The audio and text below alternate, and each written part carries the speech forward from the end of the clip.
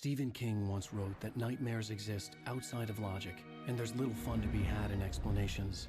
They're antithetical to the poetry of fear. In a horror story, the victim keeps asking why, but there can be no explanation, and there shouldn't be one. The unanswered mystery is what stays with us the longest, and it's what we'll remember in the end. My name is Alan Wake. I'm a writer.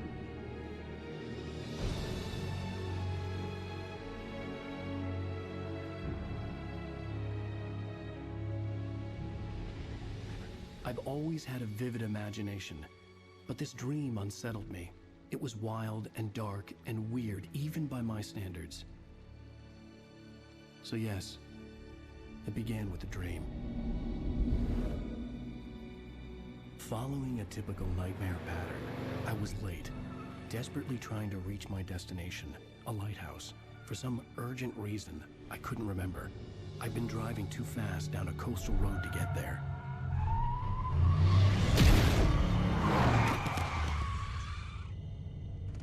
I'd seen the hitchhiker too late.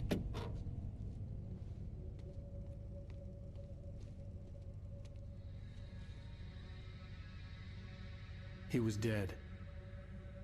I was convinced they'd put me in jail and I would never see Alice again.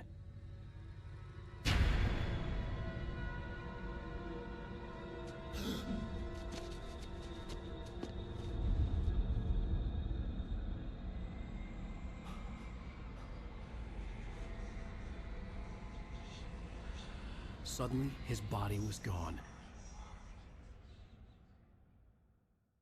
I was in shock from the crash. I could hardly stay on my feet.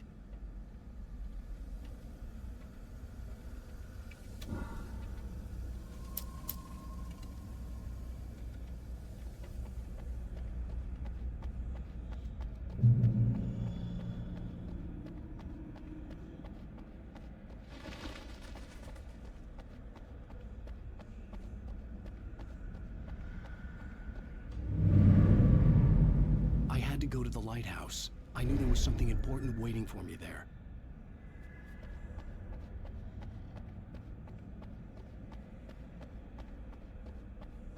The bridge had collapsed. I'd have to find another way to the lighthouse.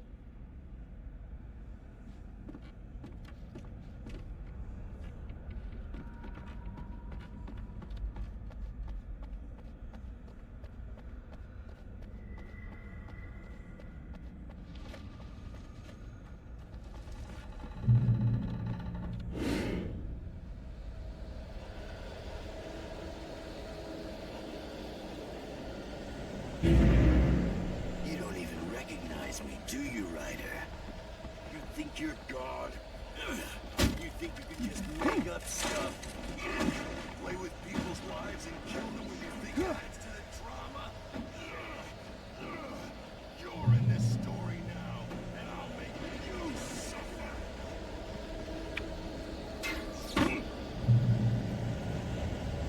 You missed your deadline! Damn.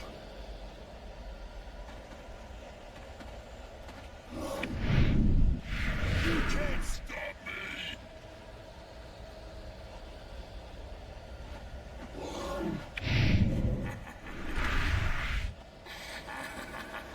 I realized that the hitchhiker was a character from the story I'd been working on.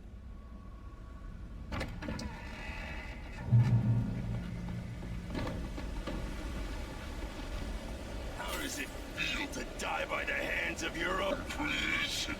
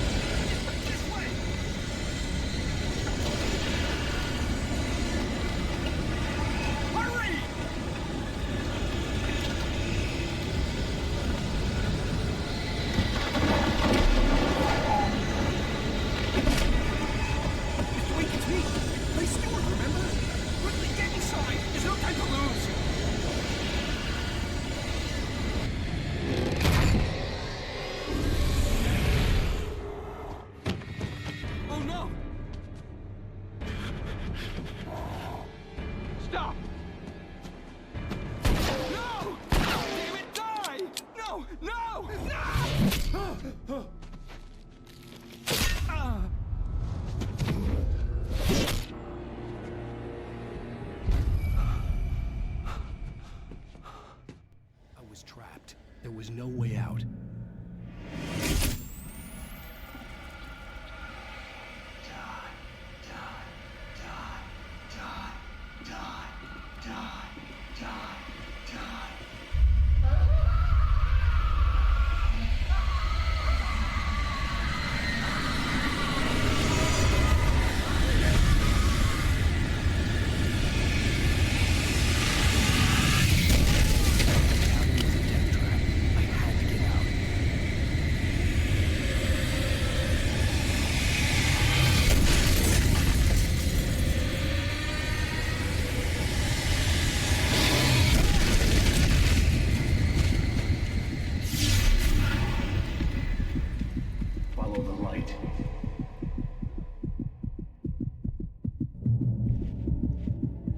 You are hurt. You should go into the light. You are only safe there.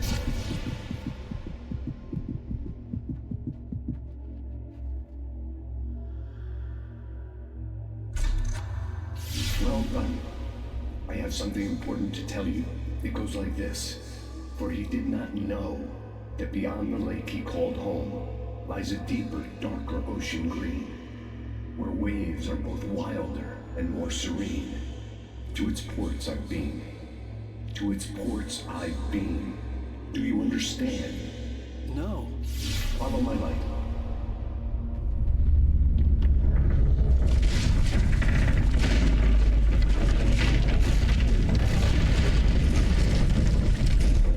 I entered your dream to teach you. The darkness is dangerous. It's sleeping now. When it feels you coming, it will wake up. There's no time. I can only show you the most important thing. The hitchhiker has been taken over by the dark presence. You can't hurt him now. The darkness protects him from all harm. Only light can drive the darkness away and make him vulnerable again. Here, take the light. Turn your flashlight toward him and burn the darkness away.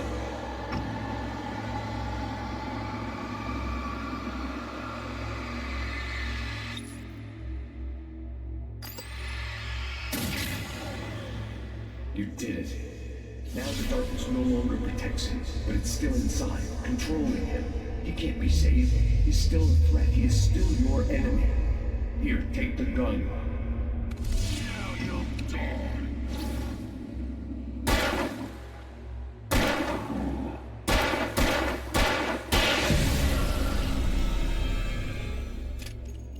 Good.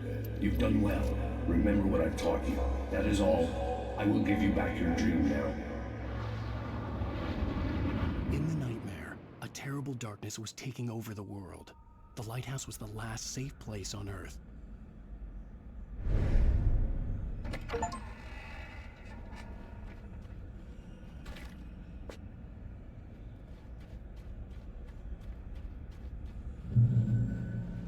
You made me this way, and now I'm gonna kill you.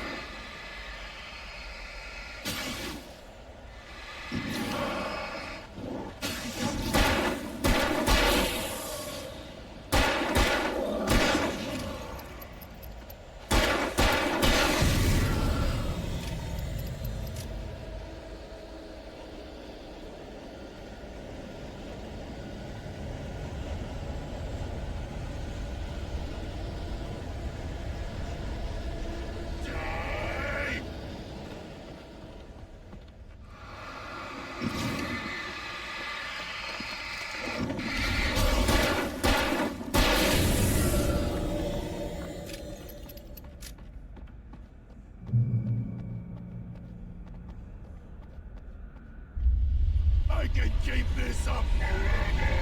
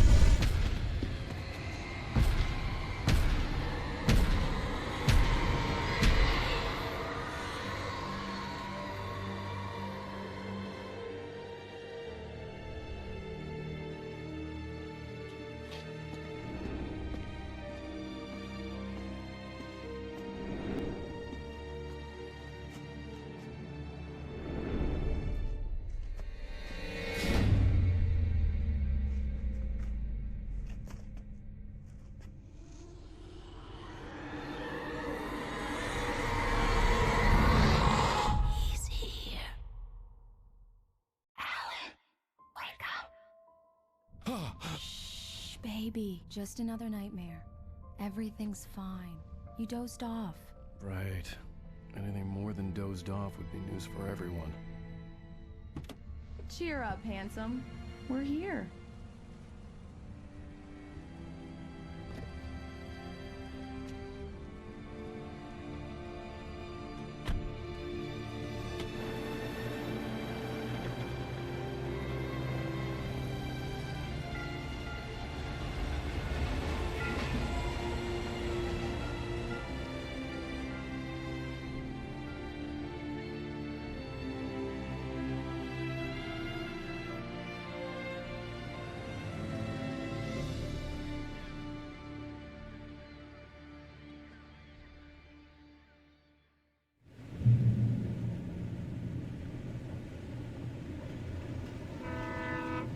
Let's act like we're on vacation. Go stand next to that old gentleman there. I want a shot of you with the town in the background. Sure. I'll even give you a title for the shot. A city boy, moments before he got eaten by a bear. Hi. Hello there. You picked a good time to visit our town. Deerfest is just 2 weeks away. Deerfest, huh? Did you hear that, honey? You have a lovely wife, if you don't mind me saying. I'm Pat Maine, by the way. Nice to meet you. Yeah, I'm Alan Wake. I won't pretend I don't recognize a famous writer such as yourself, Mr. Wake. A pleasure. I'm an avid reader myself. I hope this isn't too presumptuous of me, but I'm the night host at the local radio station. Any chance I can get an interview? Look, Mr. Maine, I'm on vacation. In fact, I'd appreciate it if we could keep my being here just between the two of us. I'm sure you understand. Fair enough. You can trust me to be discreet. Not a hard man to track down if you change your mind, though. I hope you two have a lovely holiday.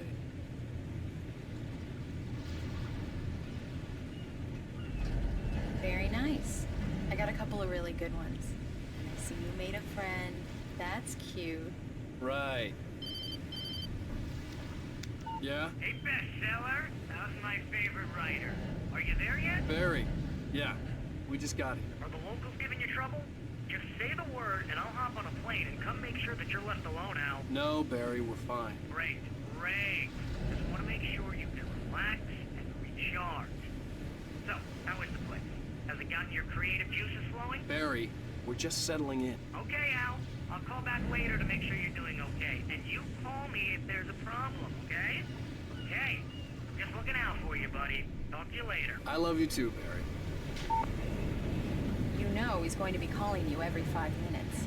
Barry is Barry. I can always turn off the phone. What did I tell you? Text message from Barry. He says hi to you too. Alan, we're here. Come on, let's get back to the car.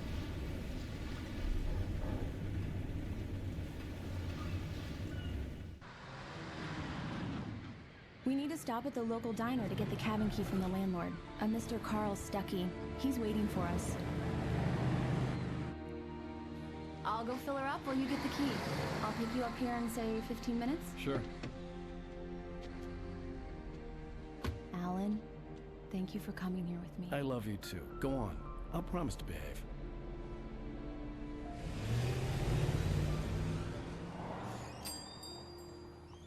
I'd forgotten there were still places like this.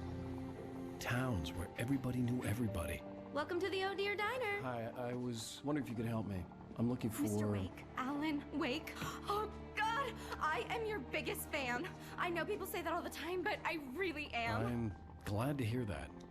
Rose. Rose, I'm looking for Mr. Stuckey. Carl Stuckey? Carl? Oh, of course, Mr. Wake. He must have gone to visit the restroom. He'll be back in a moment. I can't believe it. I've got all your books. I got the cutout from the bookstore when they took it out of the window. And you keep it here. Well, okay. Good for you. Do me a favor, Sonny. I could really use a tune right now. Coconut, number 6 in the jukebox. I'd do it myself, but both of my legs have gone to sleep. Bad circulation. Yeah. Are you serious? Coconut again? You disgust me. Call yourself a rocker? Unbelievable. Don't go in there, young man. You can hurt yourself in the dark. I think I can handle it, ma'am. I didn't want to wait. I wanted to find Stuckey, to get the key and get out as soon as possible. The waitress was giving me a headache. Overeager fans always did.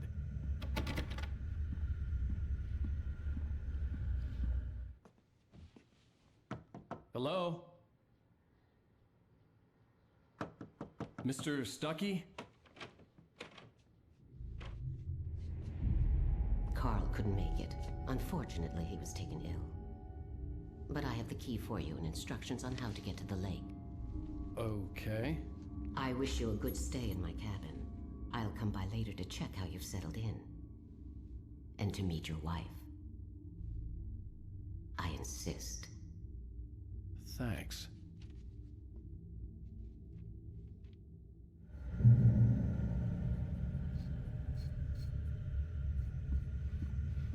Cauldron Lake is a special place. Very inspiring.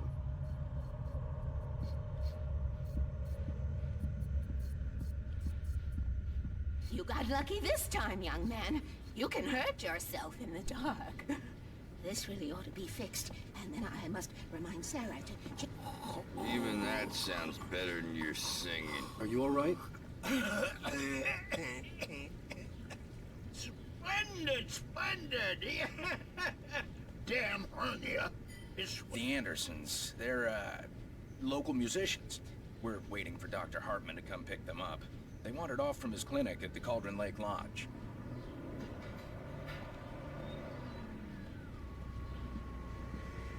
Bye, Mr. Wake. Mission accomplished. The key and the directions. My hero.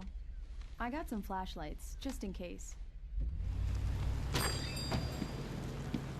Hey, wait! Mrs. Wake! Your keys!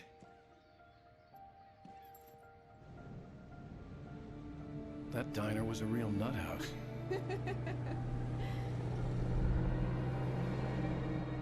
Can you believe this place? This would make a wonderful setting for a book. We're supposed to be on vacation, Alice.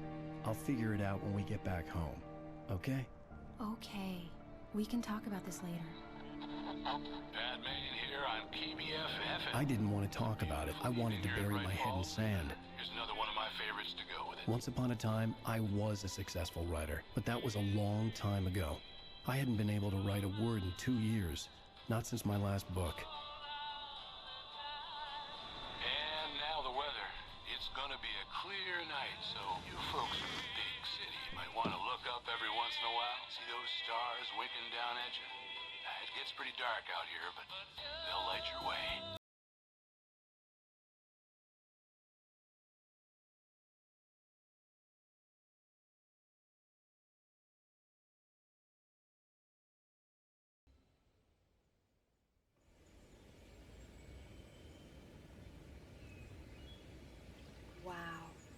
It's gorgeous, Alan.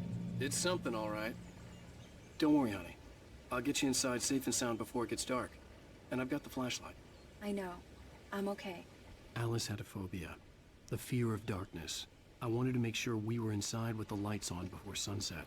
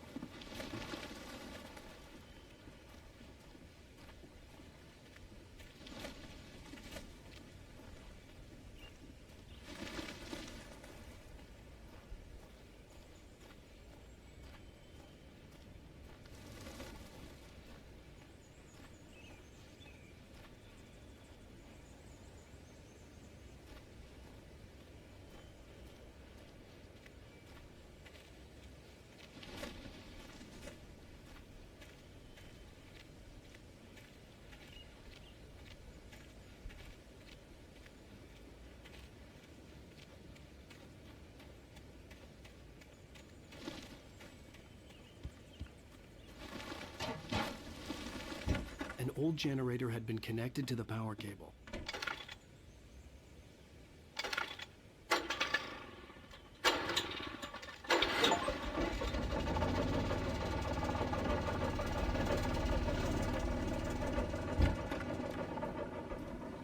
The lights are on! Good work, honey. I'll freshen up a bit and start settling in. Okay, I'll look around a bit. Sure thing! Have fun!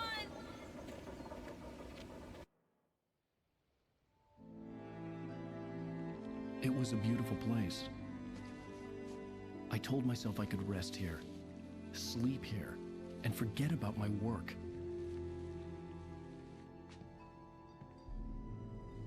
I thought we could be happy here.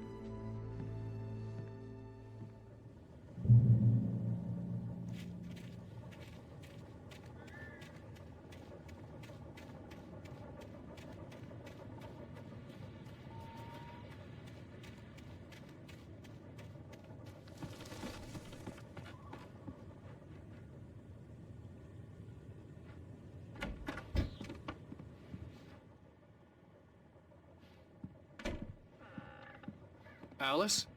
Honey?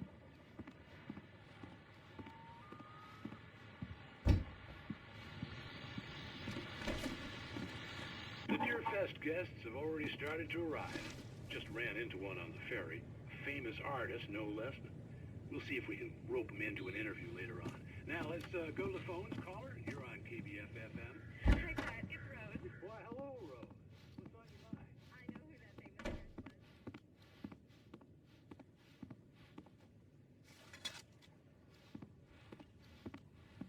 Alan, I'm upstairs. I have a surprise for you.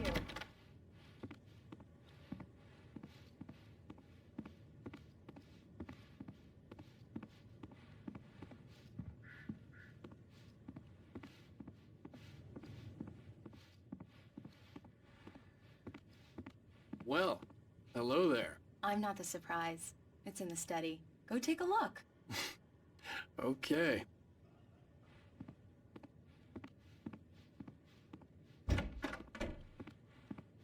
Surprise! Alice? What is this? I guess I have a small confession to make.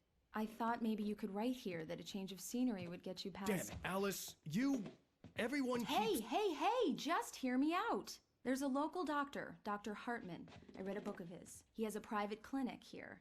He specializes in helping artists. Maybe... So now you want to get me committed? No, it's not like that. That's not... Alan? Alan? Just don't! I don't want to hear it! God damn it, Alice! God damn it! I knew she wouldn't follow me in the dark. I needed some time alone to think things through.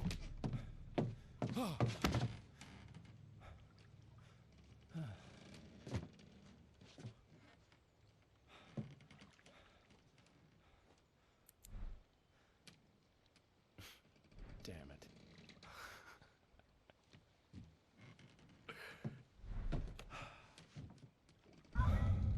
Alice?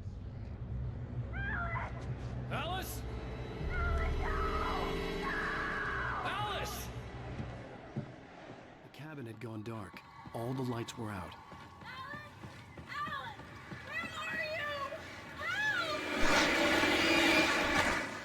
Alice, I'm coming! It's all right, I'm coming! No! What the hell? Help me!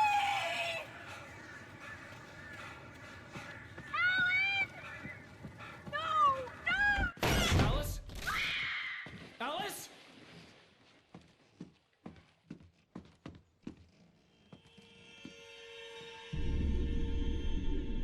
Oh no!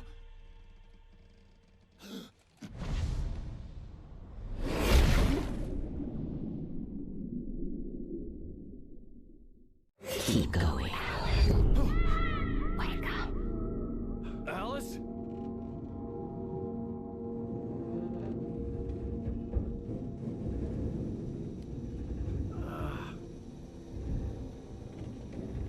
Waking up in the crashed car felt like I had woken from one nightmare and entered another. I couldn't remember how I got there. All I knew was that something terrible had happened to Alice. The phone was dead. I'd have to find help on foot.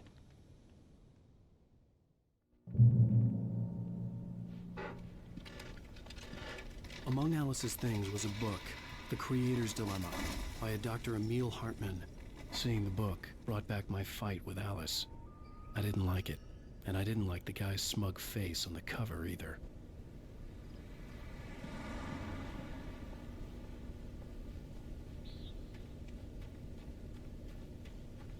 The gas station was my best bet. They'd have a phone I could use. It looked like a long hike through the forest to get there.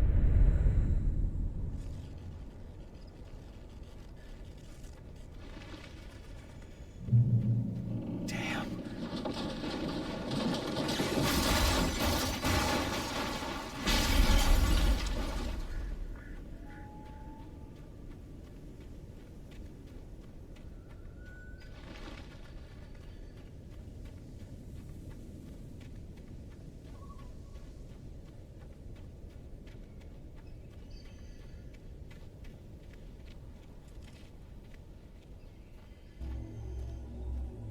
Hello?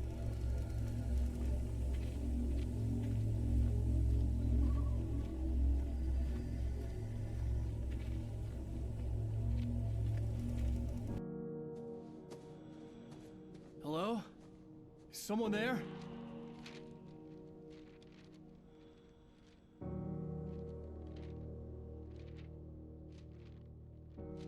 The loose sheets of paper were pages from a manuscript entitled Departure.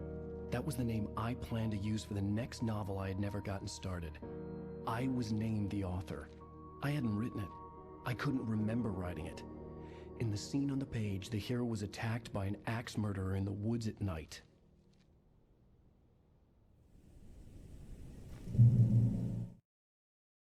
The man turned to face me.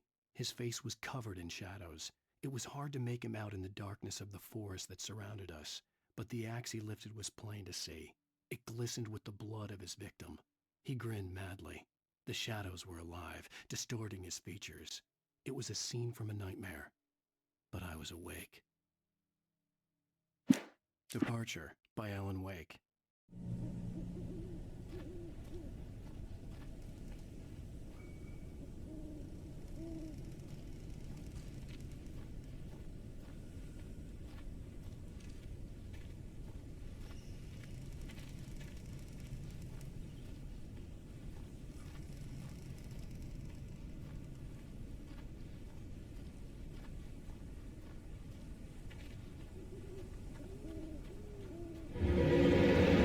Anybody there?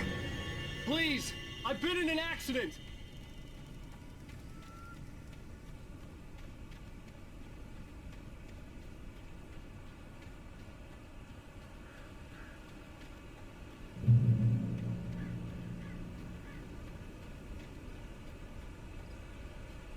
The lights up ahead were a good sign. Maybe I wouldn't have to hike all the way down to the gas station to find a phone.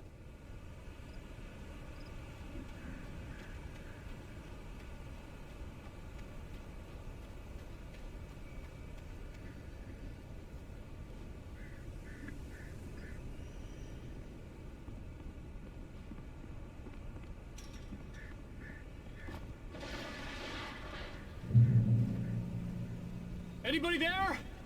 Please, I've been in an accident. Hey! Hey, you! Phil! There's been an accident. I need help. Listen, I need to... Premium cabins for rent in... Oh, hell. Carl Stuckey. Pleased to meet you. Non-refundable reservation deposit required. Fair and square. And square.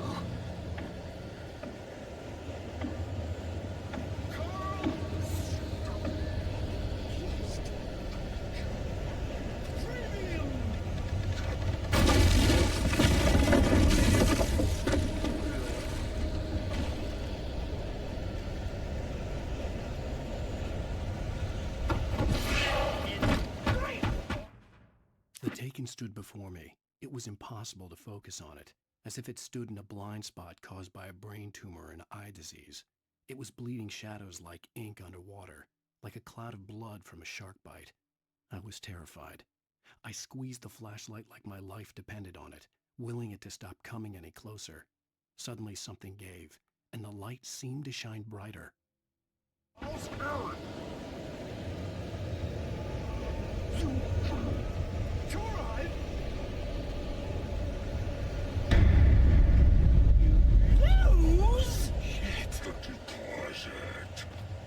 the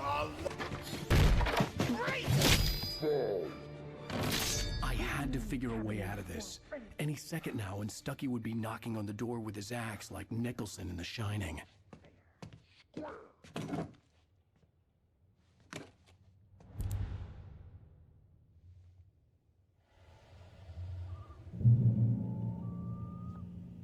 During your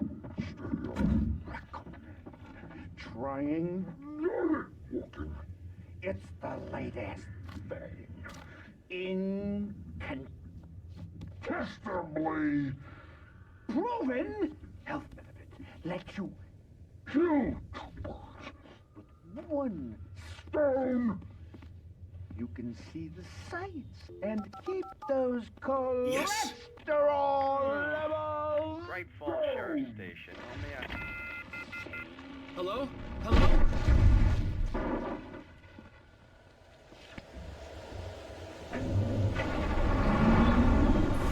The spread.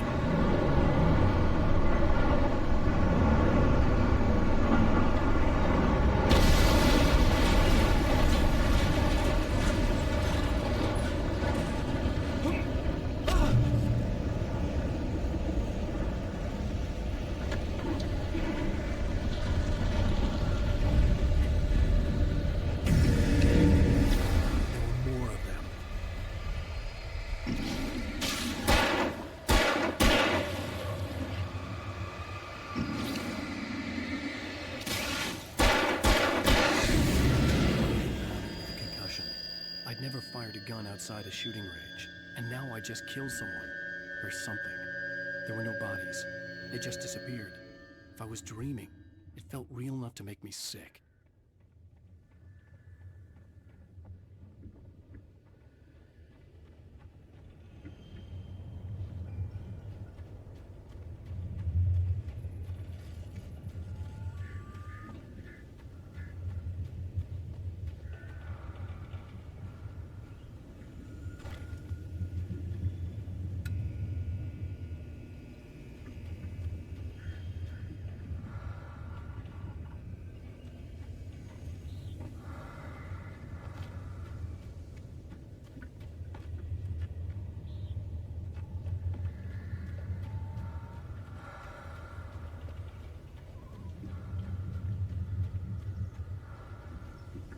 Eerie hand-painted graffiti was revealed by my flashlight. Someone had hidden a chest of supplies near it.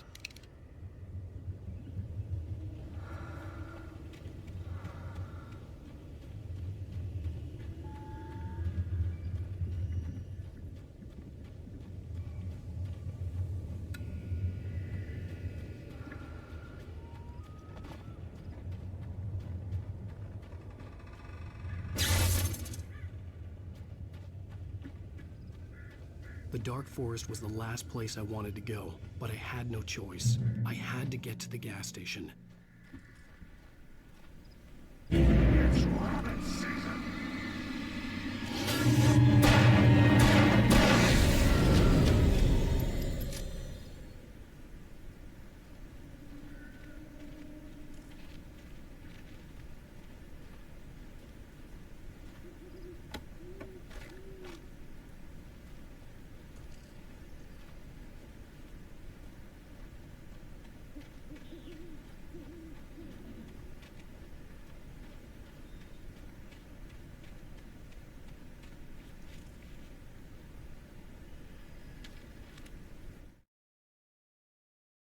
Rose knew she had been gushing, but right now she didn't care. As far as she was concerned, her brief meeting with Alan Wake was literally the high point of her life. She watched as he got in the car with his wife. She was pretty, confident, at ease with Wake. Not like Rose. They were perfect for each other. She'd have given anything to be called their friend.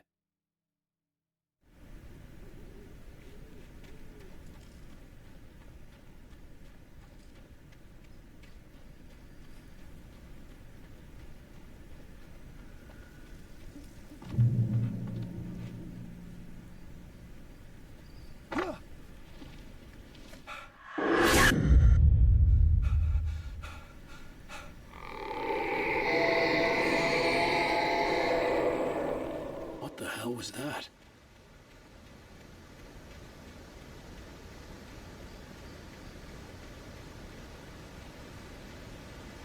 When I saw the river below, something uncoiled itself inside my head. I realized that I'd have to find a way across. I didn't even want to look at the water.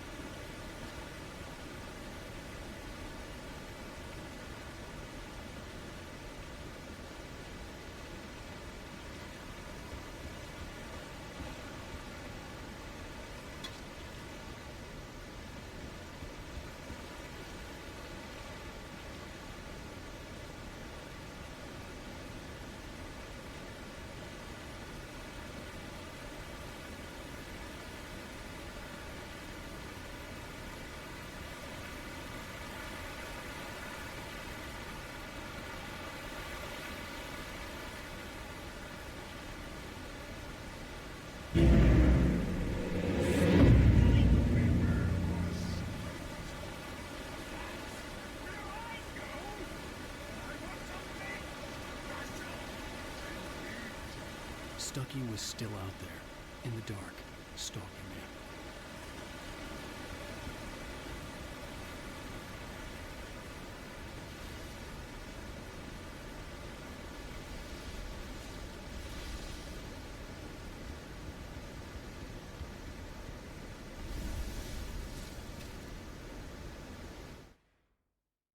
Barry Wheeler was bouncing off the walls. He jumped on a plane after his calls were ignored by both Al and Alice for several days. It could mean that they were both on a second honeymoon. But Barry didn't buy it. Al had been way too unstable for that, not sleeping, messed up. Barry had years of experience dealing with Alan Wake, and he couldn't ignore it. Something was wrong.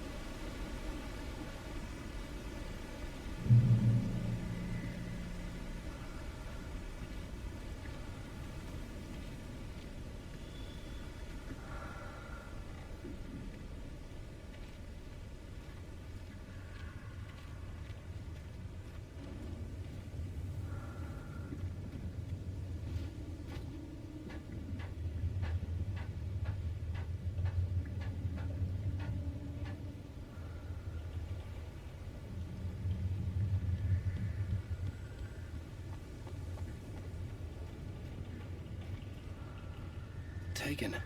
They're taken.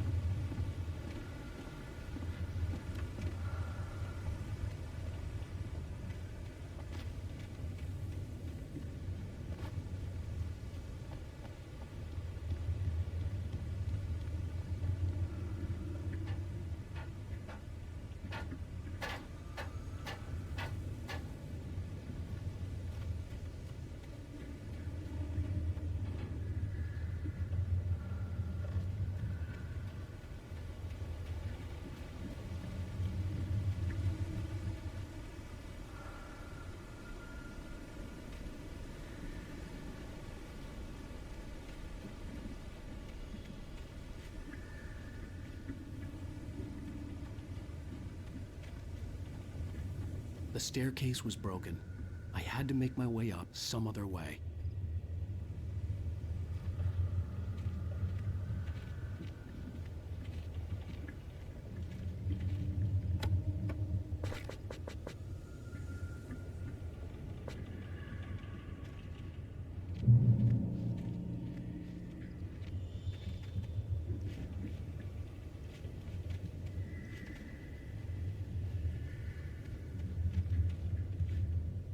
There was no power. There was bound to be a generator somewhere at the logging site.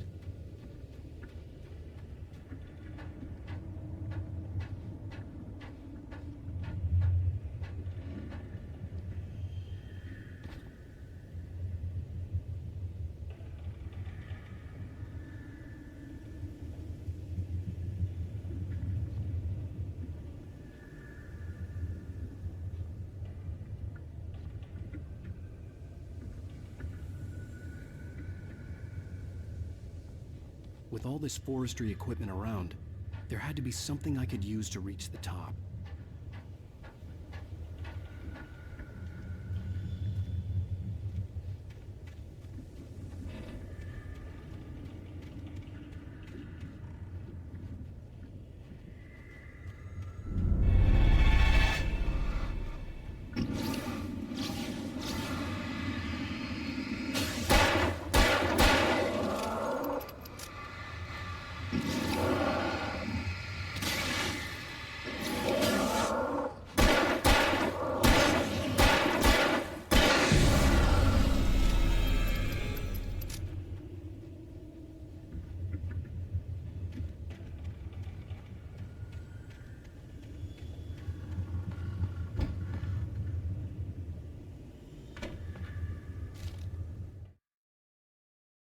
I heard them before I saw them, swooping down from the sky and screeching as they came. I spun around just as the cloud was upon me. For an instant, I stared into 100 dead eyes, black pearls glittering in the darkness. I raised the flashlight and the swarm exploded like fireworks. Feathers burned, turned into ash. I couldn't hear my scream above theirs.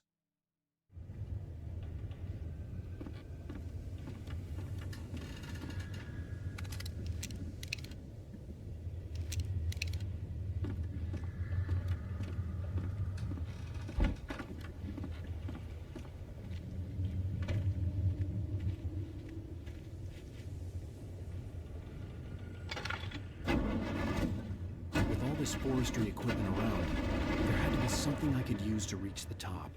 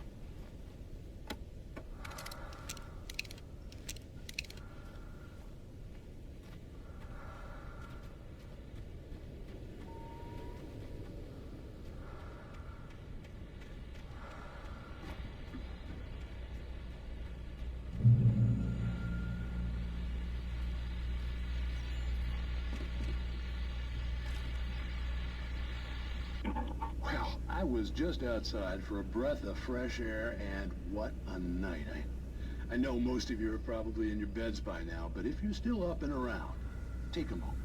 Step outside for a spell and breathe in deep.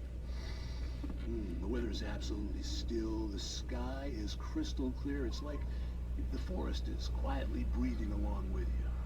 As you listeners know, I'm a night owl, and it's on nights like this I wish I wasn't cooped up in the studio. Makes an old man like me wish I could just roam wild. But here I am, and it would keep you company all night long if I weren't. It looks like I'm not the only one staying up late. Caller, you're on the air. Hey, Pat, it's Maurice Horton. Hello, Maurice. What are you up to? Well, I was just taking Tony on his walk. Oh, isn't it beautiful out there?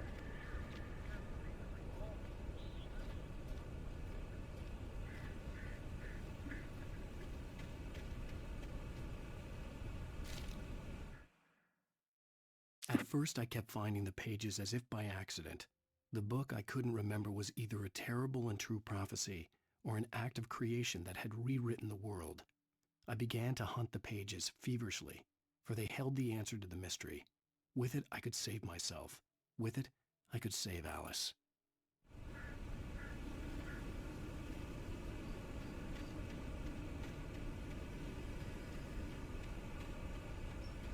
The gas station was closer now, its light welcoming in the darkness.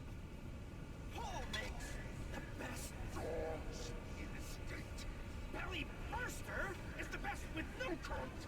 Monster Dog is second best. The famous dog is...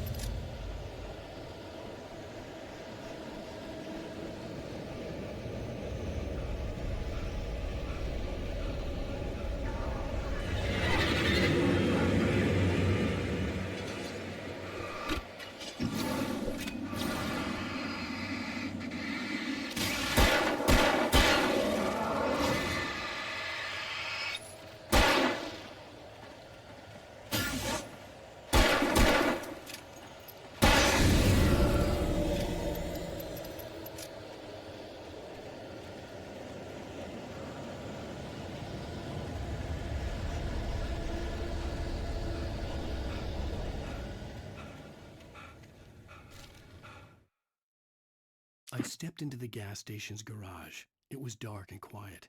The place was a mess. It looked like someone trashed the place or that there'd been some kind of fight. Light spilled into the room through an open door at the back, and I made my way toward it. Without any warning, I was blinded by a bright light. An old portable TV on the shelf had come alive by itself. Impossibly, I could see myself on the screen, talking like a madman.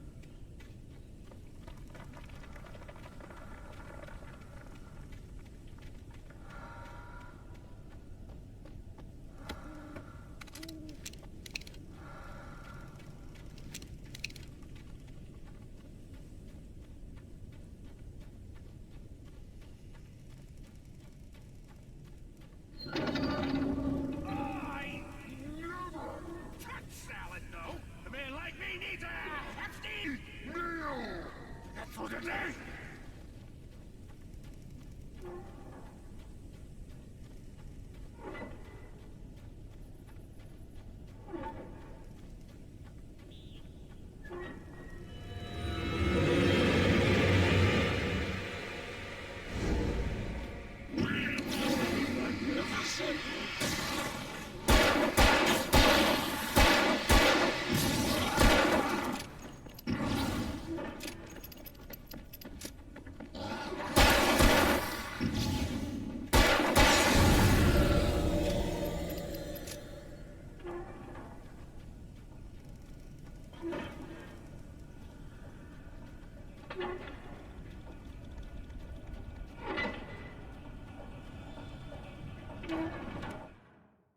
The cabin on Cauldron Lake? She asked. The sheriff looked at me suspiciously. The early morning light flooded through the office windows. I would probably never have gotten out of the woods alive without her help, but I couldn't tell her the truth of what I'd faced the previous night. She'd think I was lying or crazy. She'd lock me up, and she wouldn't help me find Alice.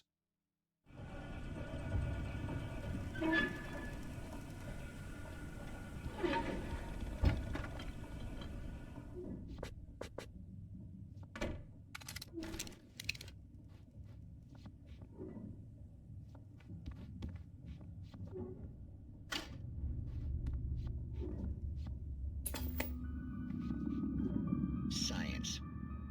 It bestows immortality on those who advance it to elevate all of mankind. Newton, Einstein, Sagan, princes among men. But the price for such a legacy is steep indeed. In...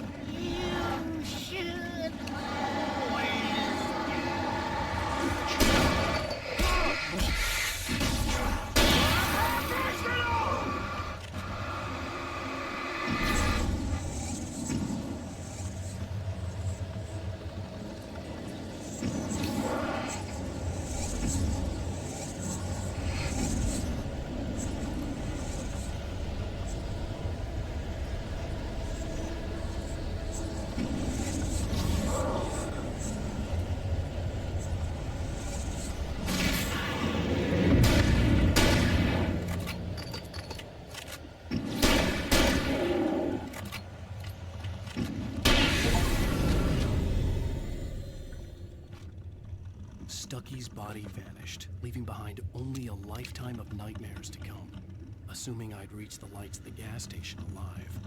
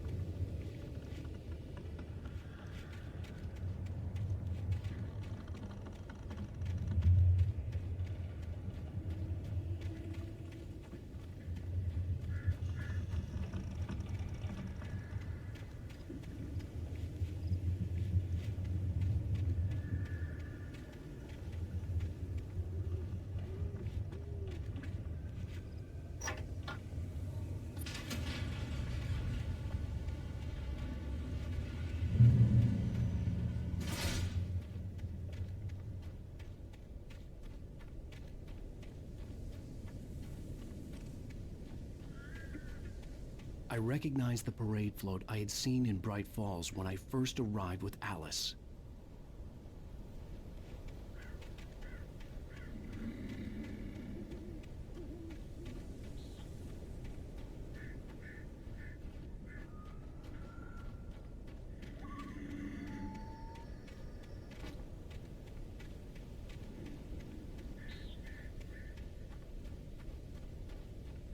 After the insanity I had just experienced in the darkness, the lights of the gas station felt comforting.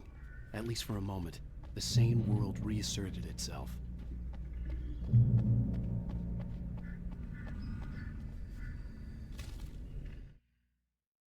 Stucky spat on the garage floor and tried to shake the cobwebs from his head. Ever since the couple never showed to pick up the keys, things had been fuzzy. Something, a feeling caught his attention. Stucky looked up and stared as his brain tried in vain to process the horror before him. He stumbled back, knocking over a can of oil. A black pool spread across the floor while he struggled for a brief moment, then let go as the unrelenting darkness engulfed him. The Deer Fest had been 2 weeks away when we arrived. If the day count on the banner was right, I was missing a whole week between the night we got here and now. I had to get inside the gas station to find a phone to call for help.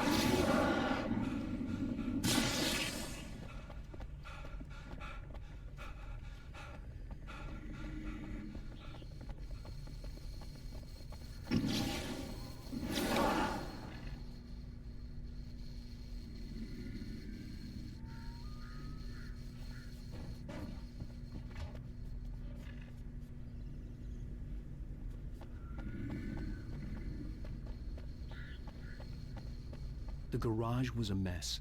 It looked like someone had trashed the place, or that there'd been some kind of fight.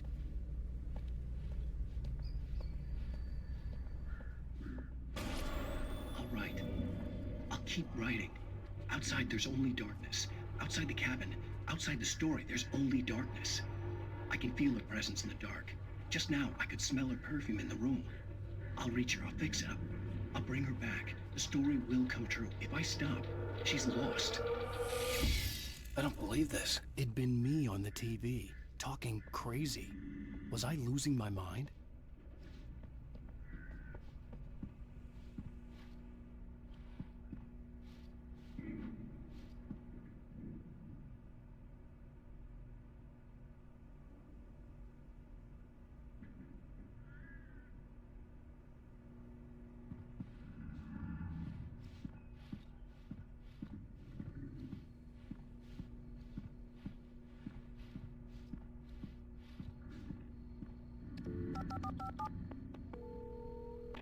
Bright Falls Sheriff Station.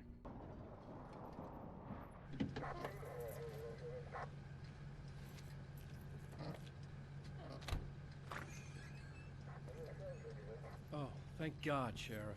Sheriff Sarah Breaker, you are... I'm Alan Wake, but listen, I was in a car crash. My wife, Alice, she's missing. Calm down, Mr. Wake. We were staying in a cabin on the island, on Cauldron Lake. There's no island on Cauldron Lake, not since the big eruption in the 70s.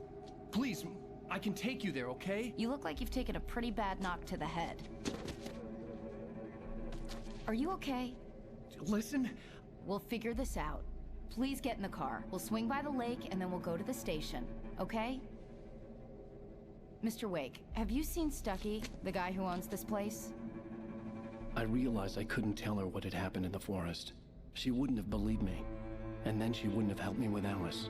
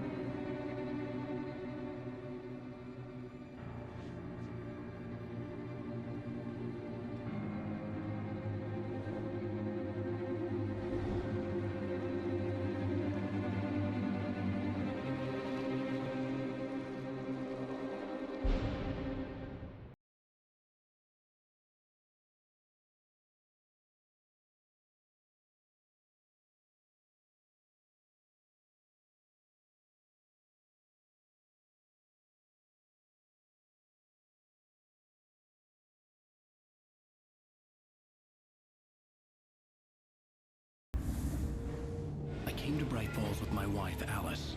Thank you for coming here with me. I thought maybe you could write here. I don't want to hear it! God damn it, Alice! Now, she's missing. Alice? Alice? I woke up behind the wheel of a crashed car. I'm missing a week. I was attacked by shadowy men straight from a nightmare. The sheriff took me to the lake Alice and I had stayed at. But the cabin had disappeared.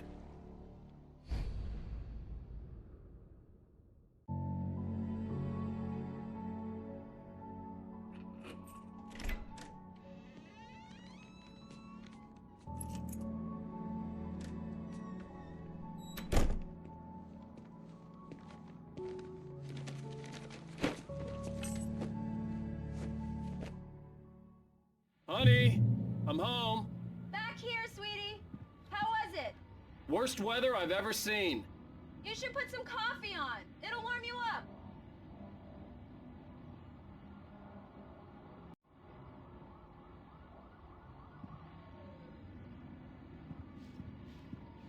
Hey, handsome. This is gonna be a long night, but these shots are turning out great. I guess you're gonna need that coffee then. I'll go put it on.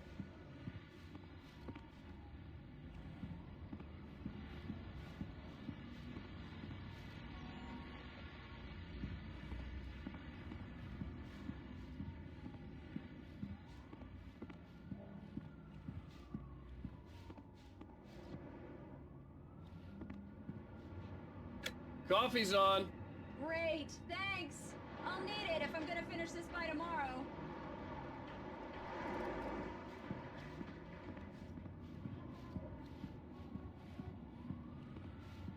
Oh, hey, I just finished those cover mock-ups. They're on your desk. Tell me what you think. No kidding. I didn't think you'd get them done this quickly.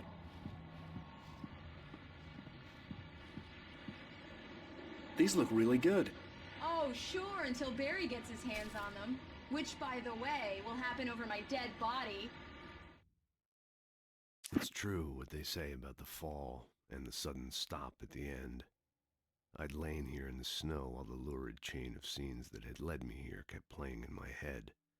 A rerun of my own private snuff movie. A memory of my corpse.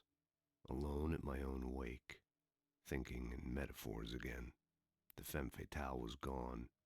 Only a sour taste remained of the kiss that killed me. This was a late goodbye. 13 years after I'd gotten my revenge, it had finally caught up with me. It had been a long time to bear the pain. My blood painted the snow red. A gruesome slushy dissolved all the scattered painkillers and leisurely dripped down to the sewer, mingling with the bile of the city, becoming one with it. I can see them now, my wife and my baby. Honey, I'm home. The last time was the last time. Oh, and speaking of Barry, he called. Alan, please check the fuse box. I'm right here. I'm on it, honey. Please hurry.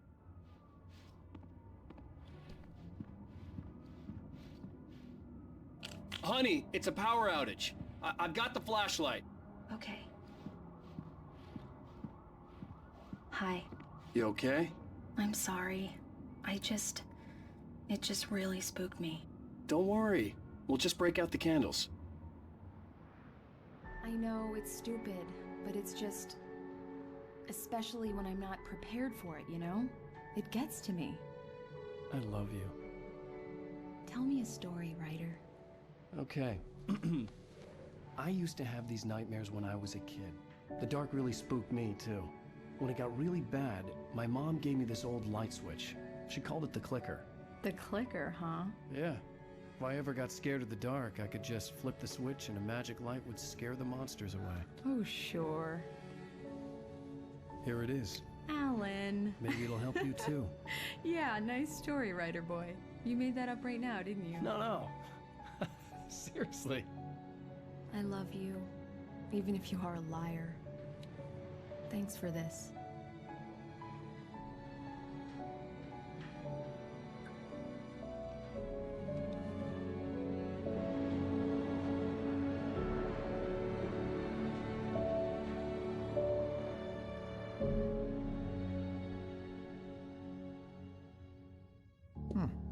How do you feel, Mr. Wake?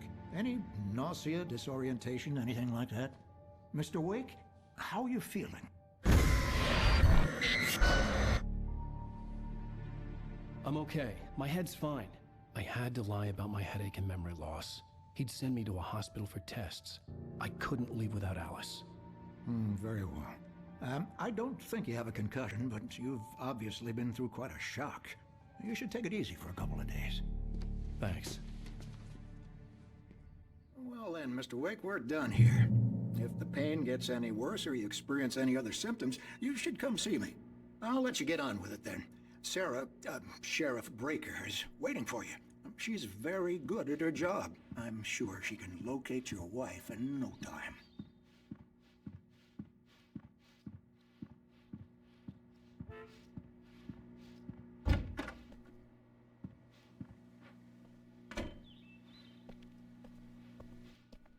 Thank you for testing the lights, Miss Weaver. Everything seems to be fine. I don't have the luxury of being complacent, Deputy Grant. The bulbs will need changing soon. You can't change them in the dark.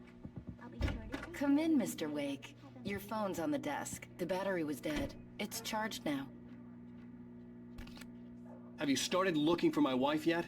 My men are already on it. Now, can you tell me what happened? I'm not sure. I can't remember. We were arguing. I walked out of the cabin. The cabin on Cauldron Lake? How did you end up at Stucky's gas station? I wanted to tell her what had happened last night, but I couldn't. She'd lock me up.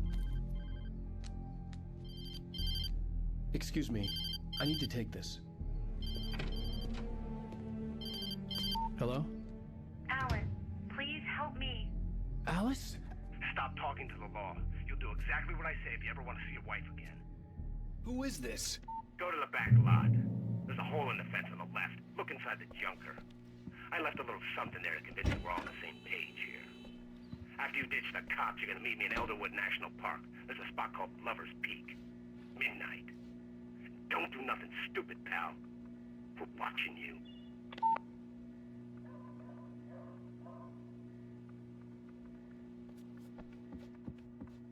Mr. Wake, can I help you with anything?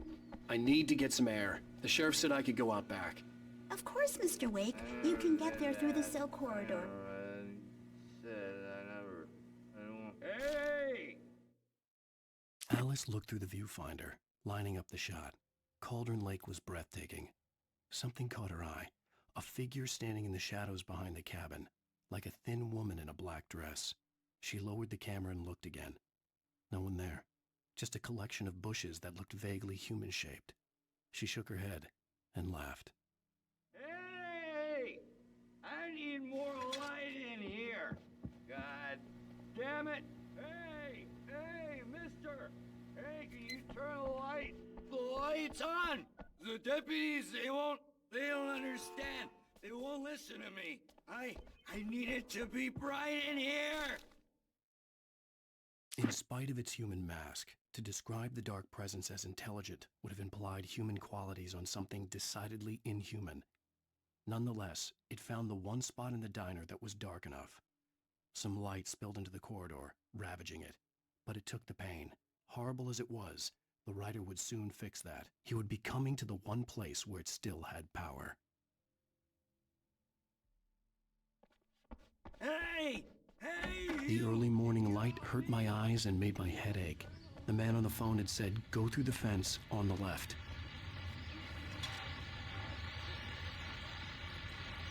Well, folks, it's been another long night, and it's about time for me to sign off for a while. God knows I need my beauty sleep.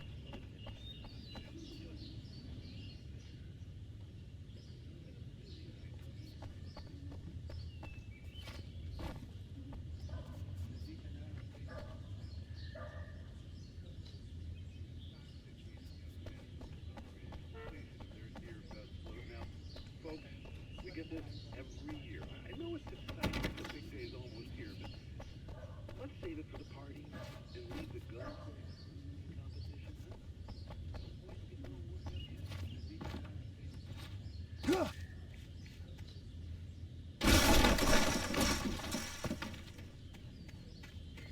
Alice's driver's license had been placed on the front seat. The caller meant business. The kidnapper fired his gun one last time, and the shadow vanished into the darkness it had come from. See? Nothing to it, Wake. The thought of Alice in his hands was revolting. We stood on the wooden platform of Lover's Peak, the waterfall on the mountain behind us, the lights of the radio mast blinking red in the heights above. I fought with the urge to take a swing, force myself to speak. Let's cut the act now. Where's my wife?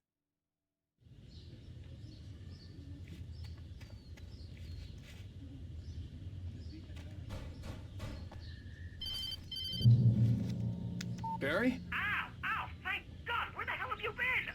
I've been trying to reach you for a week, you and Alice. I've been worried sick. I flew out yesterday. I'm here in Bright Falls. Barry, listen to me. I'm at the sheriff's station. Come and get me. I can't talk now. Ow! What the hell is going on? I had to get the sheriff to let me go. I needed to get to Elderwood National Park to meet Alice's kidnappers.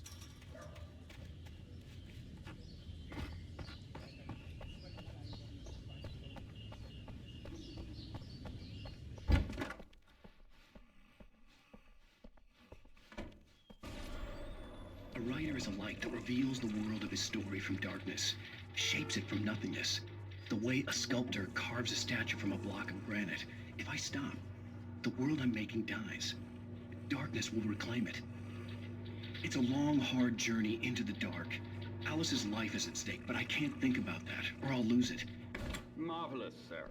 I just wanted to settle all the damage the Anderson brothers might have inadvertently caused on their recent and... Are you feeling any better, Mr. Wake? I'd like to leave. Am I free to go? Well, we still need to talk about... Am I under arrest? No, of course not. But I need to know where you'll be staying so I can get in touch with you. I'd avoid the motel. The Majestic is known for its roaches. The cabins at Elderwood are pretty nice, though. That sounds perfect. I'm Dr. Emil Hartman.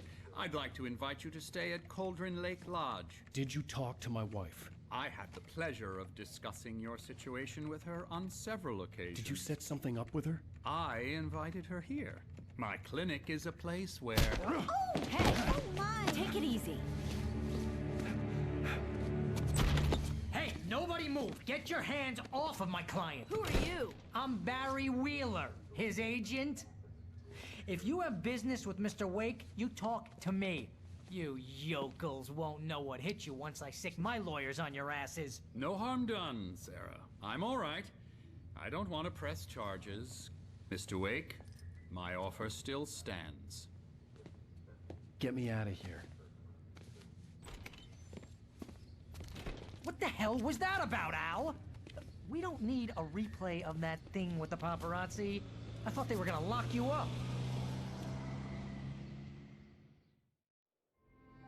I had to talk to someone. I told Barry everything. He thought I was certifiable, but when he heard about the manuscript, I had him. The fact that I'd written something, even if I couldn't remember it, was enough for him. He smelled money. And he believed that Alice had been kidnapped. Anything beyond that was another story. I had a midnight appointment with the kidnapper in a place called Lover's Peak, somewhere in Elderwood National Park. The plan was to rent a cabin. I don't like it, Al. I don't like any of it. It's not good. In fact, it's the absolute opposite of good. Mr. Wake! Barry, you found him! Hi, Rose. Oh, wow. I was just thinking about you, too. Great. I was just bringing Rusty some coffee. He's on the balcony, looking after Max. Poor thing. I really need to go. Great to see you again, Mr. Wake. Later! Who's Max? What an airhead. Jeez, Mr. Takes a swing at everybody. This is not her fault. She's a very nice girl and, more importantly, a fan. She even has a fan site dedicated to you. And she was very helpful when I was looking for you. Seriously, Al, what you were saying in the car? Just listen to yourself. What, you shot a guy and his body just disappeared? When was the last time you slept? What, are you high? Have you been drinking? No! Look, Barry, I'm missing a week, and someone's got Alice. Do and you everything's understand what it sounds like when you say stuff like that? Don't get me wrong, it's a good story, could be a bestseller. But when you start confusing fiction with reality, you're buying yourself a ticket to the funny farm. Wait here.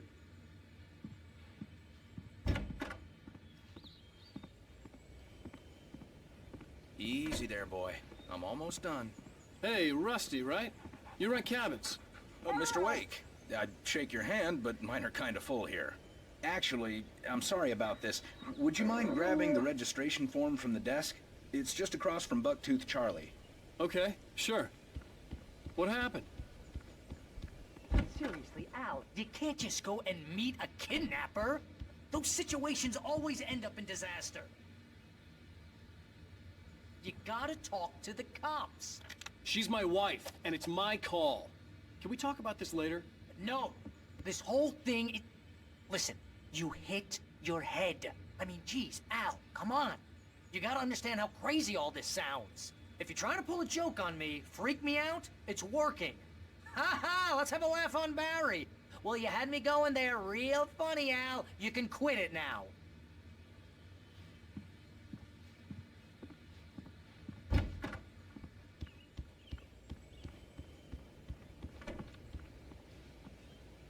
I think this is the form you wanted.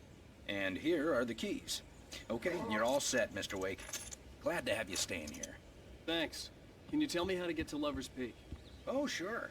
It's at the end of the nature trail. Just follow the paths, you'll get to it eventually. It's an easy walk. Nice spot, too. Look, Al, you're asking me to believe that you shot a dude who went poof into thin air, a guy who was bulletproof until you pointed a flashlight at him. You hear that from people who end up spending time in padded rooms, strapped to their beds, wearing white shirts with too long tangled up sleeves, and eating a healthy diet of pills. Al, you make cruel jokes about people who believe that kind of stuff. You're the skeptic. You gave me an hour-long lecture on homeopathy last month. What was it? If there's no proof, it's pure bullshit. Period. Guess the laugh's on me then. Al, come on! I mean, okay. Okay, maybe something weird happened to you, okay? Well, thanks for the heartfelt vote of confidence. All I'm saying is you gotta throw me a bone here, bestseller. What would you think if it was me?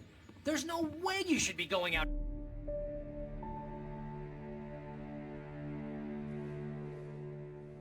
That's just crazy talk, Al. Al? Al? We should go to the sheriff or call the FBI. Damn it, Barry, they'll kill her! This is not a goddamn debate, Barry. I'm going to Lover's Peak. He said to come alone. Okay then. I understand. You're my best friend, and I'm worried that you're not right in the head. Tell me what to do to help, and I'll do it. You stay here, and if I'm not back by morning, call the cavalry. Achoo! Achoo! Just be careful with the natives, Al. These yokels are dangerous. Everybody hates a tourist, or it'll be deliverance all over again. Achoo!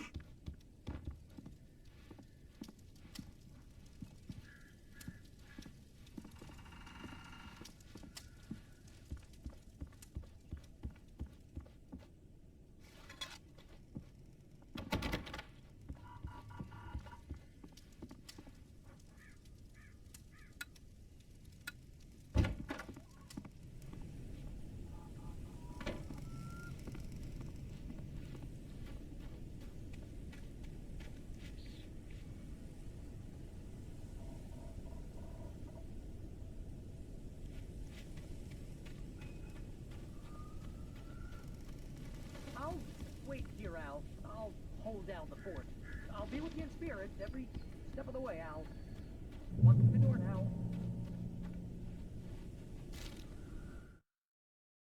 Barry had never gotten along with Alice, but he knew Alan loved her with an almost frightening intensity. And now something had happened to Alice. And here was Al armed with a gun and saying things people got put in padded cells for. It was as if his friend had experienced a massive psychotic episode and was now totally disconnected from reality. It scared the shit out of Barry.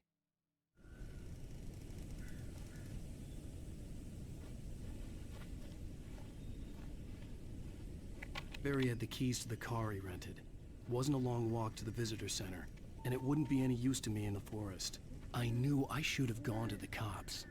This wasn't the smartest thing I'd ever done, but I was still angry with Barry for trying to talk me out of it. These people had called me right in the sheriff's station. The cops wouldn't scare them, and they had Alice.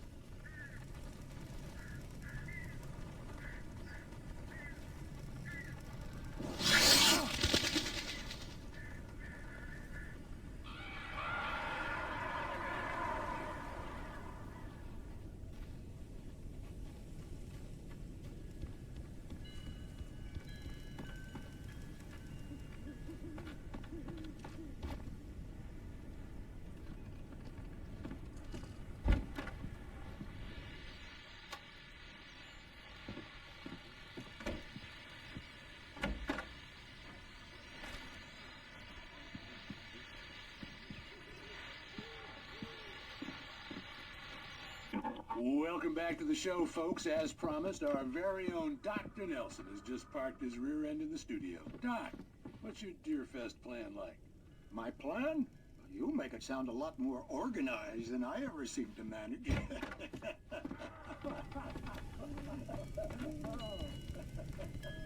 No plan.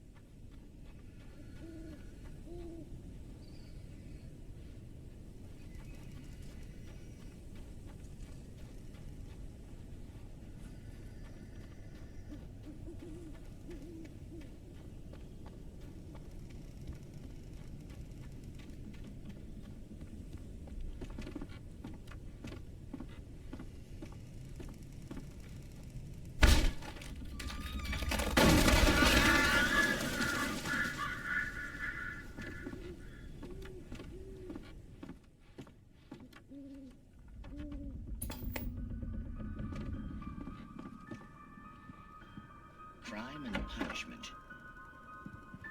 The cancer and cure of civilization. But some crimes are impossible to punish, especially in Night Springs.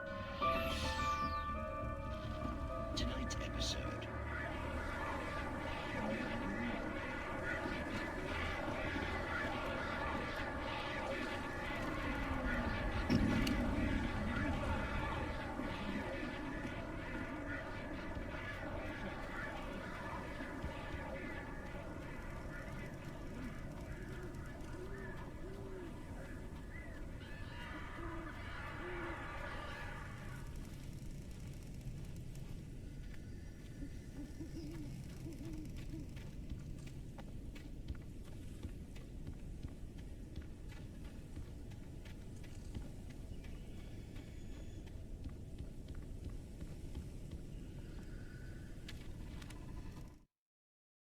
Rose knew that Rusty was in love with her, and she liked him too.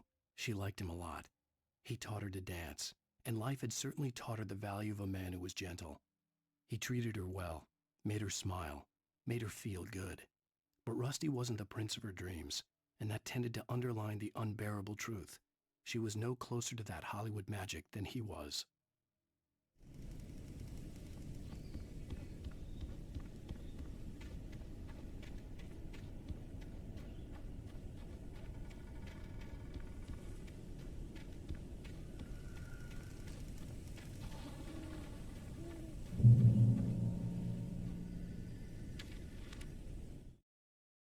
The air in the visitor center was heavy with an awful smell, as if some rotten drowned thing had crawled up from its grave. Rusty kept coughing blood. My eyes were drawn to the twisted shape of his broken leg. The attack had been vicious. Max whined in his cage. Rusty's eyes were wild with fear and terror. He gasped. "Mr. Wake, it happened just the way it was on that page."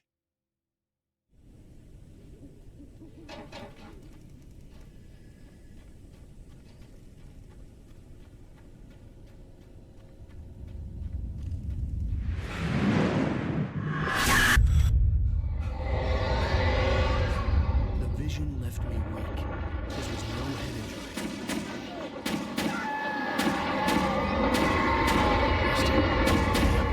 Rusty, hang on! I'm coming! Please, help me!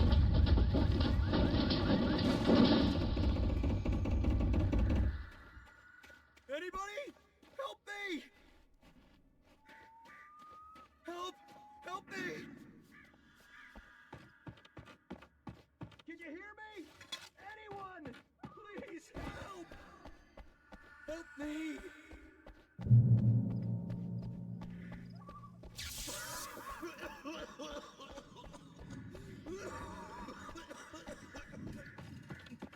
The ranger's office was locked. I'd need a key to get in. Hello? Back here! I'm back here! Hey, please help! Mr. Wake? Oh, hell. It happened just the way it was on that page. I found. Came true. It knew. So dark. It'll come back for me. You must... The lights. In the office. I have the key. Okay, Rusty. Hang on. I'll be right back. Whatever did this couldn't be far. Rusty had found a page from the manuscript. It would help me understand what had happened. Shh. Good boy.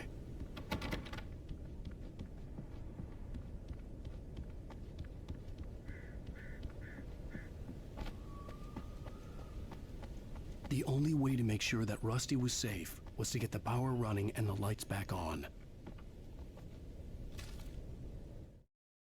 The visitor center was sturdy, but the impact turned the front of the building into splinters. Rusty was thrown across the lobby like a rag doll and hit the far wall hard. It didn't hurt until he tried to move and saw his leg bend the wrong way, felt the broken ribs stabbing him on the inside. Rusty howled in pain and fear, suddenly afraid to die alone.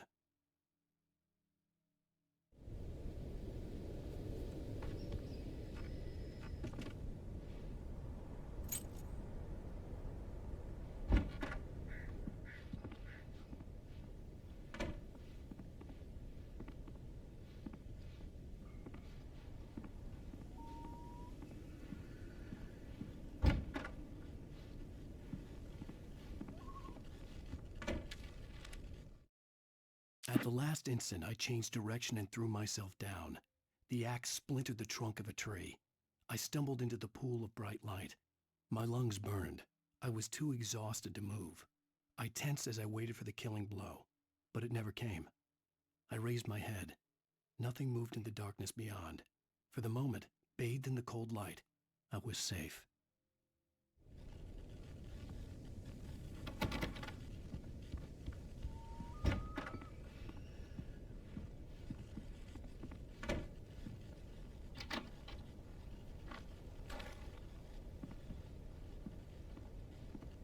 I was too late.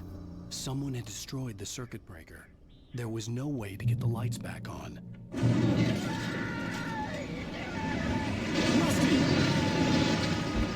Rusty!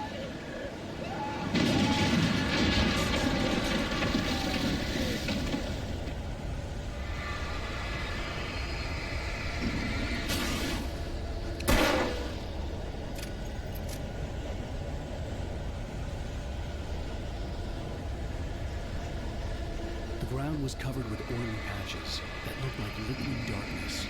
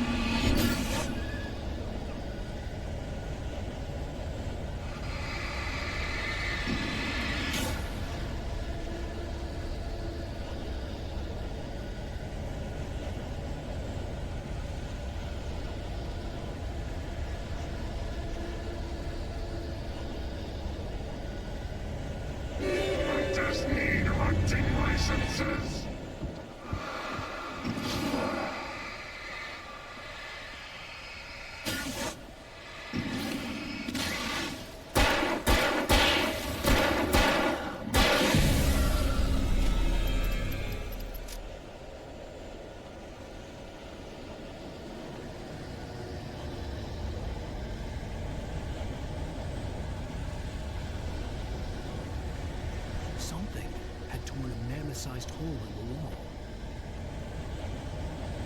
Please don't feed the animals. Fishing! Who urges a park? Fishing. License, obey! The park ranger's instructions. At all times. Rusty, no! Never. No closer than 100 yards. To bears and wolves, never approach any other wildlife closer than 25 yards. Pets must be leashed. Leave your turn.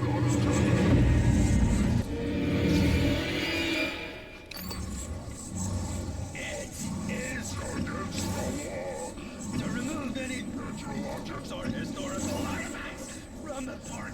Gross. This includes even rocks. You may. Even strawberries. Sir.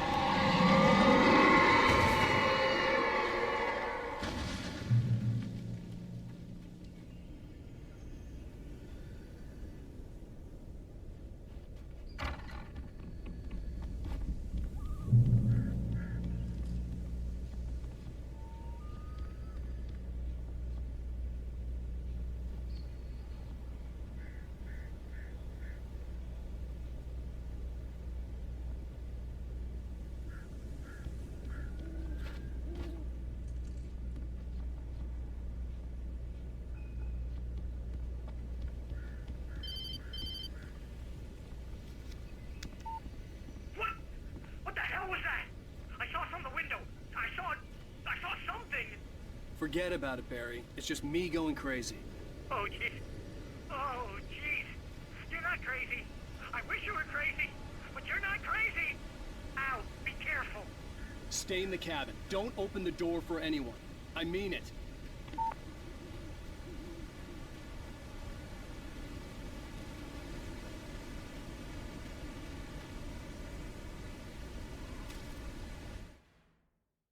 In that last instant of consciousness, Rusty thought about Rose. He was older than she was. Rose was barely out of her teens, but she made him feel young and forget what a train wreck his long-dead marriage had been. He still wore the ring. He'd been waiting for her to tell him to take it off. Now she never would.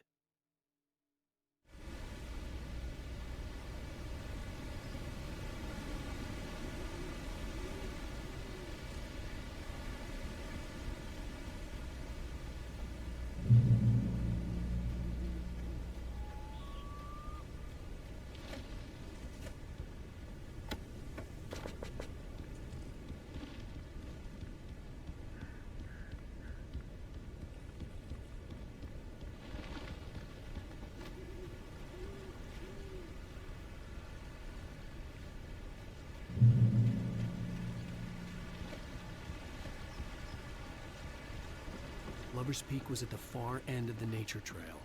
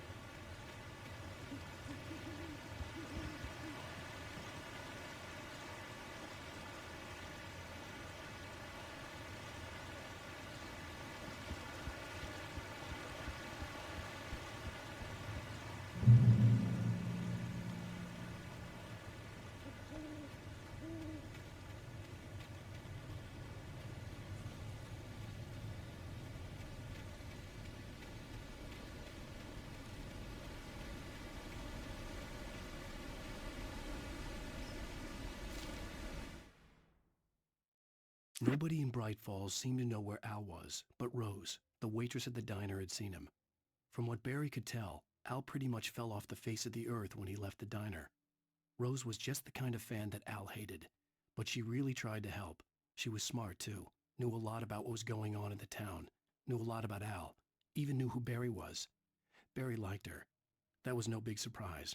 When it came to women, Barry and Al rarely saw eye to eye.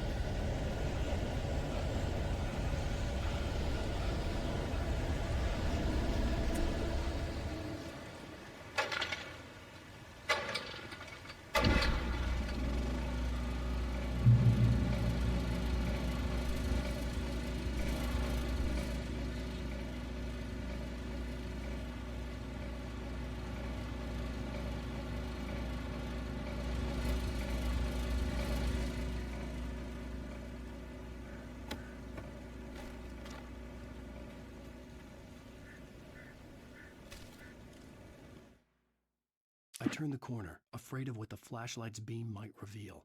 Suddenly, a roughly painted symbol of a torch glowed in the light. Behind it, hidden by a rock, sat a battered metal trunk.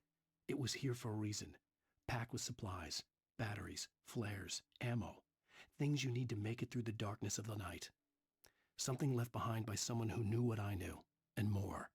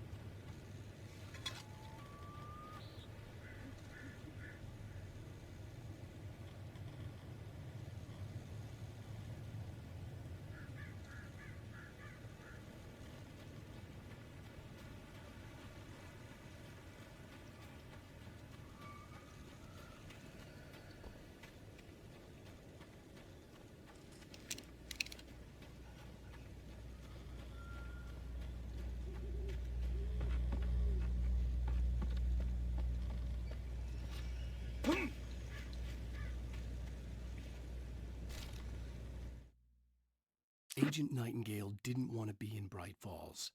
These little communities revolted him, and he didn't like the trees or the coffee. He now knew that impossible horrors lurked behind the storefronts and smiles.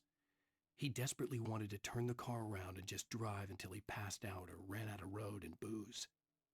But he had a job to do. He had a rider to catch, at any cost.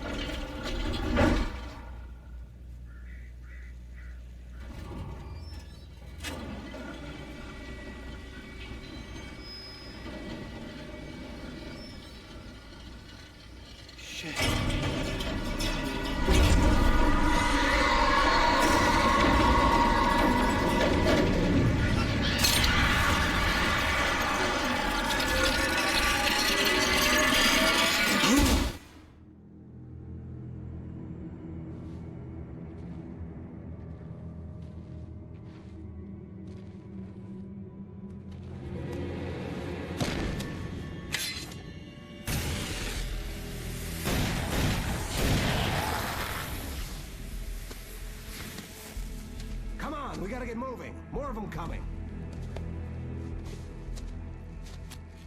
That flashlight's kid stuff. The flares will keep the bastards away.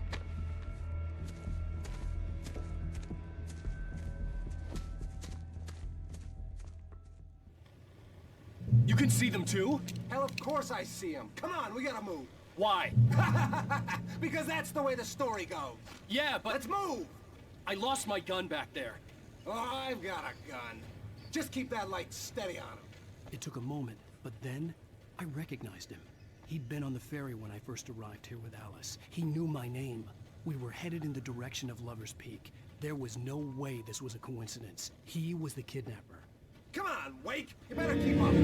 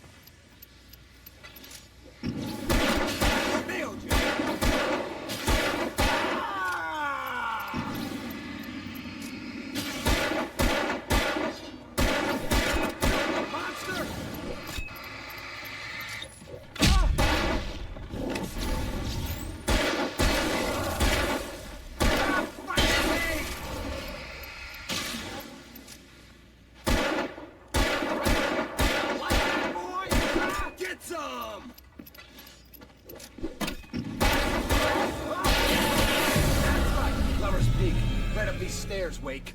Use the flares from the emergency box to hold them off while I get these boards off. Give me the gun. Yeah, no can do, Wake. Are you kidding? Give me the gun! No time for back talk. Move on.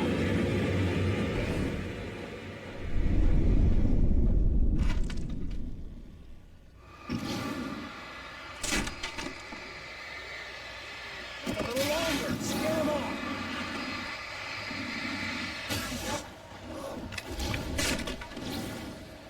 Get some light on those bastards! Now, come off us!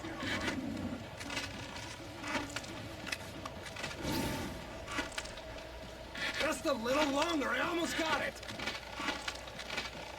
Okay, it's open, Wait. Move it or lose it.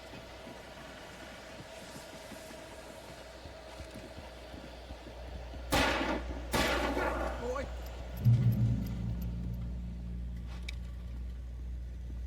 Wake, where'd that one go? Oh, you feeling better now, Wake. All cozy and safe. Better get ready. He'll be on us soon.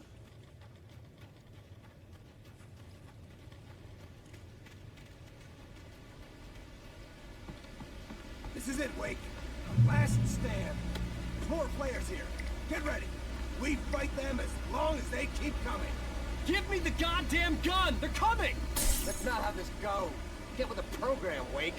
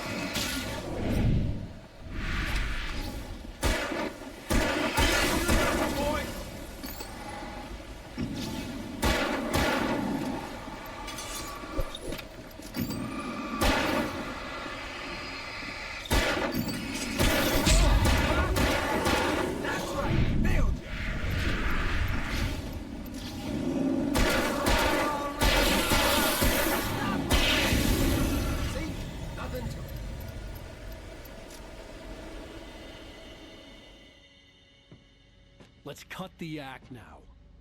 Where's my wife? I knew you were gonna say that. I read it all before. You're a hell of a writer. Congratulations. You're gonna bring about something glorious and terrible once we get you some proper editorial control. What the hell are you talking about? Where's Alice? I want the entire manuscript, or she's gonna suffer bad. You touch her mouth.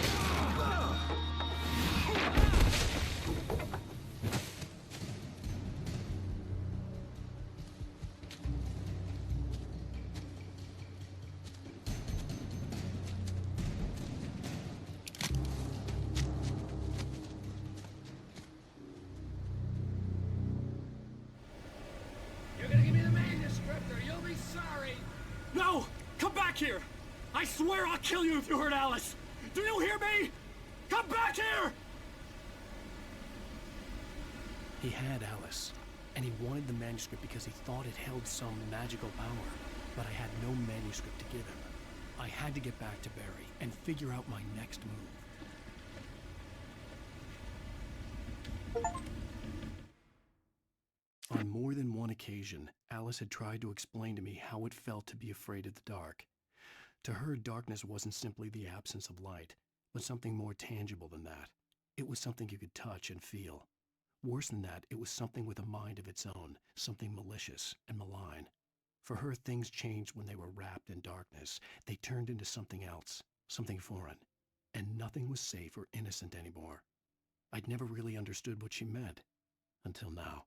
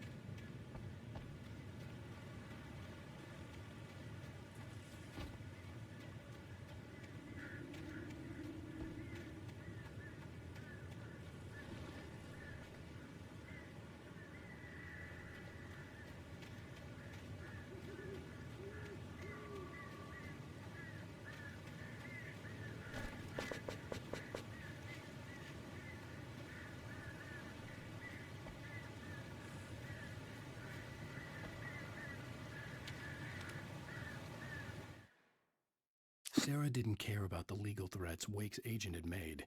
She let Wake go without argument, because there was something about him she couldn't quite put her finger on, something that reminded her of her father. She didn't think Wake would hurt his wife. Then she thought about the way he waded into Hartman, that hair-trigger rage flaring up without warning.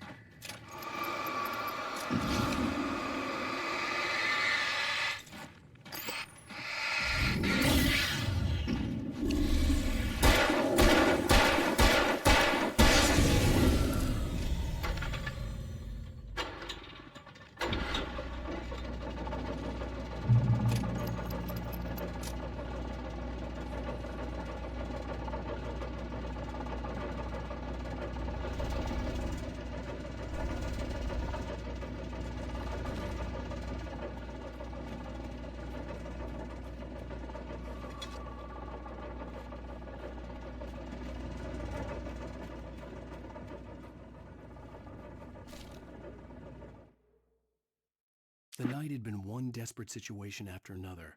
I was exhausted, and my body felt as though it had been chewed up and spat out. The flashlight was heavy in my hand, and each pull of the trigger sent a painful shock up my arm. But I was finally out of the woods, and things were looking up. That's when I heard the chainsaw.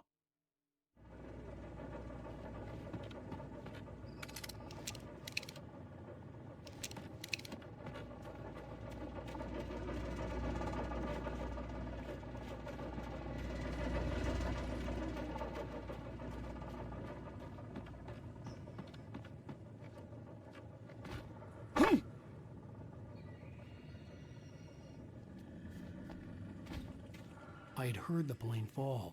It made no sense. It was clear that it had just fallen here, but it was very old and obviously hadn't flown in decades. Looking at it sent a shiver down my spine.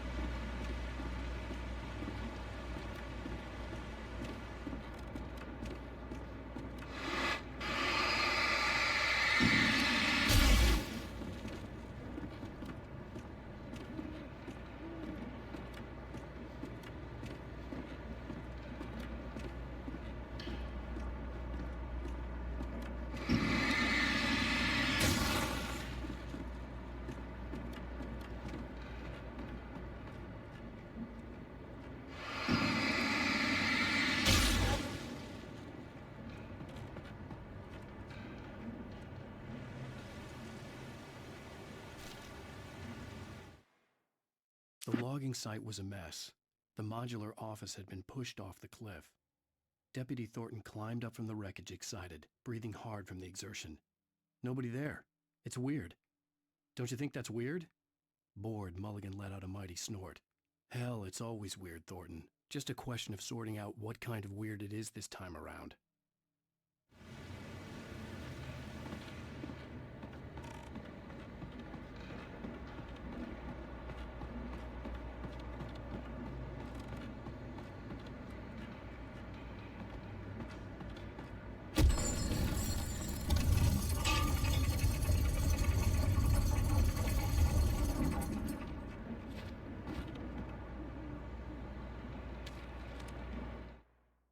When Barry saw the darkness attack the visitor center, it made him a believer. The men Al said he'd shot, they hadn't been just locals on crank. Somehow the world had changed, like the channel had been switched without warning. You think you're watching a sitcom, and you're really watching a horror show. When the birds started attacking the cabin, Barry wasn't surprised, just terrified.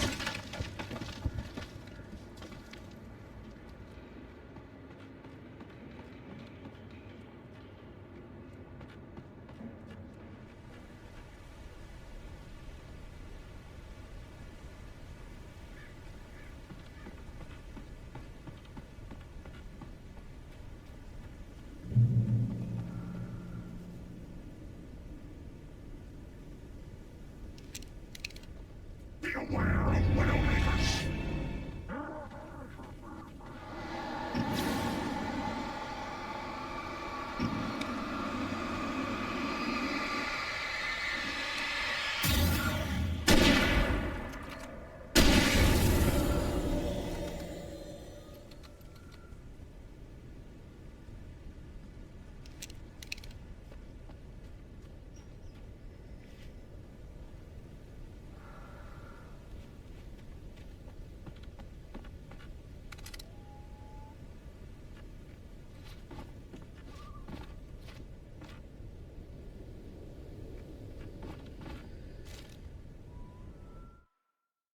Shadows stirred and the wind picked up as I ran through the forest.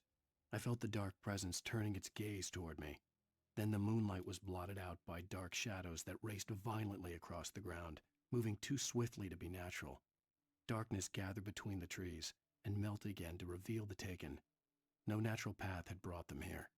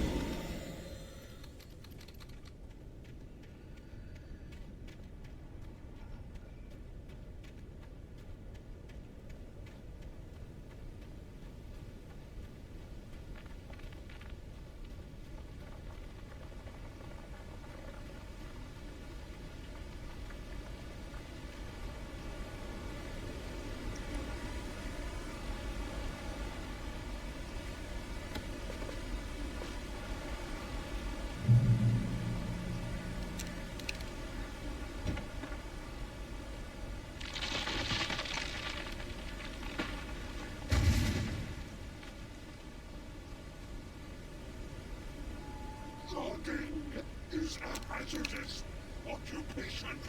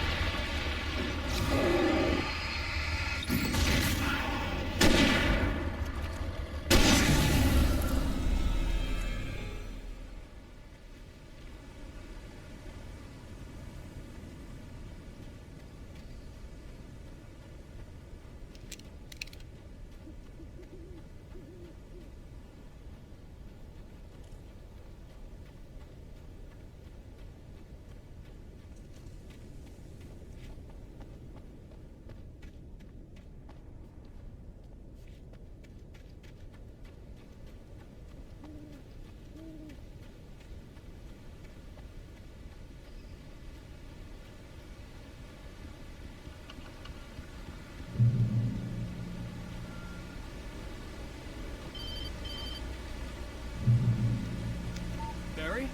Ow! The porch is covered with birds. They've got all Hitchcock on me. Stay out of sight. I'm on my way. Don't open the door. What, am I crazy? Stay hidden. I'll be there soon. Just make sure you keep the lights on.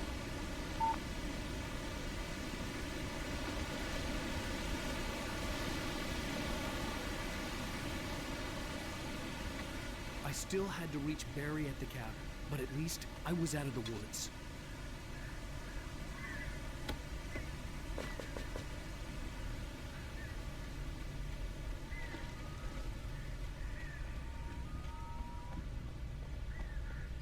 I'd have to get the car from the locked garage.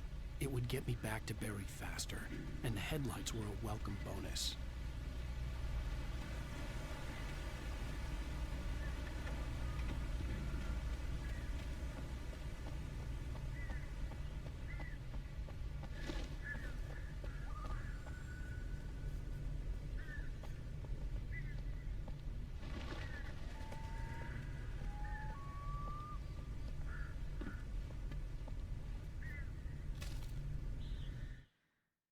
The FBI agent's command froze me in place. I considered surrender. It was all falling apart anyway.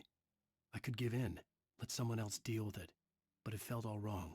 Call it instinct, his posture, the way he held the gun. He was no friend. Shots ringing in my ears, I leaped for the hole in the fence and stumbled into the darkness beyond.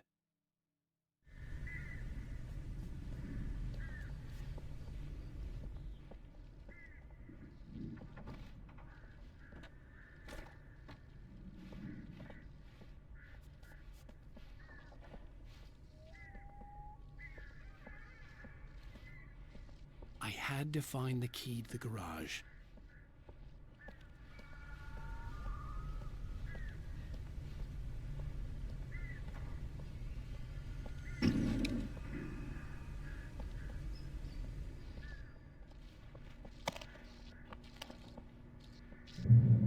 I needed the garage key to get to the car.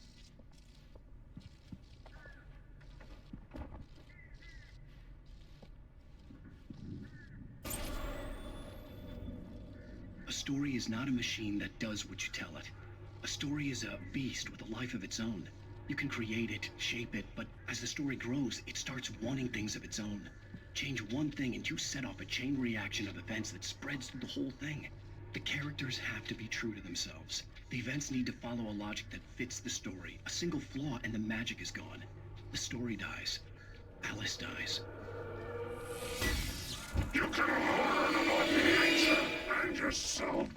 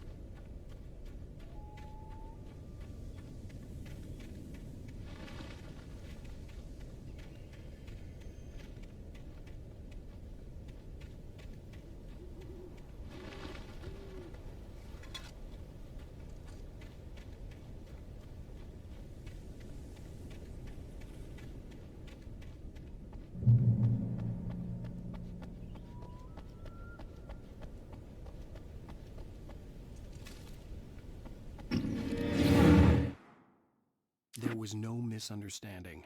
Cauldron Lake was where Alice and I had stayed, but there was no cabin and no island. I was missing a week. What had happened to me? What had happened to Alice? I had to get her back. I couldn't face life without her.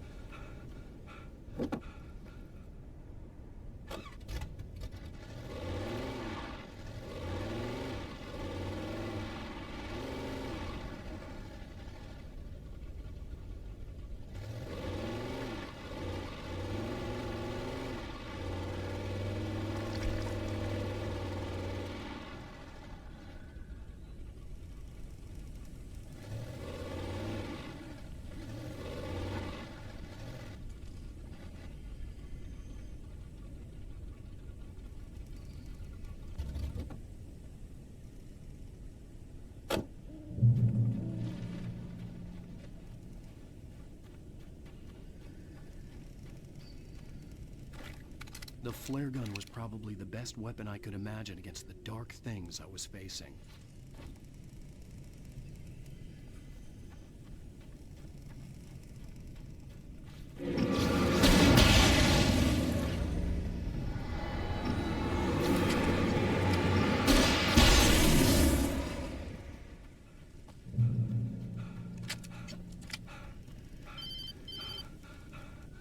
It was the kidnapper. You son of a bitch! Where's my wife? Enough horseplay, Wake. You deliver the manuscript, and you can have your woman back. Simple as that. I don't... Listen. I'm gonna need time to finish it. I still need to write the ending. I need a week. It's not done? I need a week. 2 days. The old Bright Falls coal mine is nearby. You can find it easy, city boy. The main building, there at noon. You bring the manuscript, you'll get your wife. Not, well, get me? Yes, I get you.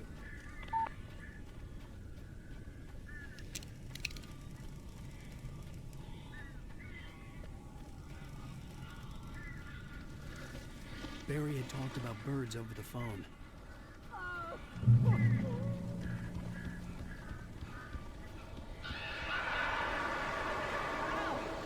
I am so glad you're here.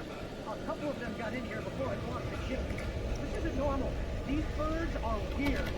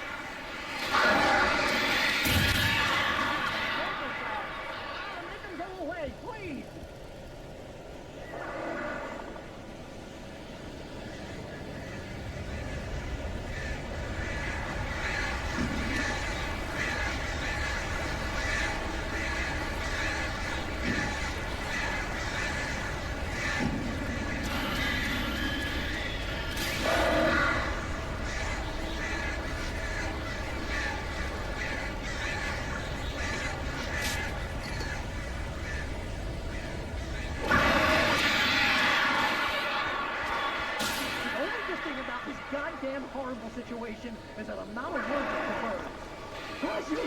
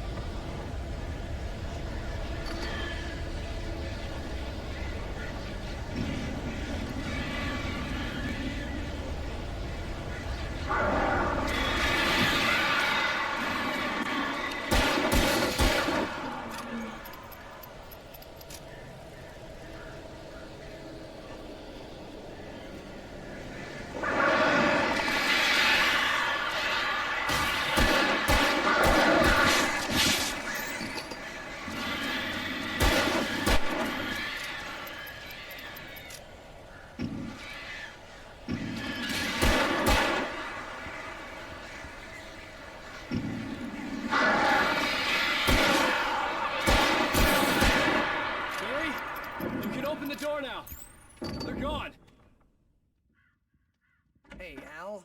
I'm sorry for thinking you were having a psychotic episode, man. I sent Barry to the town to ask around about a man fitting the kidnapper's description. He'd go through the archives of the local paper. Perhaps he could learn something. Anything about the island and the cabin that had disappeared. The man wanted a manuscript. I had to try to write him one to get Alice back.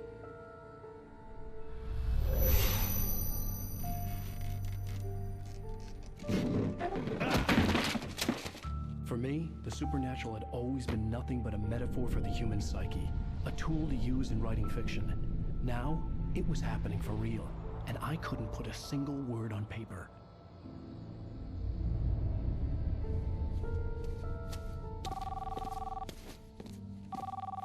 Barry Wheeler speaking. This is Rose. Rose? I found Mr. Wake's pages. Oh, you sweet, brilliant girl. Could you and Mr. Wake come get them? I live in the trailer park outside the town. We'll be there in less than an hour. I know. See you soon.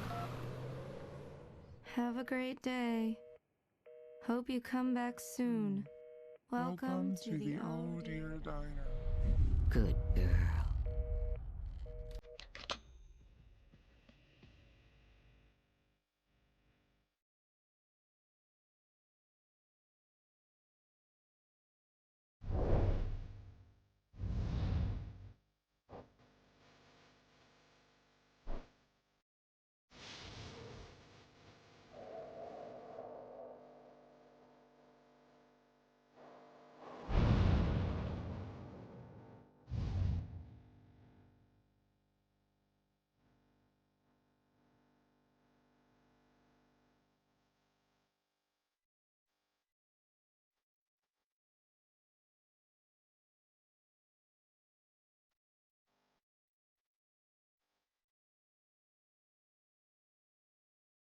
Previously on Alan Wake, Alice has been kidnapped. Alan, please help me. Alice? You do exactly what I say if you ever want to see your wife again. I can't tell anyone except my agent Barry. Damn it, Barry, they'll kill her. You're my best friend, and I'm worried that you're not right in the head. The ransom is a manuscript I supposedly wrote that's coming true before my eyes. It happened just the way it was on that page. So dark. I have found only a few scattered pages. I want the entire manuscript. The deadline is in 2 days. I found Mr. Wake's pages. Good girl. How the hell did she get her hands on the manuscript anyway? I don't know. She's resourceful. I told you were too hard on her. Listen, I found out all sorts of interesting stuff while I was digging around. Yeah. Mr. Wake, it's Sheriff Breaker. We have an FBI agent here, Agent Nightingale. FBI? He's anxious to see you. You'd better come to the station. Okay, I'll be right over, Sheriff. Let's make this quick, huh? Help you folks? Name's Randolph. I'm the manager. We're looking for Rose. Works as a waitress down at the diner. Rose, sure. Nice girl. Who wants to know? I'm Alan Wake. The writer, huh? I heard on the radio you were visiting. Well, I'll show you her trailer. That Rose, she's a nice girl. Always pays her rent on time. As I was saying, Al, I found all sorts of weird stuff from the local newspaper's archives. This place is crazy. Disappearances, mysterious deaths, urban legends come true, and get this, most of this stuff takes place around Cauldron Lake. Well, you ain't wrong, mister. The Indians thought the lake was a doorway to the underworld. I'm the God-fearing type myself. I don't hold with that sort of thing. Yeah, okay. Anyway, there was an island there owned by a guy called Thomas Zane. Now, some of the articles I found about him make him out to be a famous writer, but I ran a bunch of searches, couldn't find a single thing he wrote. Zane was heavily into diving, so much so that the place came to be called Diver's Isle. But the volcano under the lake erupted in 1970, and Zane went down with the island.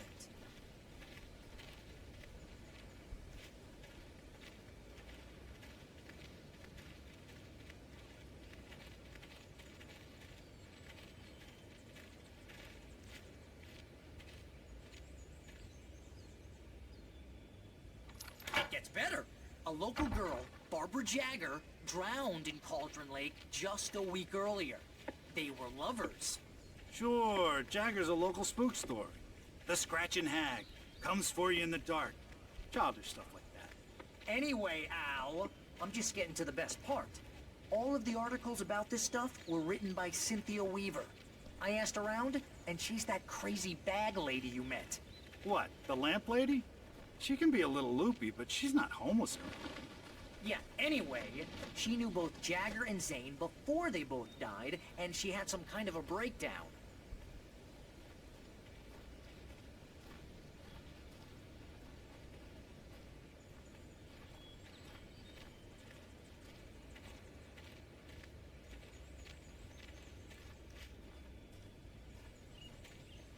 Well, mister, this here's Rose's trailer.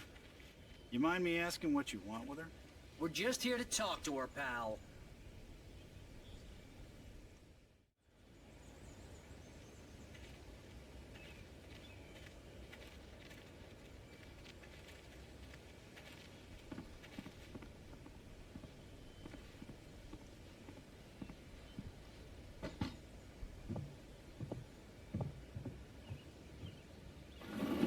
Welcome to... Oh dear, Mr. Wake. I'm so glad you're here. Rose, you have my manuscript? Oh. Oh, yes. Yes. Please, come in. Hey, this is really good. Rose, Yes, my manuscript. I really need it. I understand. I know what you need. A muse to inspire you. Oh, for Barry. She doesn't have anything. Yeah, hey, Al? Al, what's... Oh... Barry! What? What?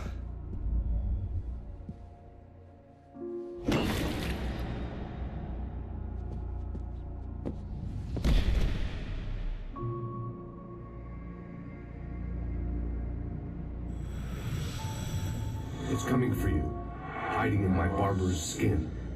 I'm too weak to stop it. You must turn the lights on. I promised I'd come visit you and your lovely wife. You must finish what you started. I insist. You must turn the lights on. Turn the light on. Back to work, boy.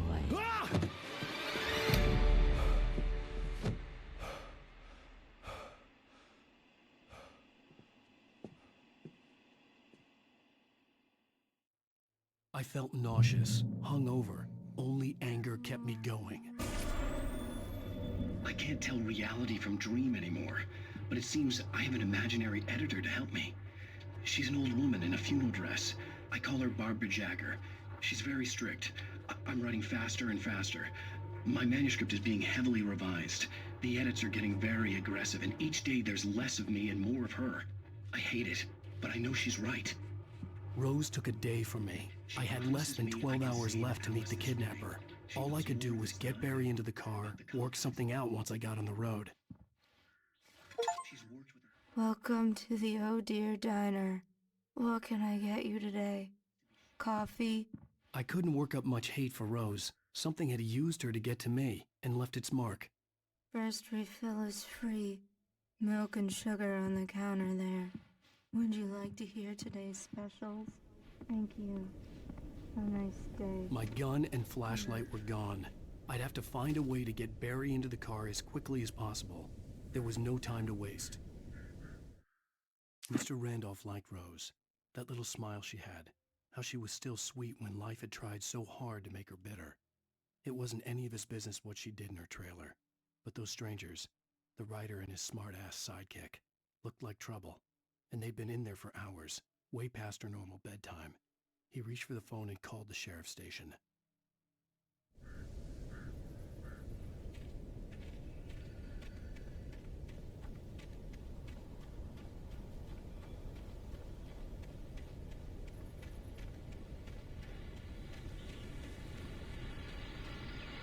I just stepped outside to catch a breath of fresh air. Let me tell you, The weather's getting heavy. Nights like this make me especially glad I'm here talking to you and not home in bed. Once the weather takes a turn like this.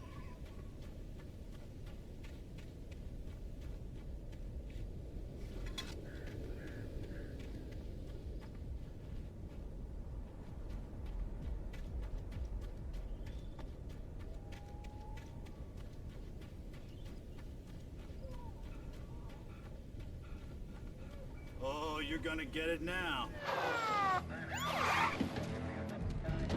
God knows what you've done to that poor girl. This is Agent Nightingale, FBI! Get him up, Hemingway! You're under arrest! You move a muscle, I'll unload right in your goddamn face! Stay right where you are, Slade!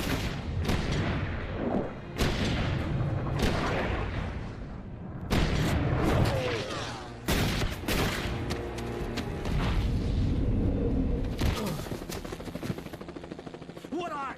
I'm standing right here, you goddamn maniac!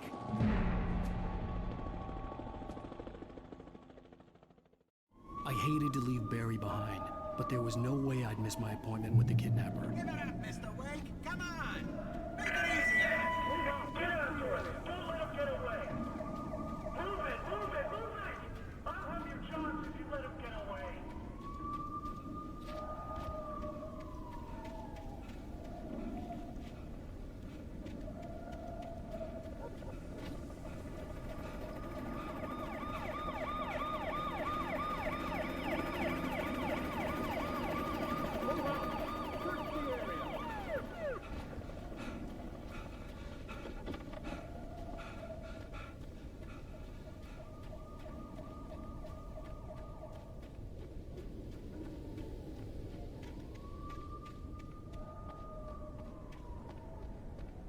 There!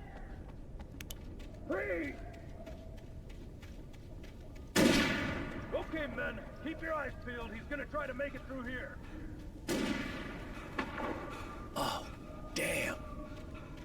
This way! Wait!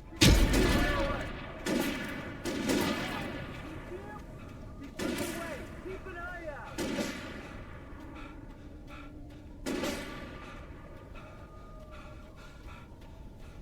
God damn it! Where'd he go? He slipped away! Keep an eye out!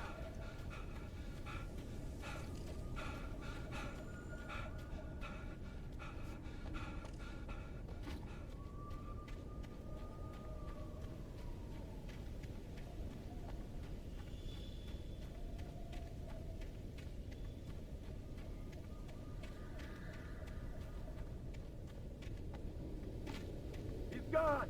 Come on, guys! We need to head him off!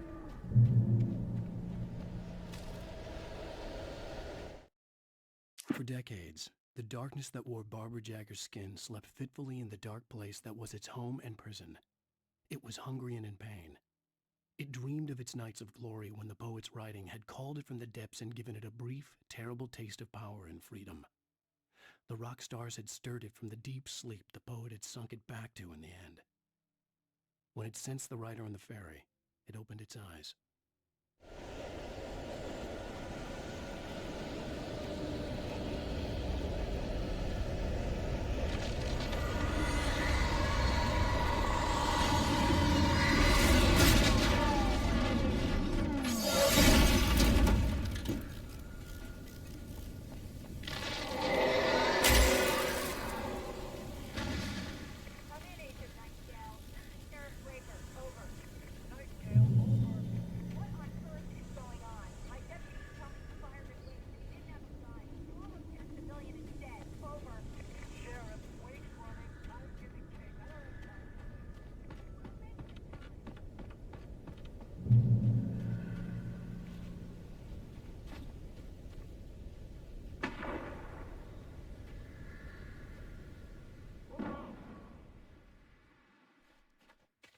Search the area!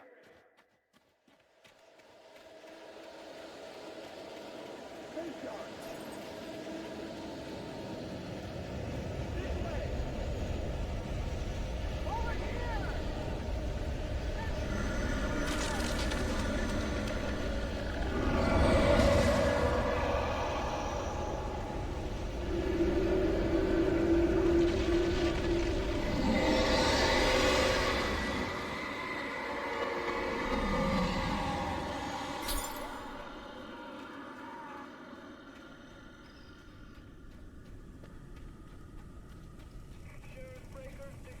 This horror was everywhere I went, circling me. The cops didn't stand a chance. They were after a writer, not a monster.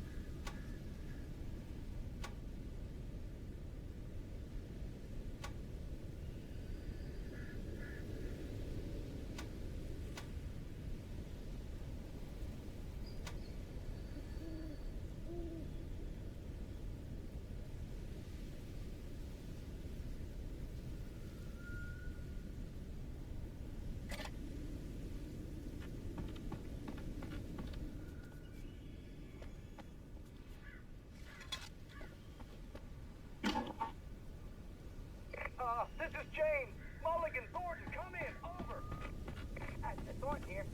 James, we got both Wheeler and Rose in custody. They put up a fight or anything. I could see the lights at the radio station in the distance. Come on. Sit down and give me that. James, Mulligan here. Over. Go ahead, Mulligan. Over. We got Wheeler and Rose here. Wheeler's drunk or hopped up on something. Speaking of which, that Fed had a pretty distinctive whiff of Otis Scotch about it. Over. I imagined that the broadcast tower in the distance was part of the local radio station. Maine seemed like a decent guy. Perhaps he could give me directions to the coal mine.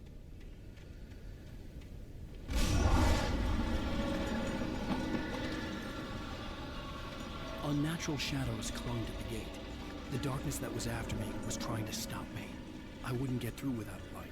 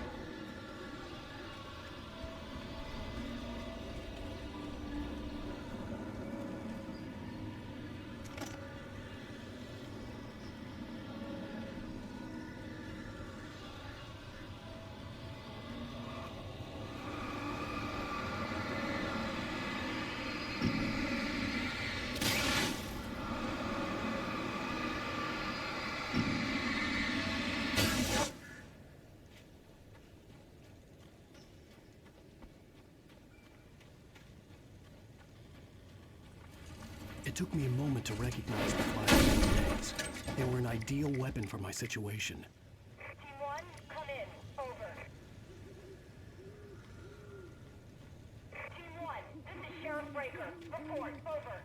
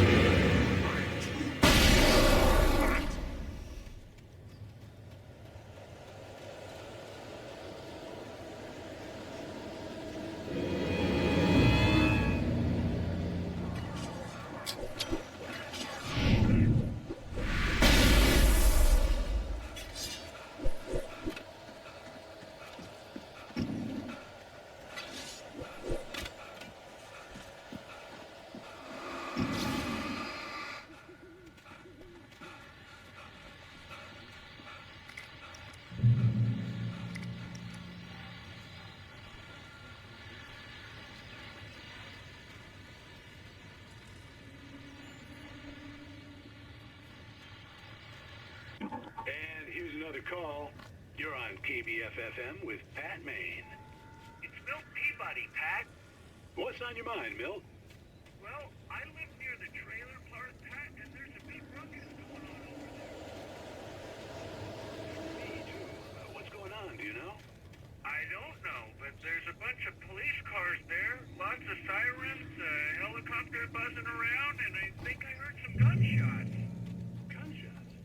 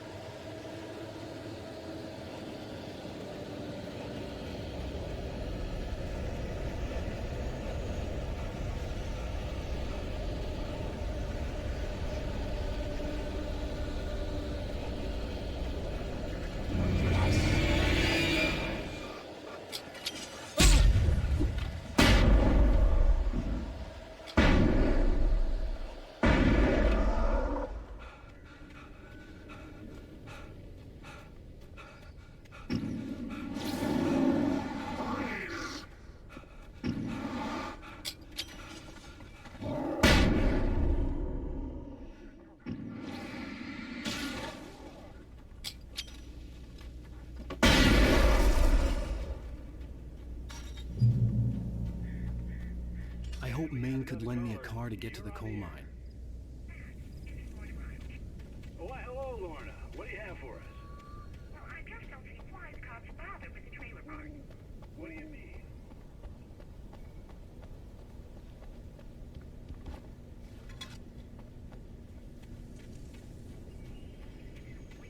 Resources on those people.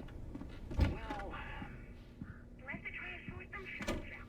I'm sorry, but my granddaddy settled in Bright Falls in 1911. well, thank you very much for that compassionate viewpoint, Lorna. Oh, here's a little surprise. The famous writer Alan Wake just walked in. Folks, I'm going to see if I can talk him into an interview. Come on in, Mr. Wake. Oh, I'm so glad you could find the time to do this, Mr. Wake. Nowhere to run now, Dan Brown. You back away from me. Don't hurt. Whoa. Everyone calm down. Put the gun down. We're all friends here, right? Cool your jets, Nightingale. We got him. Judas Priest! What the hell's the matter with you? There's a civilian in there.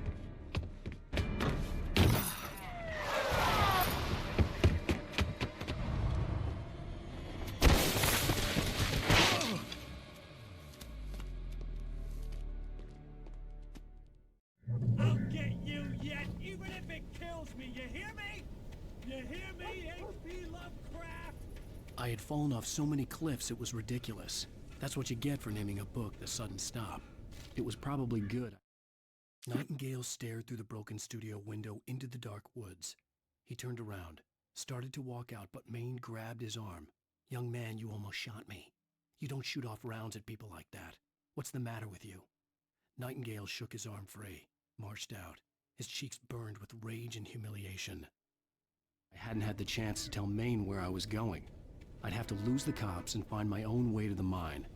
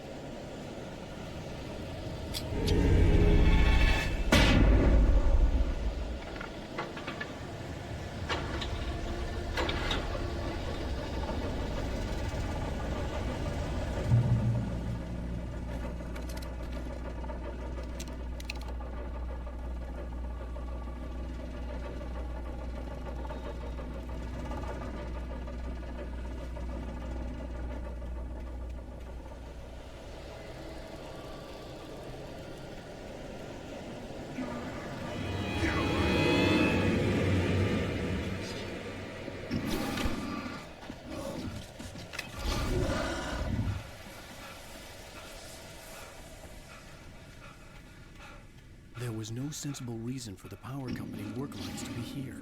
It was almost as if they'd been left for someone like me to use.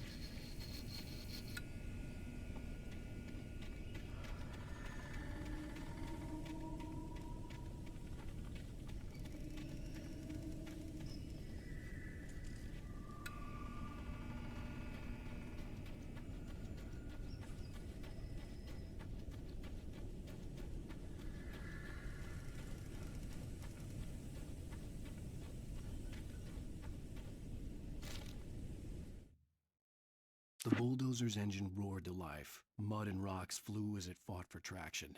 It crashed through the concrete wall and landed heavily in the yard.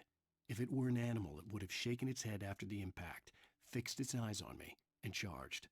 Of course, it had no head, nor eyes. Shadows crawled on its form, twisting it into a monster. Then, it came for me.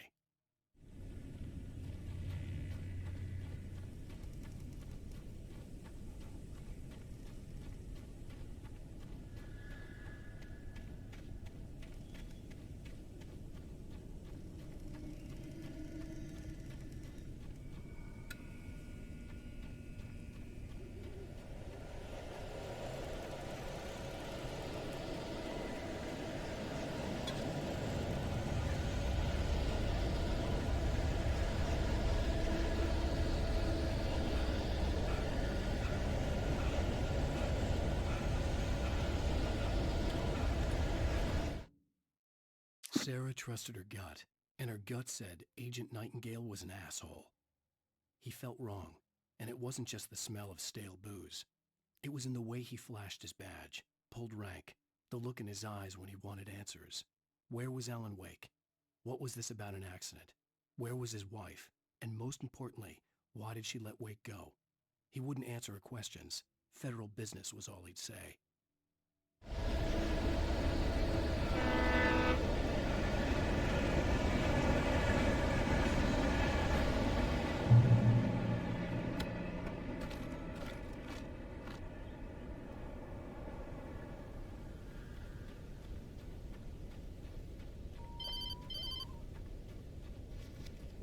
Hello? The most stubborn man I've ever met. Alice? Alice? Alan, I'm so afraid. It keeps me in the dark. Please help me. I look at you, Alan, and it's not you. Something else. Looking out from behind your eyes. Alice, I'm here. I'm so alone here. It's all gonna go to hell. You need to be careful. Cooperate. The connection had been terrible, but that wasn't the only thing that had been right with the call. She sounded wrong somehow, but she had called me. The pipe wrenched itself loose from the bridge's steel framework. Wrapped in darkness, it floated in midair, twitching. For a moment, I didn't understand what I was looking at. The heavy object lurched at me with impossible force. I threw myself out of the way, but just barely. When I turned my flashlight on it, it shook in a dark rage before it flew at me again.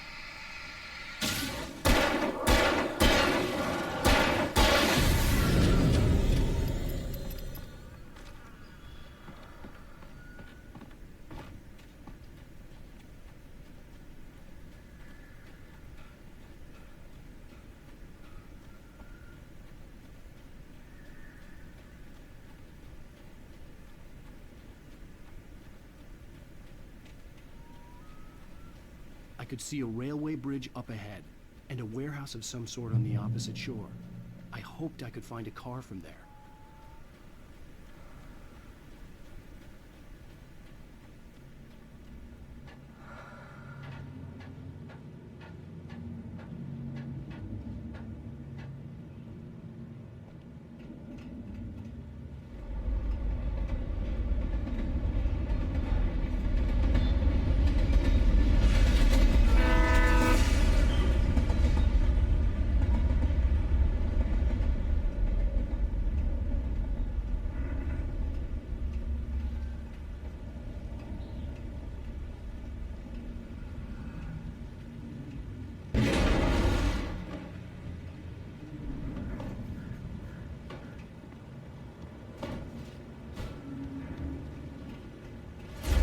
That was pursuing me was growing stronger, and it was taking over everything in its path.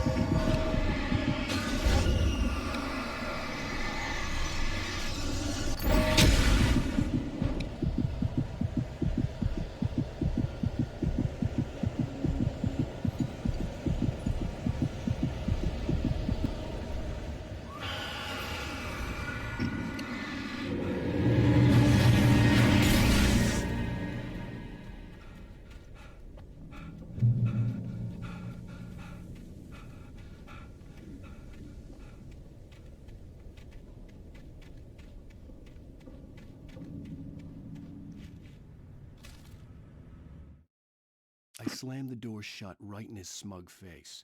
He pleaded for me to open the door. True to form, the asshole actually thought I would obey. I had no sympathy left, no guilt either, not for him. I took a moment to savor the scream. I bet I had a smile on my face. It was all that I had time for. The dark presence was inside the lodge with me.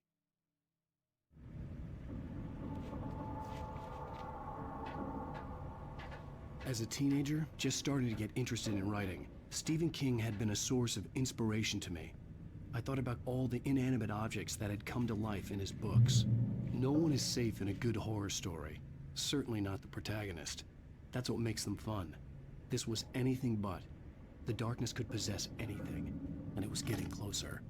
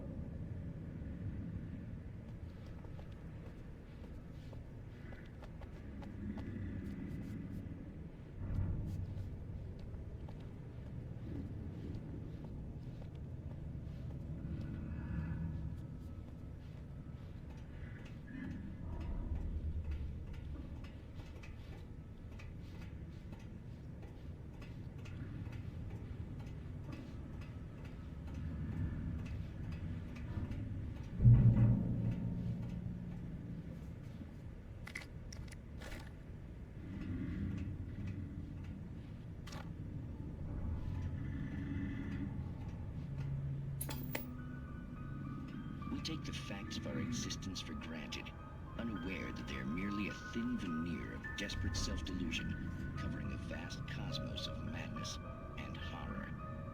All too often, the stars are right. In Night Springs. The darkness surged towards me, sucking everything loose from the ground into its depths, tugging at my clothes. I saw the flare the kidnapper had dropped and threw myself towards it just as I felt my feet leave the ground. The darkness embraced me with the force of a tornado. Somehow I managed to light the flare. The darkness roared and cast me away. I fell toward the dark waters of the lake far below. Tonight's episode, A Family Occasion. Journalist Alan Durden tributes the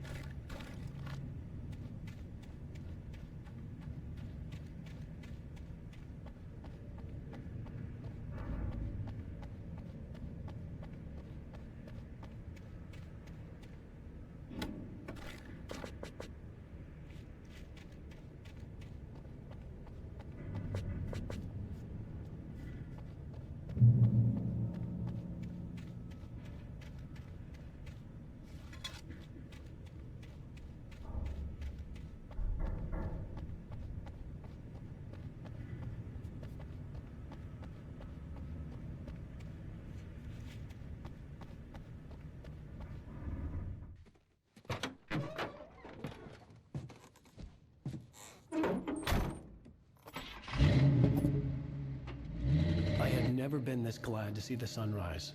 I had a couple of hours to get to the coal mine.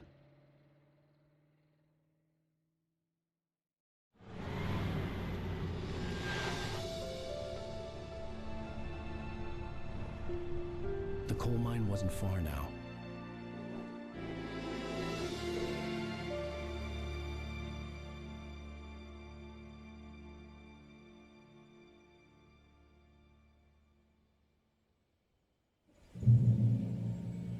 Today, I would meet the kidnapper, and he would give me Alice. I wouldn't give him any other choice. A drowning man will clutch at a straw. Little by little, without realizing it, I'd come to believe that the story in the manuscript was coming true. The current of its narrative had taken me deeper and deeper into dark waters. Alice had been taken from me. Barry was probably in jail. I was a fugitive from the FBI. The whole world taken over by the dark presence was trying to destroy me. It all felt real, but it matched a textbook case of insanity.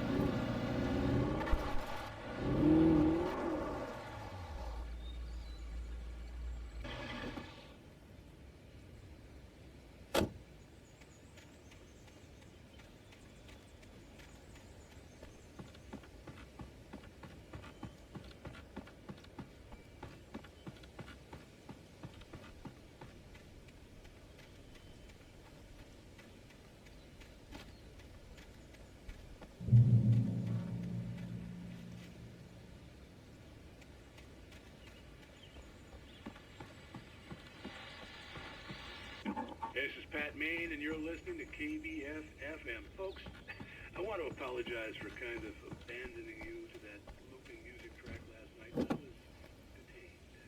You see,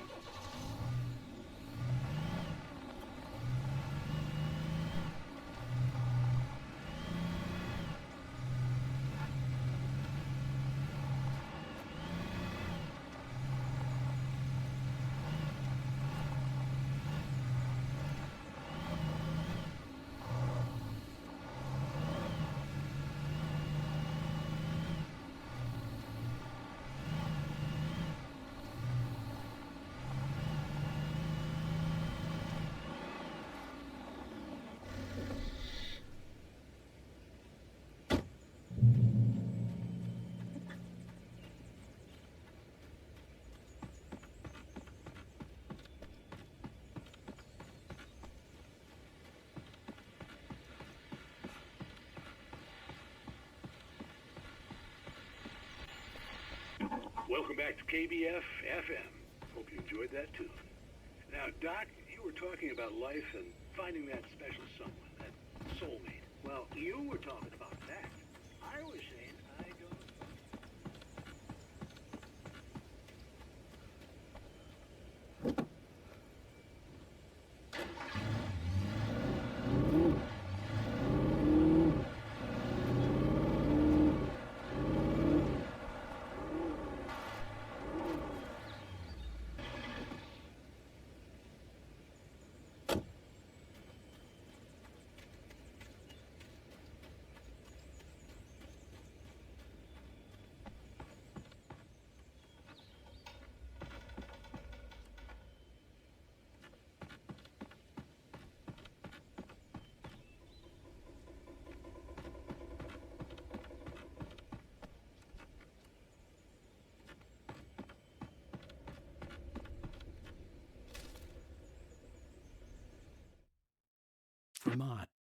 Spying on the writer on the ferry had been a disappointment.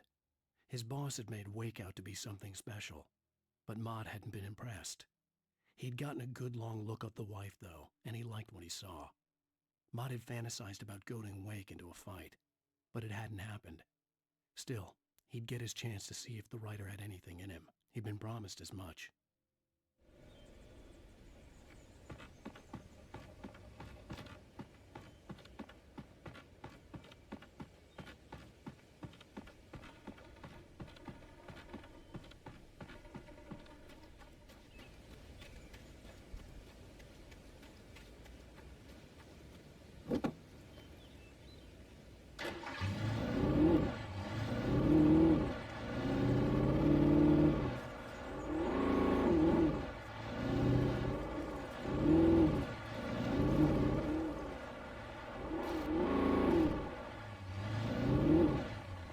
I was early. I was supposed to meet the kidnapper at noon in the main building. The coal mine was quiet. It was a museum now.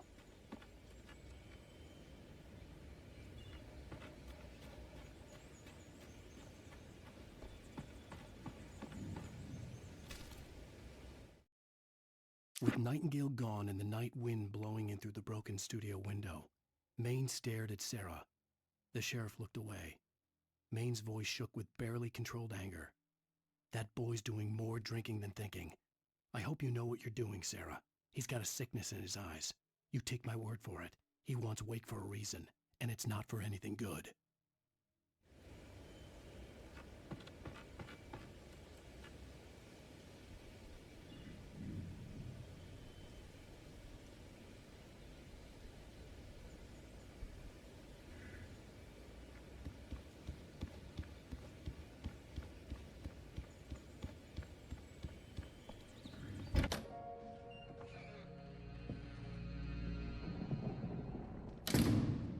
I didn't want to go outside. Cops had to be looking for me. The noon sun turned the place into a sauna. The day dragged on. Different scenarios ran through my mind. Ways of how I'd torture the kidnapper to get Alice back. Or the different horrible things he could have done to her. I imagined her dead. I had no way of knowing she was still alive. It was killing me. I was running on blind hope. It was all a waste of time. The bastard never showed up.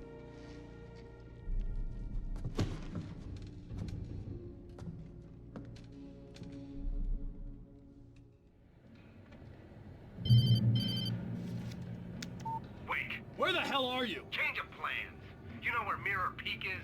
It's a big mountain north of where you are. You follow the path from the mine, you can't miss it. There's a lookout point there. I'll be waiting.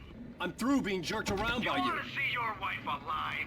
Because if you do, you better watch what you say to me. Do we understand each other? I want to talk to Alice. Yeah, and I want the manuscript. Don't keep me waiting, Wake. Hello? Hello! Ah! I'm gonna kill him! I had to get to Mirror Peak. It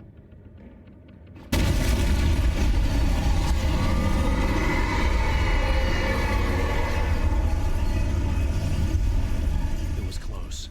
Maybe closer than ever before.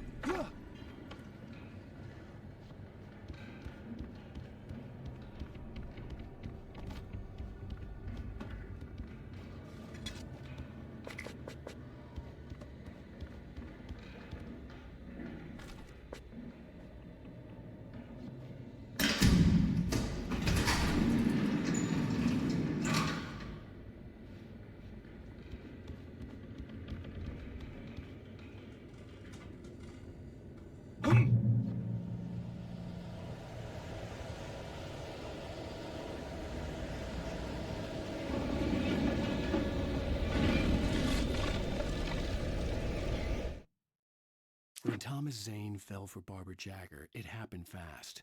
She was young, vibrant, and beautiful, full of life. He had never been a very happy man, and without any seeming effort, she had changed all that. Zane felt good for the first time in his life. Everything she did was another piece of a jigsaw puzzle he hadn't even known he'd been missing. And best of all, she made the words flow, strong and sharp. She was his muse.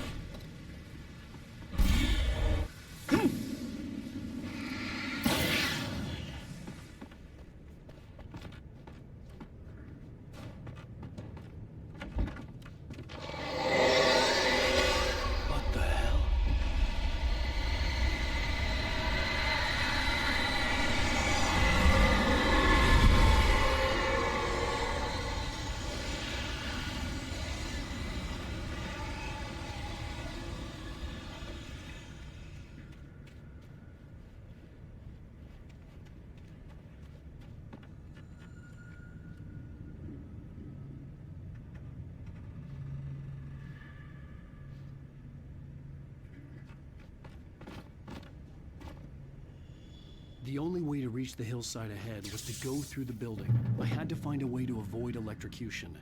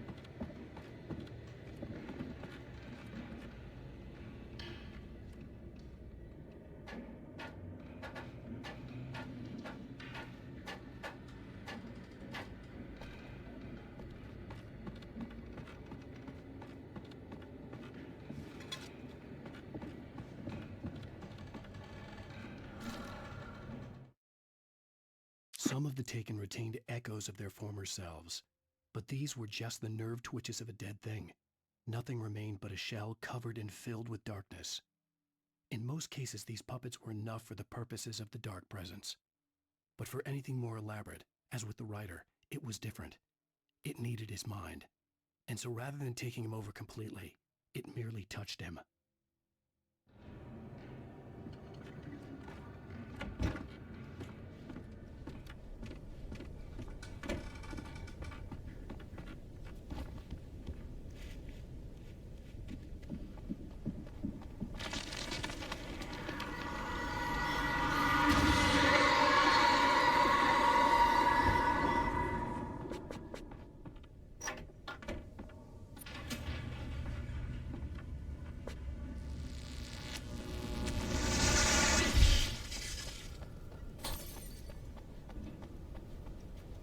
There was no way the flashbang grenades were standard power company equipment.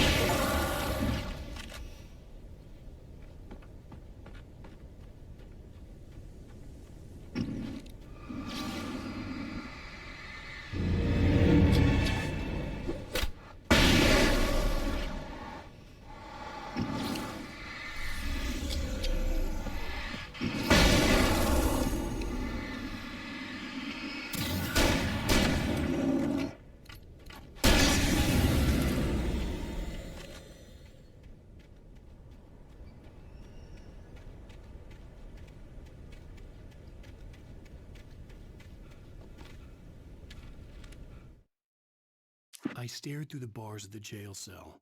Barry stood behind me, swaying on his feet, looking as ill as I felt. Agent Nightingale stood on the other side of the bars with Sheriff Breaker. Nightingale had a stack of manuscript pages in his hand. He seemed unhinged as he gloated. "Well, I've got you now, Raymond Chandler. It's all here. All the evidence, including conspiracy to murder a federal agent."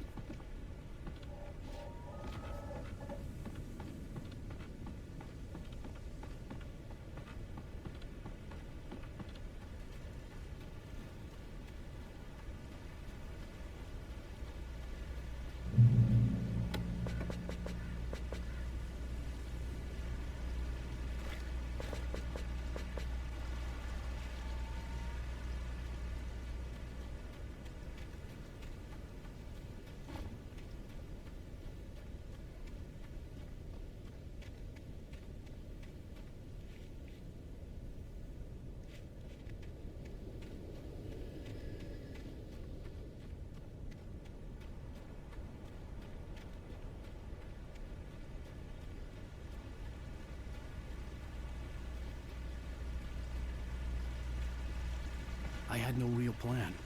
I was going to give the kidnapper all the manuscript pages I had for Alice. If that wasn't enough, I'd hold him at gunpoint and make him talk.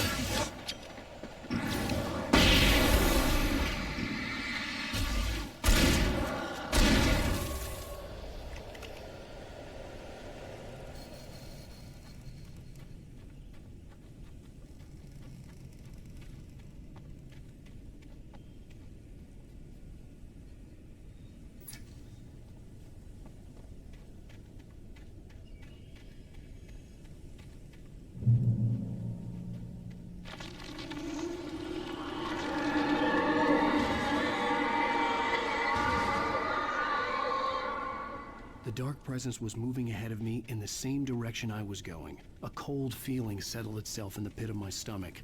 Was it going for Alice?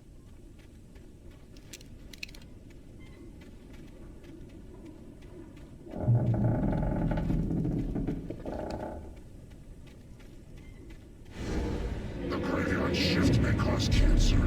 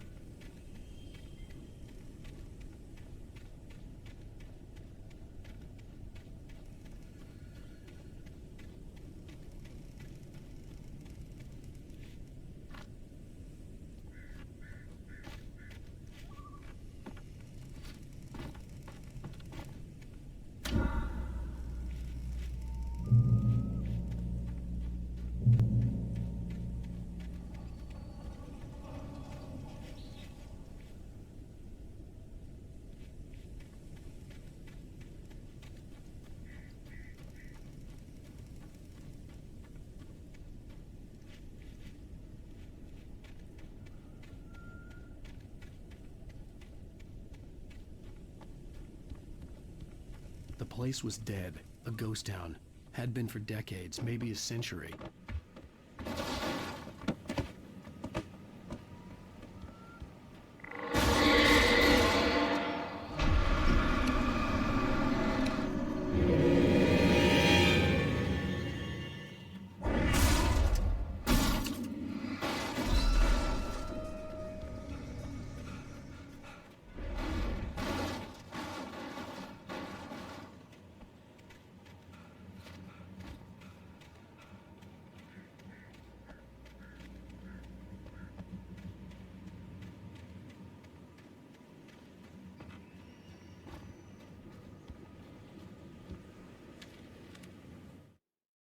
Things were never as simple in real life as in fiction. I had lost count of the times I had wished there'd be a clear reason for my writer's block. Something to fight, something to lash out on. There wasn't. I was filled with doubt. I was nothing like the hero in my books. Alex Casey had gone through his life with single-minded determination, never wavering from his goal. Even now, I was angry at myself, angry at Alice, angry at Barry. I was fumbling and I had no plan.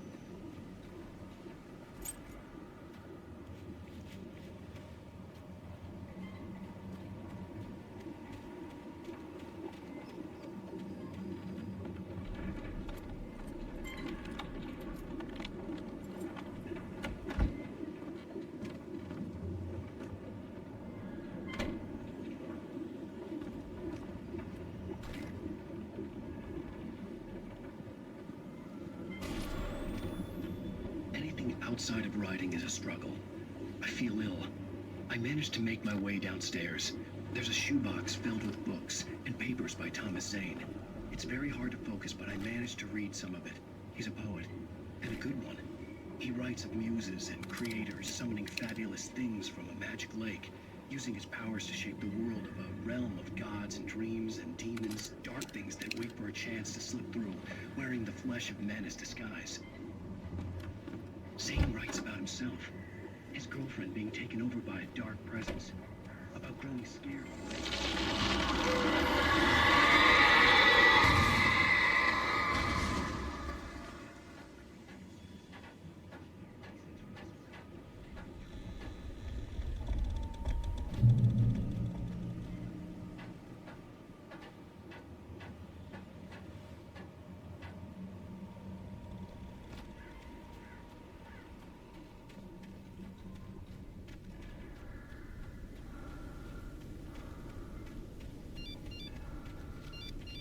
The kidnapper had sent me a text. The message was full of spelling errors and insults. It was telling me to hurry up.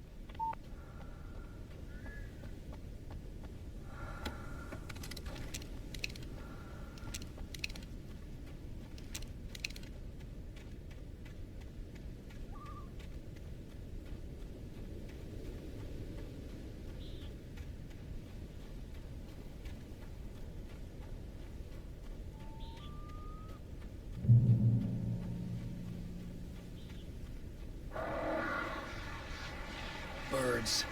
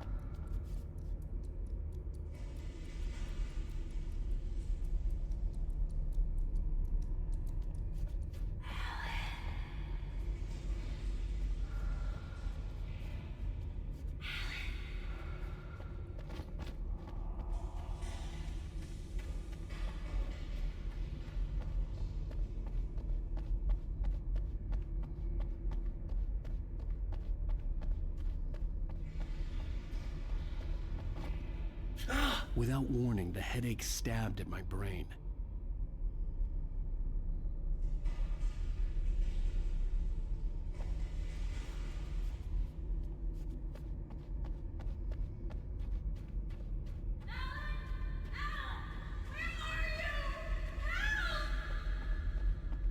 Alice?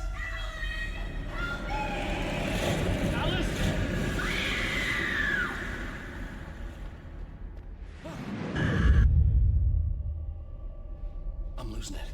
I gotta get out of here. The hunters were big, thick-set men, confident and at home in the woods. They were feeling good, running on beer, ghost stories, and camaraderie late into the night. It did them no good. as they were taken by the dark presence, sucked deep into a darkness far worse than any ghost story they ever told or heard.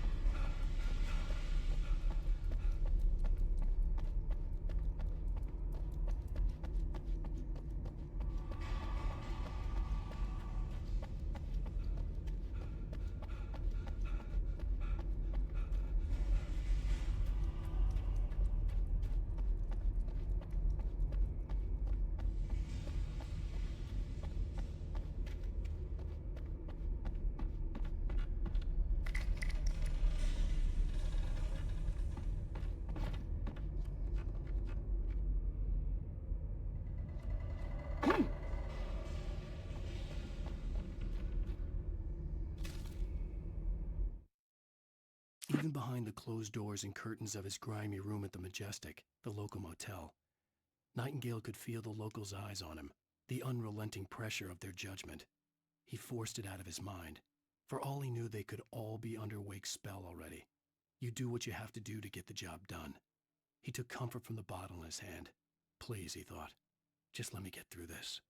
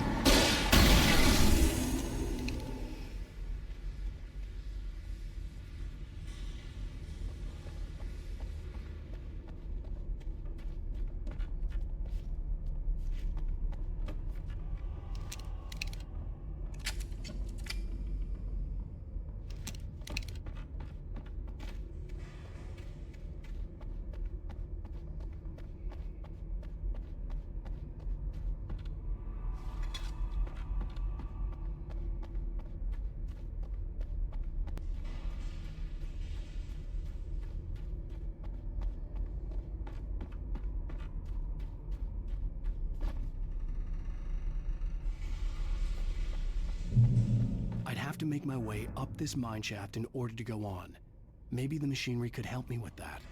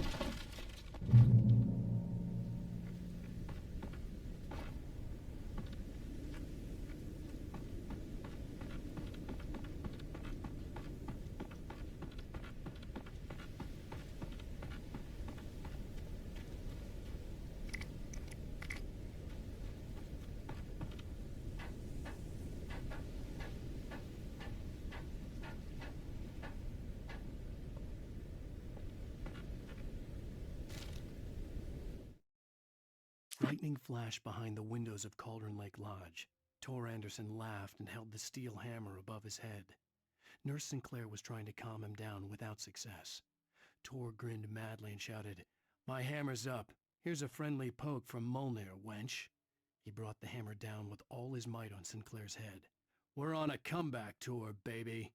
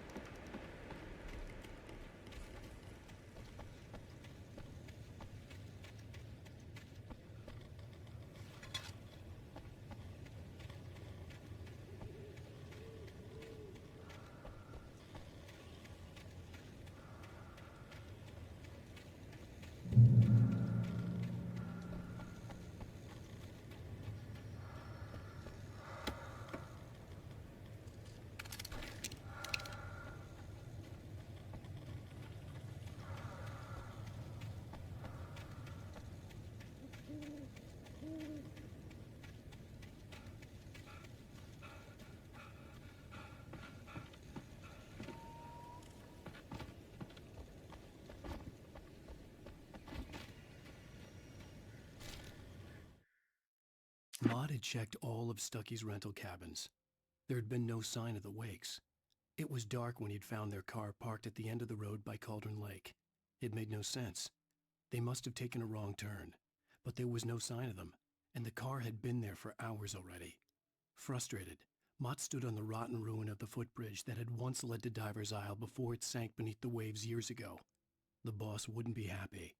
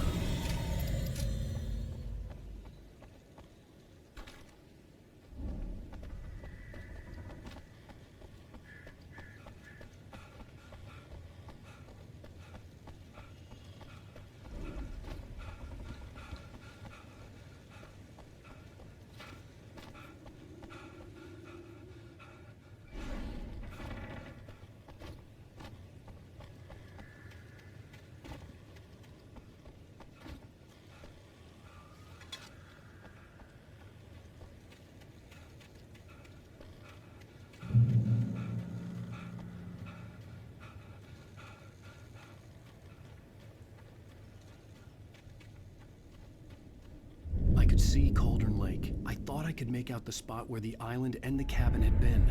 There was a light near it. It had to be a boat.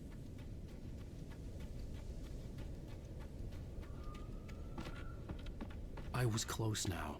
I tried to hold on to Alice, but her form melted away. I was losing control. Dr. Hartman stood in her place. I wanted to hit him, but my arms were jelly. He smiled. It was a reassuring smile, and I hated him for it. I had to give you a sedative. Don't fight it. You went through another rough period. Right now, it's very important that you stay calm. We don't want you to have another episode. You're a patient at my clinic. Have been for a while now. Get there fast. I dreaded what I would find.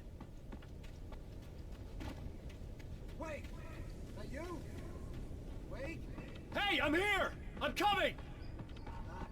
No! Get away! Sorry. Please, it's late. The boss didn't know who he was messing with. I didn't know. I swear, I didn't know. We don't have his wife. We don't know where she is. She's probably...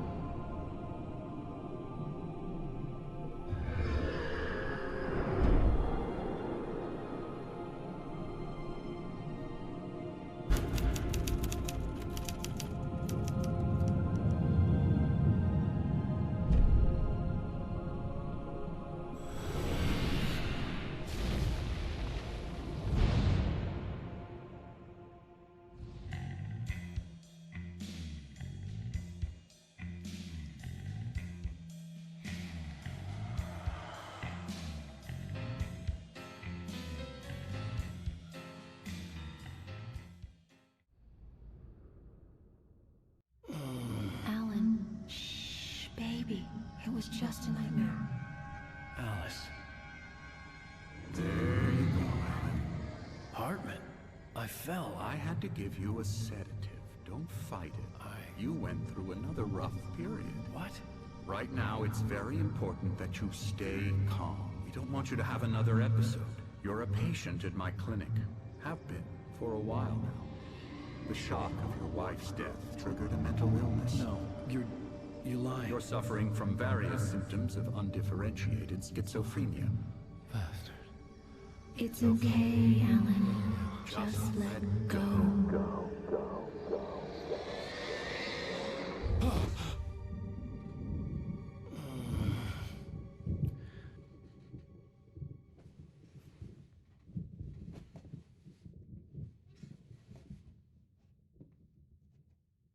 I felt groggy.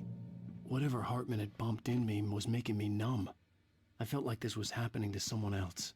Someone I was watching on television. I couldn't think. Couldn't focus. The door was locked. I was a prisoner here.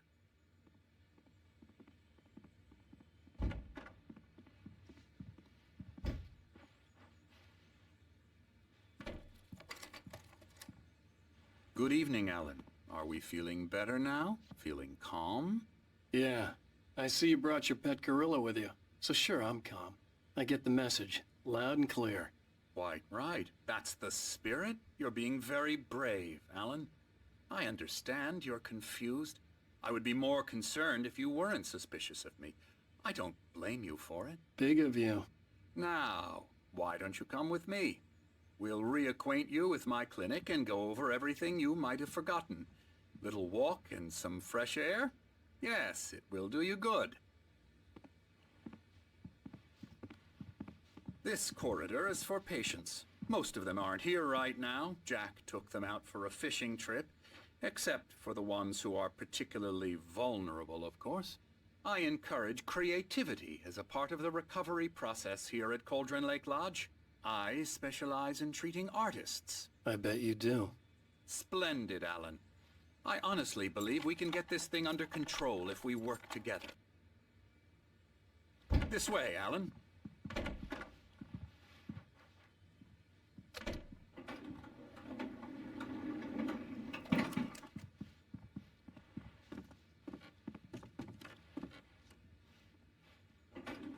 Now, Alan, from past experience with you, I know I need to get right into the heart of the matter as quickly as I can after an episode. So I'm just going to say this. Alice is dead. No. You're in a very vulnerable state until you understand and accept this. Alice drowned, and you couldn't face that. You're suffering from hallucinations, paranoid delusions, unusual thinking, an obsession about light and darkness, a feeling that everything revolves around you, your thoughts and dreams. Your mind has constructed an elaborate fantasy scenario in which your writings are affecting reality. She has been kidnapped, and supernatural forces of darkness are trying to stop you.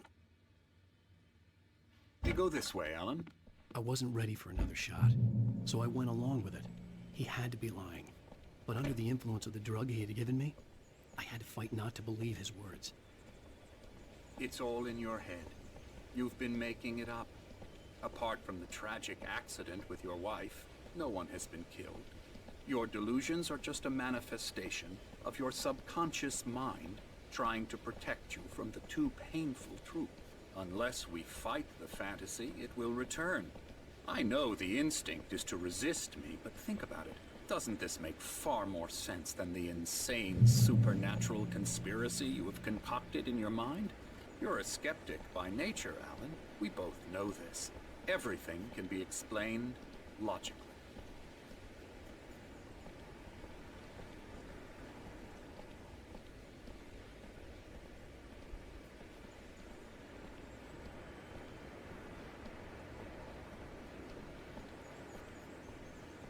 I never get tired of this view. Very inspiring, isn't it? Cauldron Lake spread below us. I could see Mirror Peak on the other side of the lake. I thought I could make out the spot where Diver's Isle had been when I arrived with Alice. Now there was nothing but waves. It seems there's a storm coming. Funny, I don't recall there being a mention of that in the weather forecast. Well, no matter. This way. Follow me. Alan, what I'm telling you is good news. Right now we're in control. Every time you have a relapse, it gets more and more difficult to resurface from the dark depths of your imagination. Not surprising, considering your profession. Imagination is what you work with. After all your nightmares, this should come as an immense relief to you. If it doesn't, why is that? Because I'm lying? Or because you don't want to admit that you're not well? It's very natural for you to think of me as your enemy. It's part of the illness. I let him talk. After all, Hartman I'm the one obviously trying loved to his bring own you voice. out of the world His words you've echoed constructed for madly yourself. inside my head. But I can't I dug do my it nails by into the myself. palms of my hands to stay You focused. need to work with me. Once you accept that, we can begin the journey towards your recovery. Come along. Let's go inside. Here's the entrance to the office wing. That's for staff only. You were impressed by my trophies when you first arrived here. I do love to hunt. The great outdoors, man versus nature. It's wonderful stuff. Pretty damn wonderful, yeah.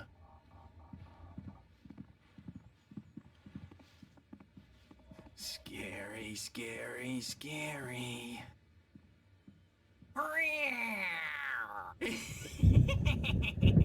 Emerson.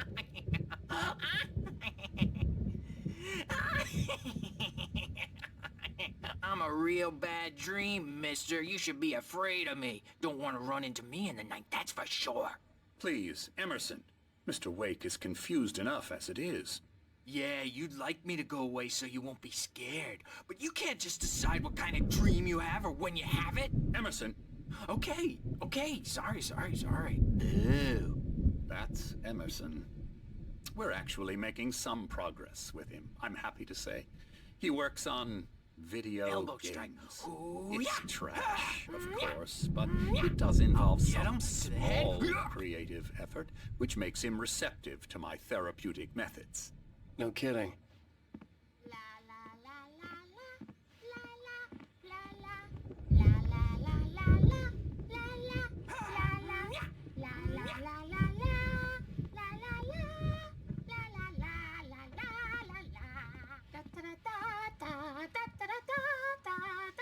Come, Alan, this way. Now, you might have noticed the typewriter in your room. You've been writing as a part of the therapy. As soon as you feel up to it, you should continue. My rheumatism's killing me. There's a storm coming. Oh, what a storm.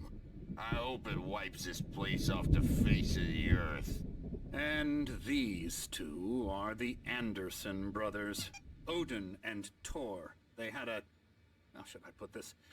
A heavy metal band in the 70s and 80s called Old Gods of Asgard. They even adopted new first names to complete the image of Viking gods. After the band broke up, they lived on a farm nearby.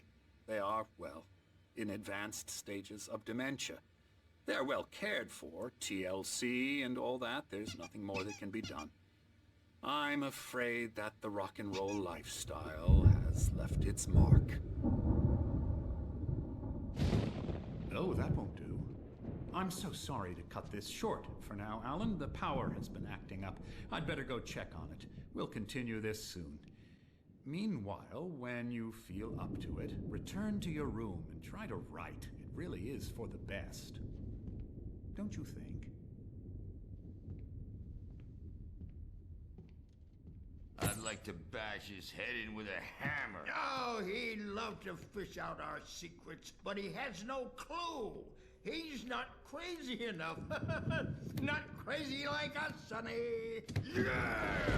Being crazy's a requirement, Sonny. Who else could understand the world when it's like this? It takes crazy to know crazy. That's the sanest thing I've heard in a while. Say, you're all right, Tom. Hey, we like him, don't we, bro? He's got to go to the farm. The Anderson Farm. Valhalla! We wrote it all down, lest we forget. A crash course. All you need to know to get your head right. You need to find the message. Here, Sonny, here's something for you. Gave me a rash, but I kept it safe from these bastards. My head... Zane could feel the poems, taking form, shaping things. As he experimented, he imagined he could almost feel the power surging through the keys of the typewriter. It exhilarated him. But there was fear, too. If not for his young assistant Emil, he would have given it up. But Emil convinced him otherwise. He, too, had a way with words. It was clearing up. Or according to Hartman, I was sinking back into the fantasy. I was convinced he was lying to me. About everything. Crazy or not, the Andersons made more sense.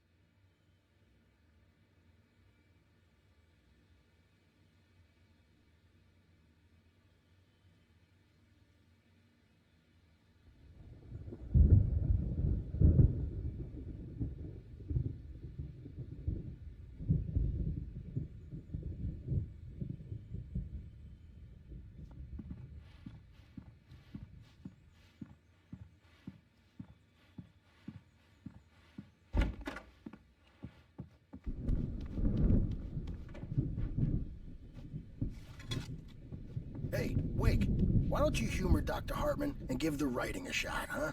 Typewriter's in your room. You can get to your room by those stairs, Wake.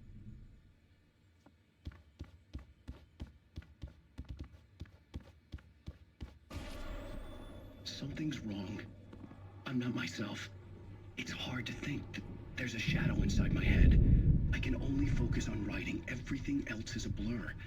I'm trapped in this cabin. Have been for days, but it's always dark outside. My editor is real. I saw her again. She's not human. It's not human. A dark presence is wearing the old woman's face. She was covered in clinging shadows. There's a hole in her chest where her heart should be. I think I've made a horrible mistake. I don't think I'm any closer to saving Alice. It's been lying to me, using me to get the story it wants, and the story will come true.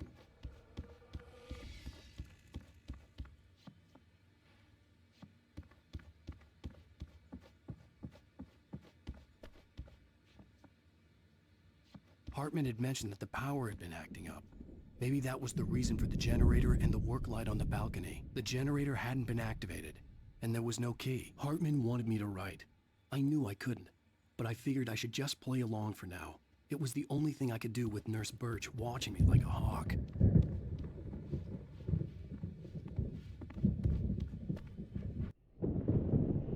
The white glare of the blank page in front of me hurt my eyes. My hands began to shake uncontrollably. Everybody calm down. Put that down. Bert, I need help. Hey, Wake, you stay here. I'm gonna go see what's up. You just keep doing what you're doing. Be cool, okay?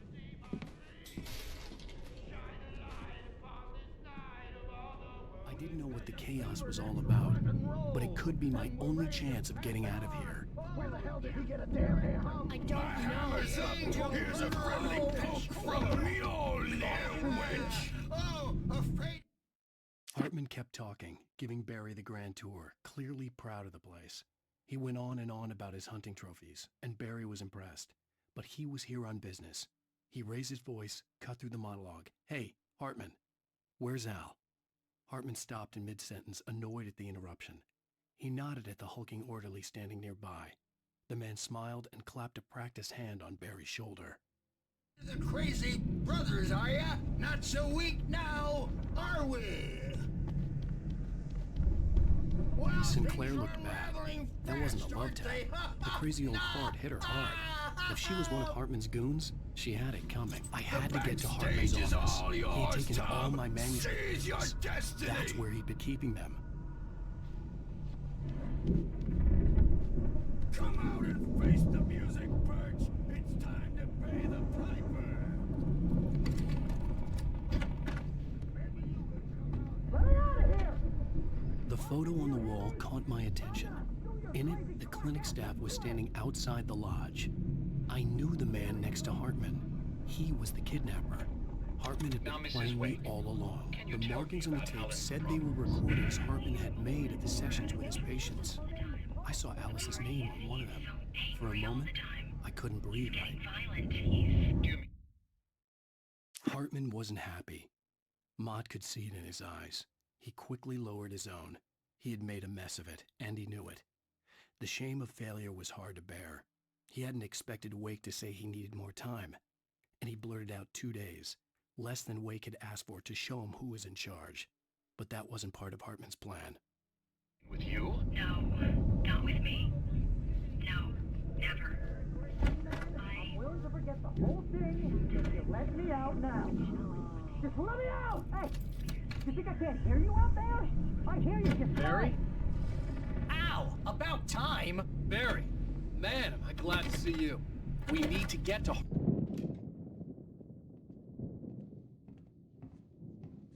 These were all the pages I had on me. And more.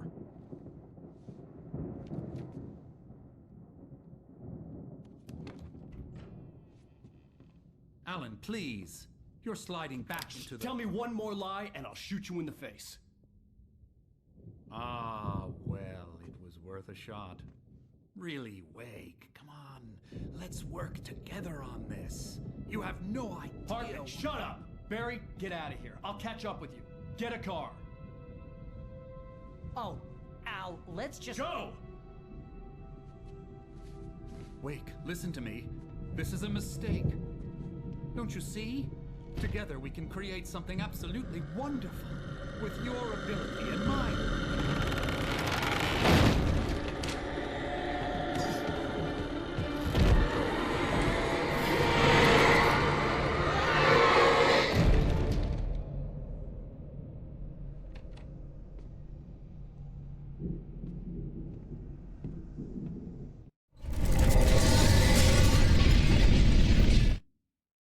Hartman followed the fall of Alan Wake with his binoculars. When the rider hit the water, he ordered Jack to take the boat to him. The spot was easy to see in the dark, even with all the extra lights in the boat. The flare floated and kept burning even in the water. Jack turned the radio louder as the engine sputtered. The music was rough and clanking, something the Anderson brothers would no doubt have enjoyed. But Hartman chose to ignore it. Wake was finally within his reach. I had to find a way out.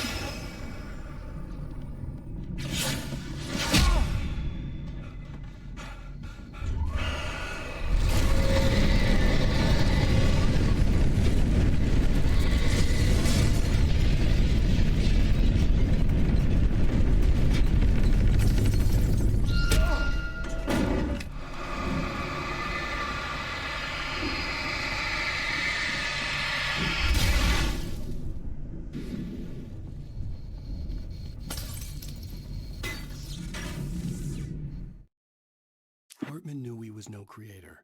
He had no ambitions on that front, and he certainly didn't want to end up like every artist he had worked with here, damaged in ways that were hard to describe, or worse. It was enough for Hartman to maintain creative control and provide direction, to be a producer. That was what most of these people were in need of anyway. Of course, suitable subjects were few and far in between.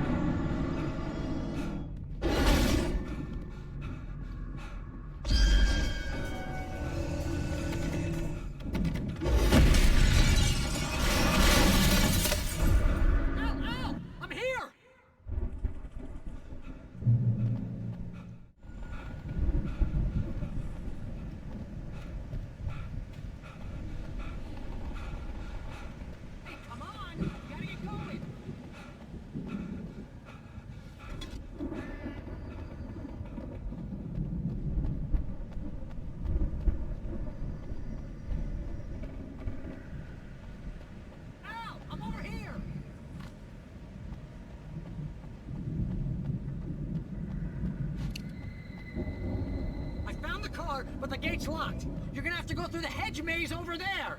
Barry, I don't have a light. Take this, Al. Oh, God! Look at the house,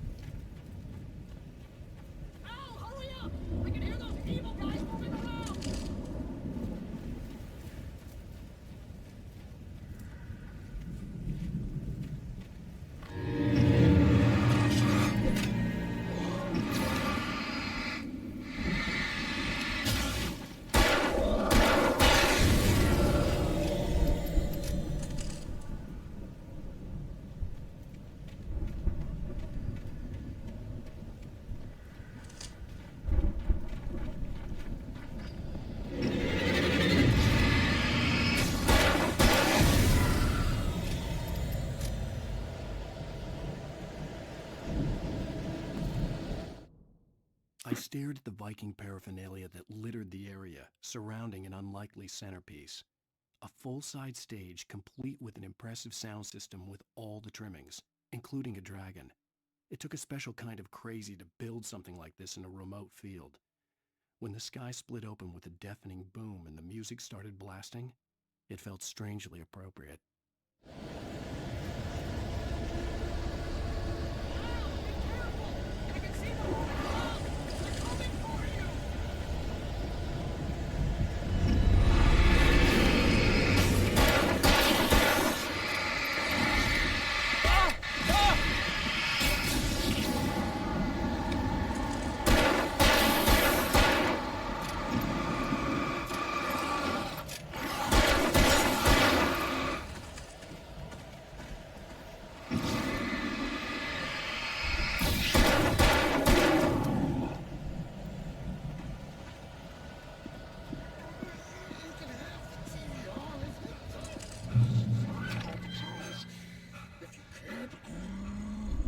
channel.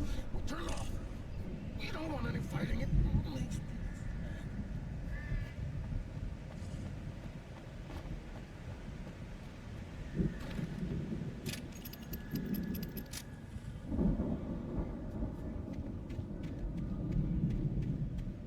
you get 2 pills in the morning, and then you'll be nice and calm all day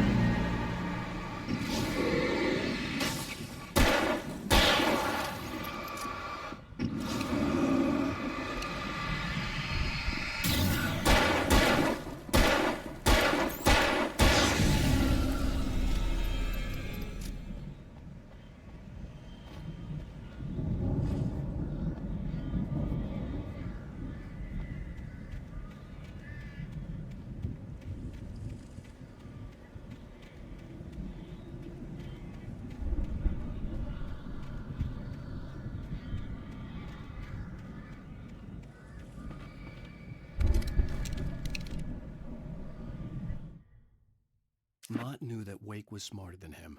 Wake had more money, a beautiful wife, everything. And Hartman said Wake was important. That made him better than Mott. But Mott was calling the shots now. He'd expected Wake to whimper and grovel, but instead, he seemed willing to fight. Mott knew he'd gotten under Wake's skin. If only Mott actually had his wife. The thought made him shiver.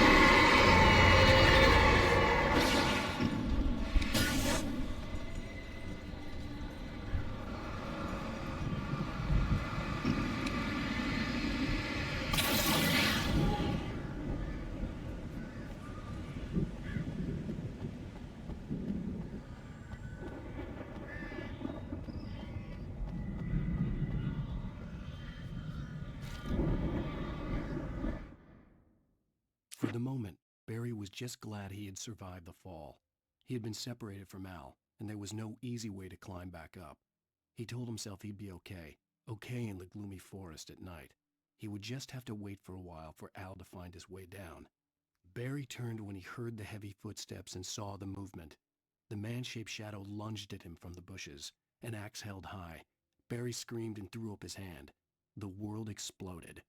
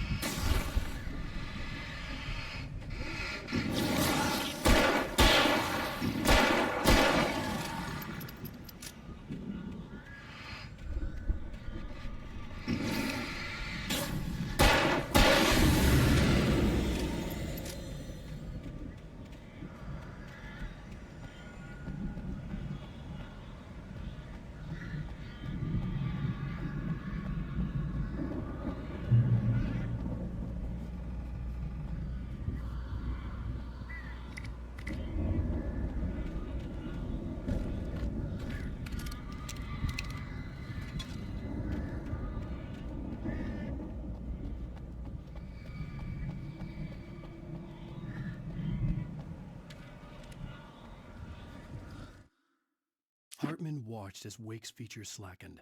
The man was bullheaded, no doubt. Even lying on the bed, he'd almost broken Hartman's nose the second time. But with a little time, he could break Wake down, give him proper direction. Wake was easily the most promising subject he had had. Well, since Tom, really. "Sleep well, Alan," Hartman whispered with a smile. "Let me take care of you." He sniffed hard to clear his throbbing nose, swallowed blood, and barely tasted it.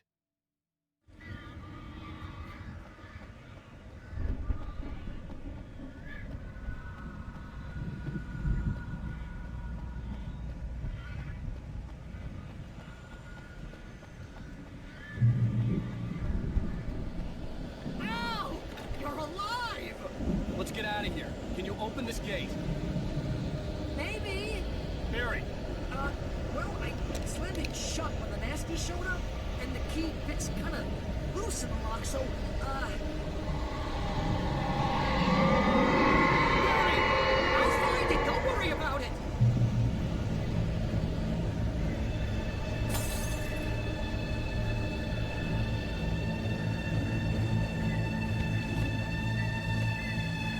Hurry up, Barry! I'm on it!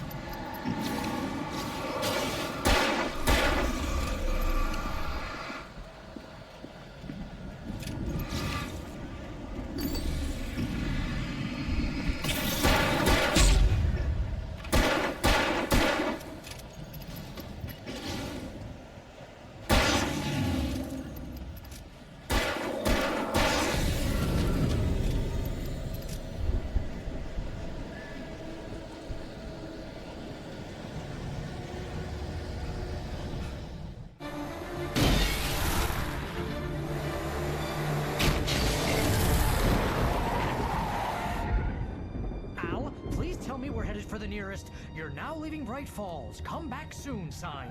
We're going to the Anderson farm. I knew you were gonna say something like that. You know what? You owe me big time for this. When this is through, if we make it, I don't care what anybody says, I'm done with darkness. You're gonna buy me a tanning bed as a gift, and I'm gonna live in it.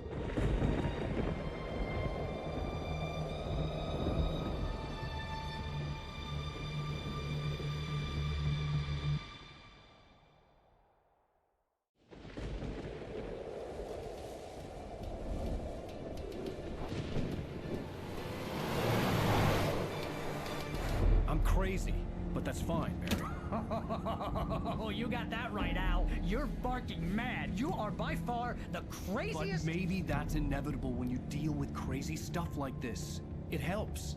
This is happening, Barry. Alice, they never had Alice. She's trapped in the darkness at the bottom of the lake, but she's not dead. Al, how can you know that? I know, Barry. I can... Al, No, listen. I can bring her back. I can find her. There's something special about this place. The lake, it does something to the works of art created here. It makes them come true. But there's a catch. The dark presence, whatever that thing is, twists it to its own ends. That's why all of this is happening. It's using my manuscript to take over everything. Al, I believe you. It happened to Thomas Zane before, it happened to the Andersons. I believe you. Crazy or not, you're not delusional. Weird shit's going down. That's a fact. I'm on board, man. I'm with you. The Andersons knew about it, but they were too far gone to tell me with all the drugs they were on. But they wrote it down. There's a message somewhere at their farm, Barry. We just need to find it. Look out!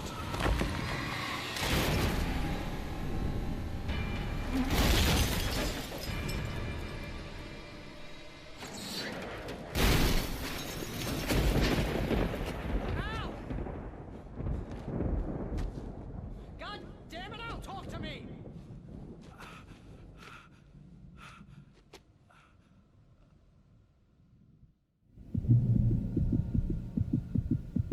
I had lost my gun in the crash. Barry was nowhere to be seen. Barry! Barry! Oh, man, you're okay! Jeez, it's good to hear your voice! I was trying to get out of the car, but the ground gave way. Man, what a drop! Don't worry, your cutout is fine. Forget that! Are you okay? I hit some bushes, didn't get a scratch. There's no way you can climb down, though. It's like a sheer wall. Ah! Al, there's something moving down here! Barry, it's a taken! Use a flare, Barry! Oh, yeah! Barry, are you alright? I'm good, Al! I'm great! Guess you never messed with anyone from New York City before, huh?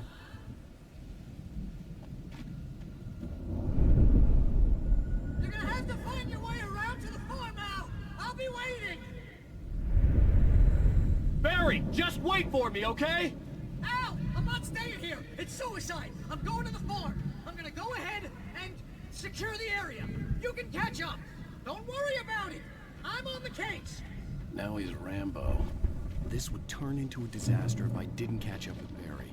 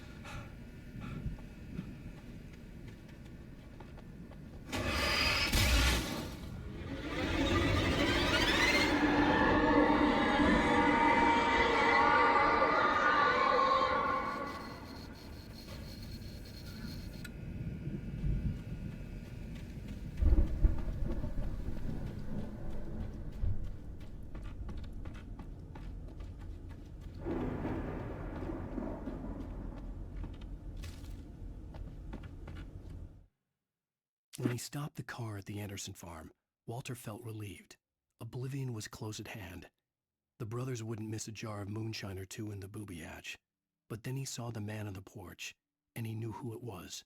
Driving for his life and knowing it was useless, he didn't realize he was crying until he couldn't see the road for the tears.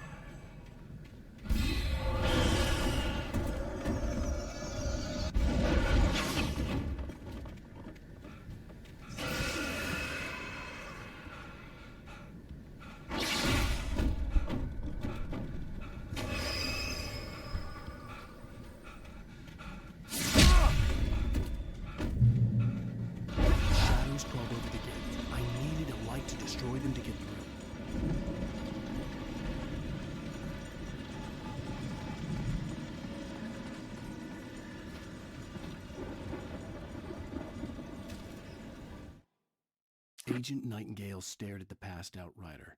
The man was sleeping off one hell of a night. Nightingale felt a stab of envy at Wake's oblivion, but he had a job to do. He put the gun to Wake's head and almost became a murderer. His hand shook and his throat felt tight and dry. Biting his teeth, he tried again to pull the trigger. He lost the nerve. Wake stirred. Nightingale would have to settle for an arrest.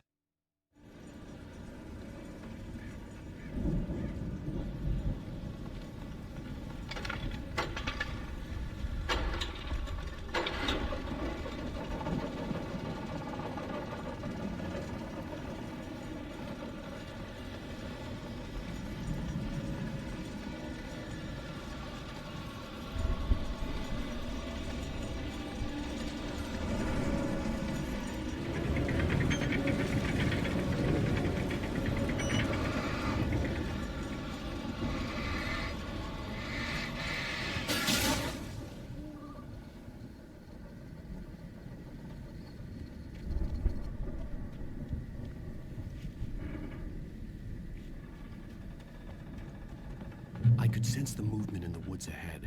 Facing the enemy without a weapon was dangerous, but I had no choice.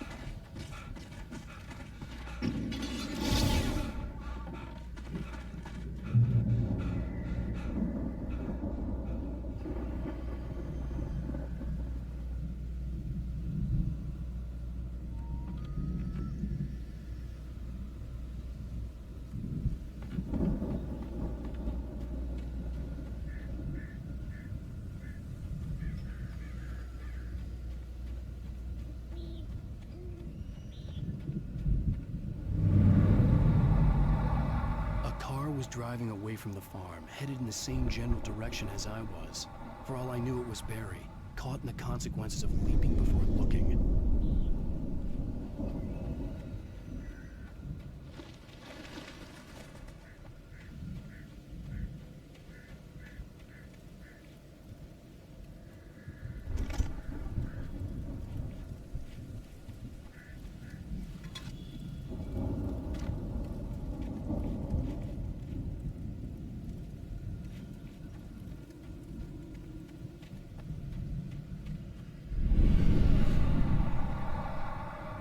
car was heading for the cabin up ahead.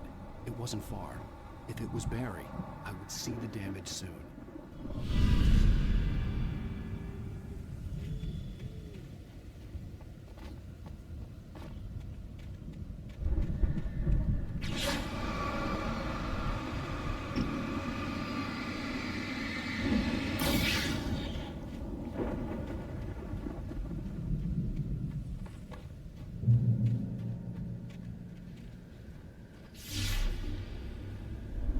I'm trying to deliver each page to the right time and place. I'm trying to show you how the story goes. I had seen glimpses of the light before. I had seen it in my dream. It was a straight... The dark presence followed the choreography laid out to it in the manuscript, growing stronger and stronger, moving like a storm from one scene of destruction to the next. But it was still bound to follow the story and chained to the dark place it came from. When the story reached the end it longed for, it would finally be free. A spaceman or a diver in a bulky suit. He was the one who'd been placing the pages on my path.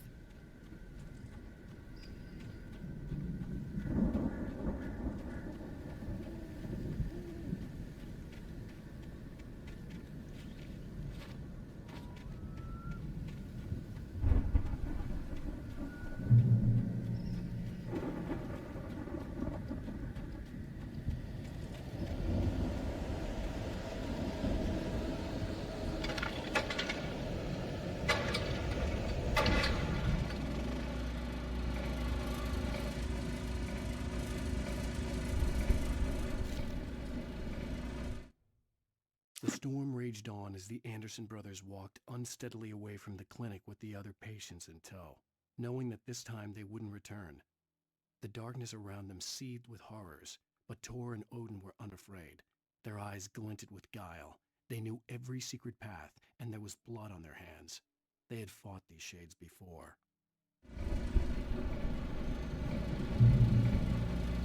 Someone had left a gun behind. Now I had a fighting chance of reaching the farm.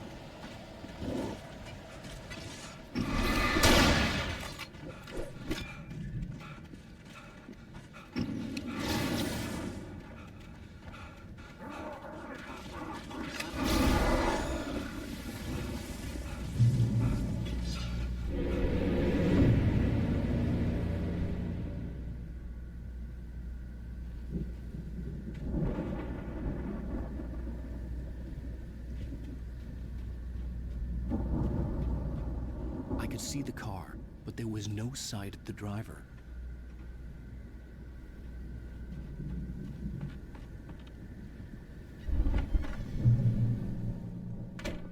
Hello? Anybody here? Barry! No! Danny, you're not! Please! What are you? No! Don't! I'm sorry!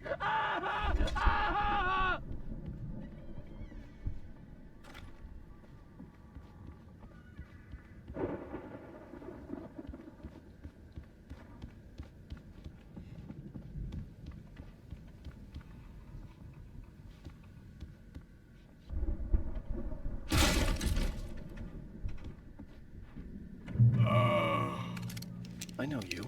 You were in jail the other day. I went to the farm again for the moonshine, you know? It makes you see. They're not gonna miss it. They're in the loony bin. But my buddy, Danny, I lost him. Something's gone wrong with him. It's not him. Like a real bad follow-up to a real good movie.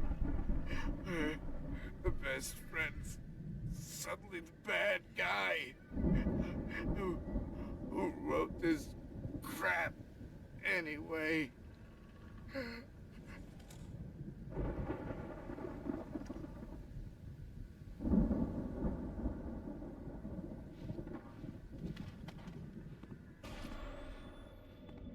I've run through every possible course in my head. If I continue like the Dark Presence wants me to, the story I'm writing won't save Alice. It's a horror story, and it's going to kill her, and me, and everybody in this town. No one will survive. Darkness will consume everything. This is what it's wanted all along. It will be free, unstoppable. It used Alice to get to me, dangled her in front of me to keep me going. It was never going to release her. I'm going to change this. I'll escape. I've written myself into the story. I'm now the protagonist. It feels like a terrible risk, but it's the only way to save Alice. I'll be bound by the story must stay true.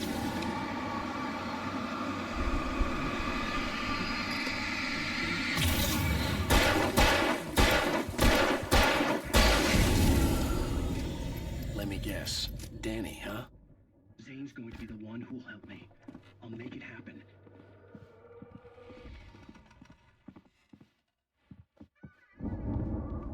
The front door was locked. The farm was still a good distance away.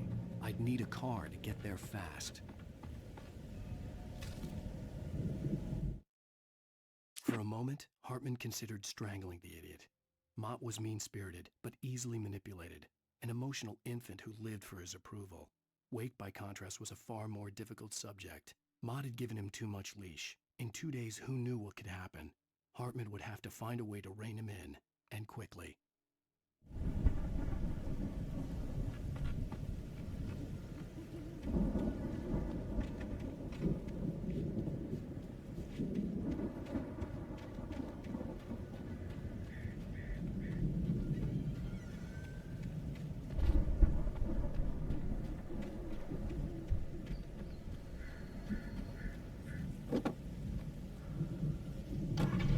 Wasn't up here, he was probably in trouble down at the farm.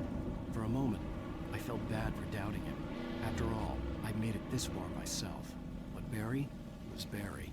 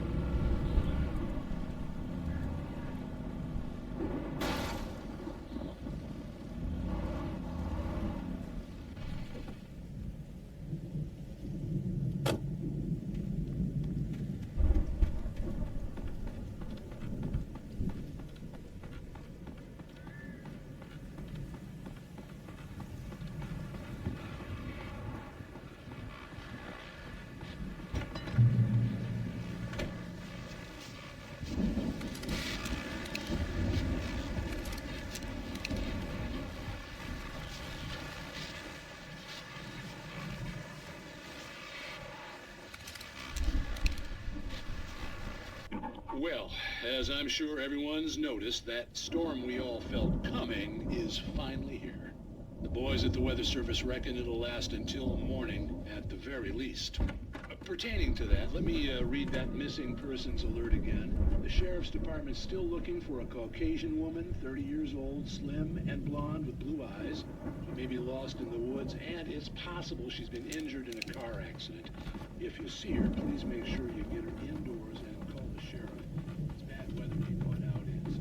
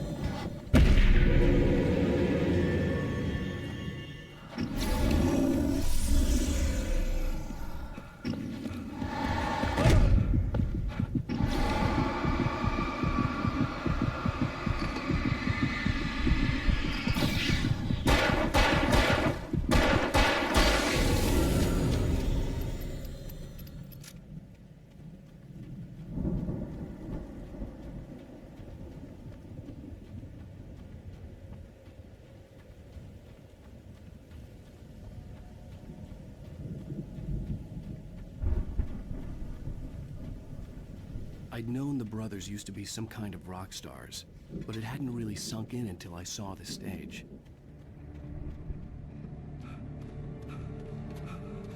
Ow! Run! Incoming! There's too many of them!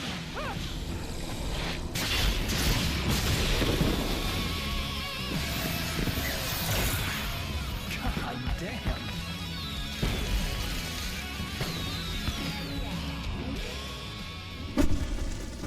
I'm so glad you decided to go it alone, Mr. Bronson.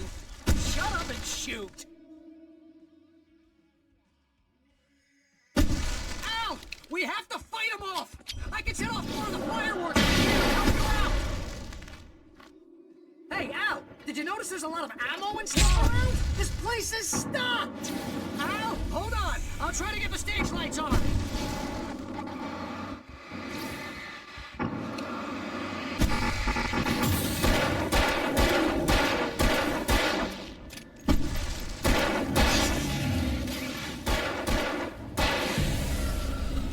Yes! Here we go!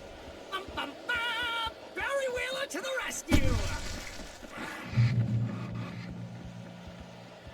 Oh, damn it! Goddamn turn of the century! Hang on now! I'll get them working again, I promise!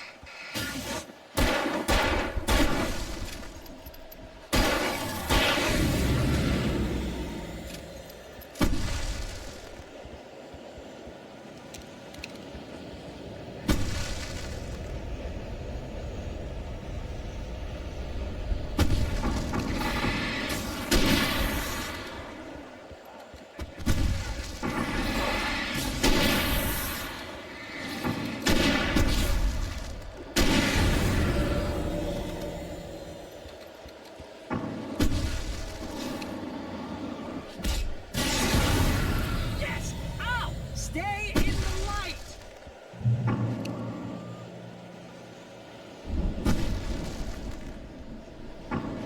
No, no, no! Why do you keep doing this to me? Where's the battery? Please, please, please!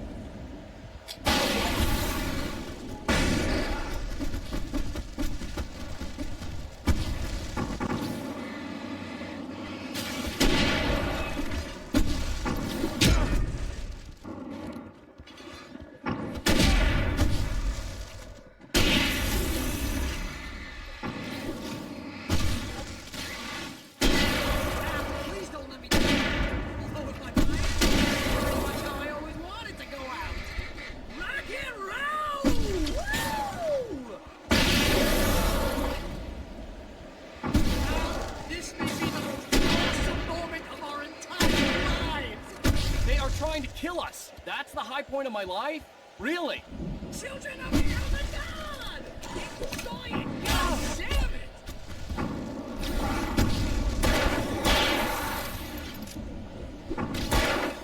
There! Back in the game! Yes!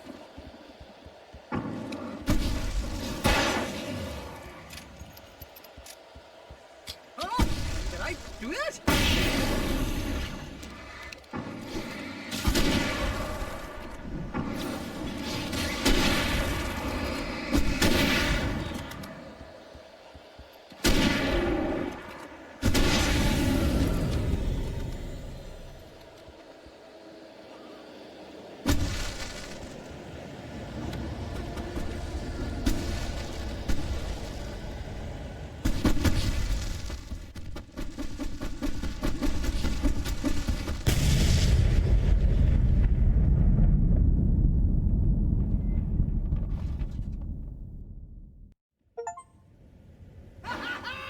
That was awesome!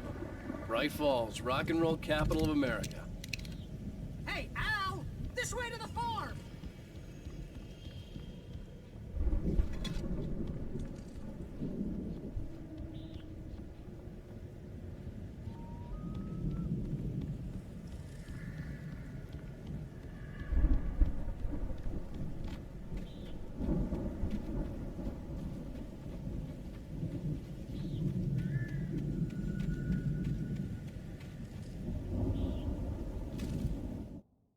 Deputy Mulligan tuned Thornton's chatter out. He didn't think riders were particularly useful people, and a huge manhunt for one struck him as idiotic, certainly not worth the missed opportunity for coffee and pie. It wasn't even clear what the man had done, except run from them at the trailer park. Mulligan knew he wasn't alone. The sheriff's patience with the Fed was running out.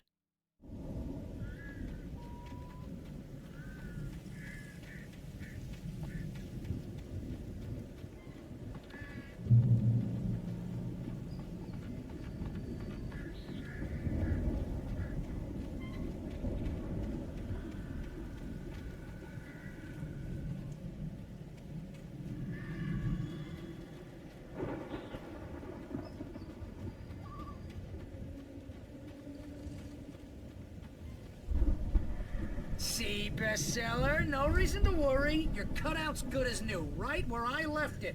I'll come back for it once we have the place secured. Yeah, that's been my biggest worry all this time. We need to get this thing moved out of the way. This is as far as I got before they ambushed me.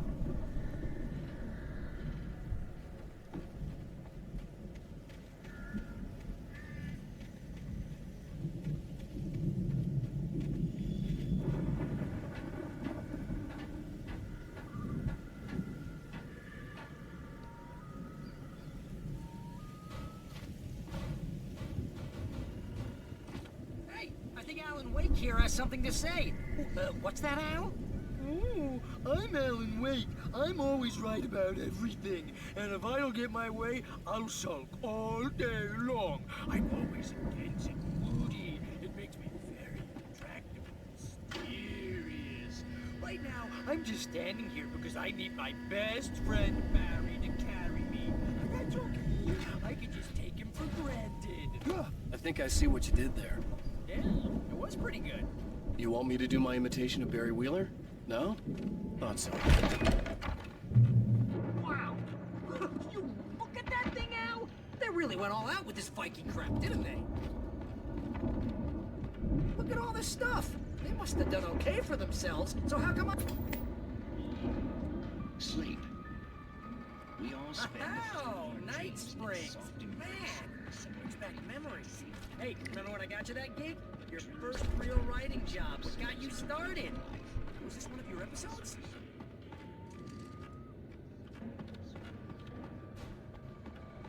Tonight's episode. The Dream of Dreams. That's by someone else. We join Mr. Jones as he explores the endless dreamscape, only to be brought to a sudden stop by a decidedly mundane situation. A long line of people. Hey, Jones, right? Listen, we're gonna have to wait until his highness over there is getting ready. Oh, wow. Who's that? You don't know him. What do you do? He's the guy It's 1976. Madness reigns at the Anderson farm. Contrary to all logic, the headiest ingredient of their moonshine is unfiltered water from Cauldron Lake. The Andersons feel like gods. Odin can't stop laughing. He contemplates cutting his eye out. Tor runs across the field, naked, shrieking, hammer in his hand, trying to catch lightning. Their songs have power. Something ancient is stirring in the depths, coming back.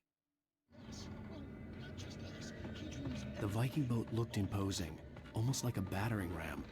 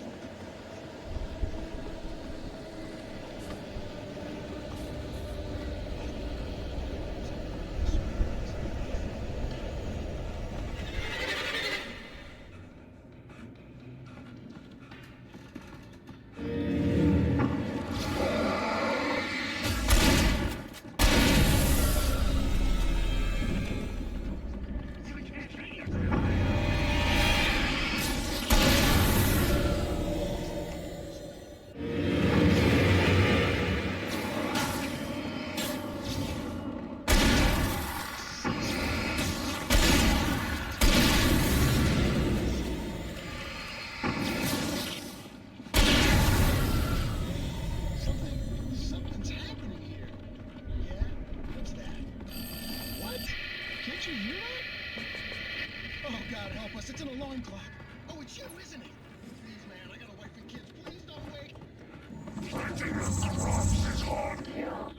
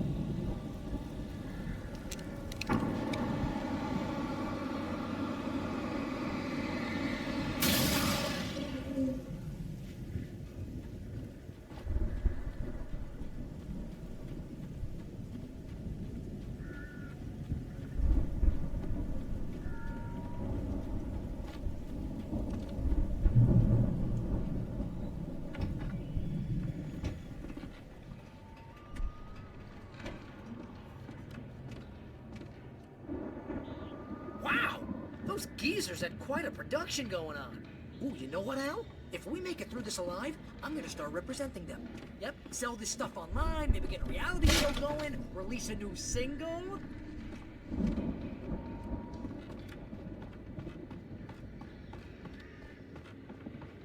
Be careful, Al!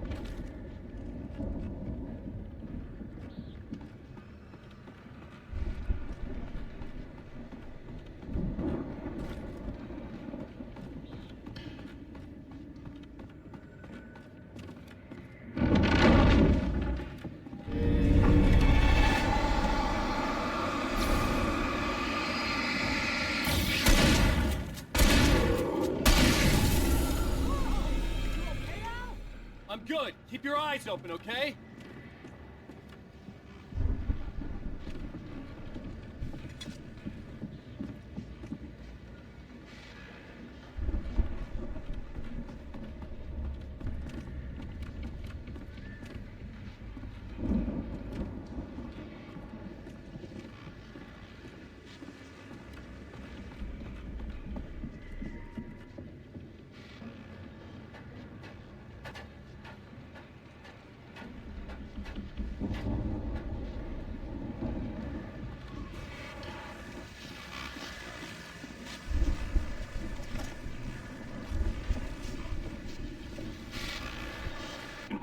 As you regular listeners know, I tend to work through the night, but I'm not the only one. Deputies Mulligan and Thornton are taking a couple of moments off their busy schedule to join me here in the studio. Boys, how busy are you now? Deerfest is almost here, isn't it? I bet that keeps you in business. Pretty busy, yeah. Actually, Pat, we've been real busy with other stuff, which concerns an ongoing investigation. Can't talk about it. I wasn't gonna say anything. Just saying we got, I could see the building that had to be the Andersons' home on the other side of the field. It wasn't far now. I wasn't worried about trusting the ramblings of two burned-out geriatric wrecks. They had the goods.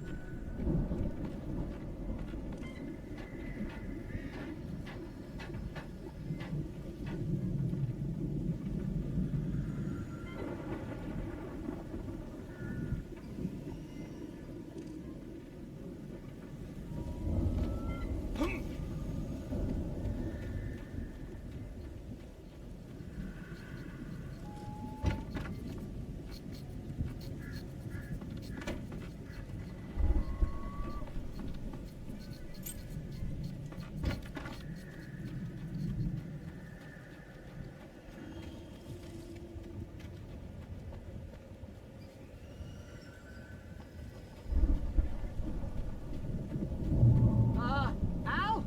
Is that you out there, buddy? Yeah, it's me. Hang on. Hey, let's go, man.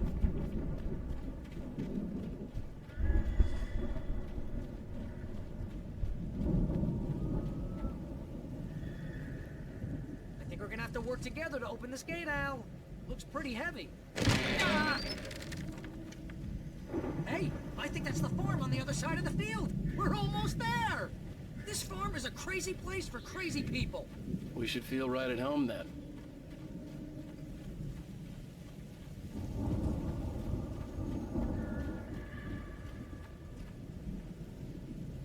Come on, one more gate. Let's do this thing. Come on.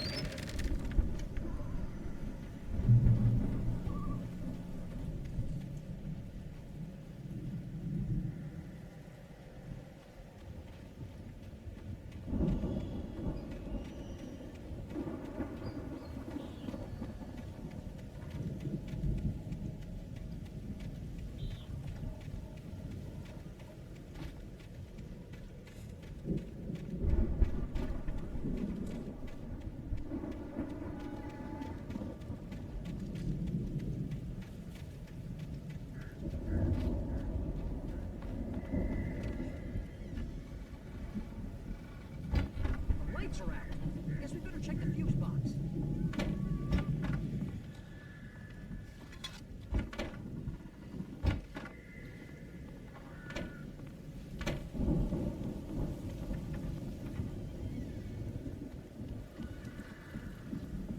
The power downstairs was out, but I was sure I could fix that at the fuse box.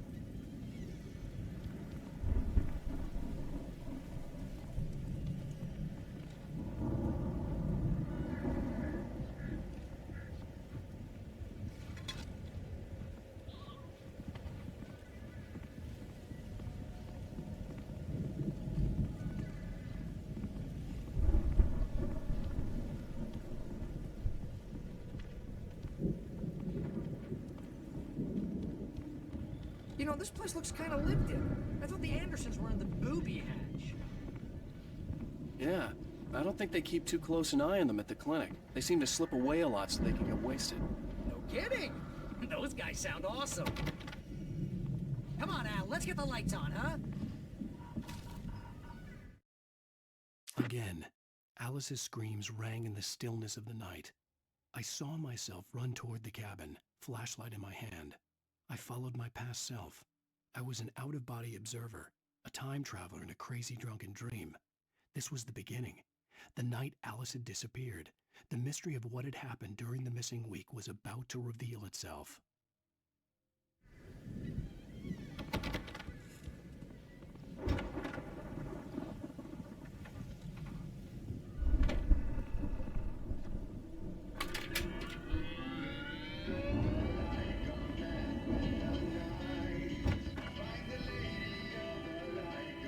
Can you hear that, Al? Music? Of course. We need to find where it's coming from. That's the message the Andersons talked about. That's the whole reason we're here. Lady of the Light? Oh, that's gotta be... What's-her-face? The crazy lamp lady from the town. Cynthia Weaver. Right. Must be.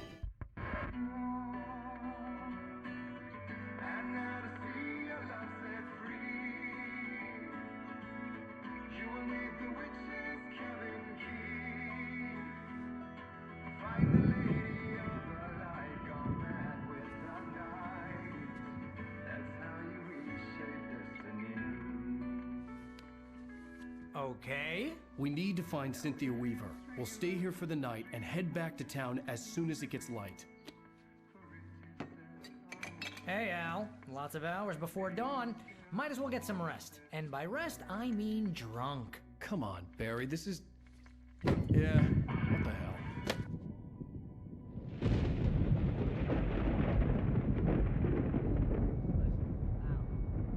I'm sorry about this.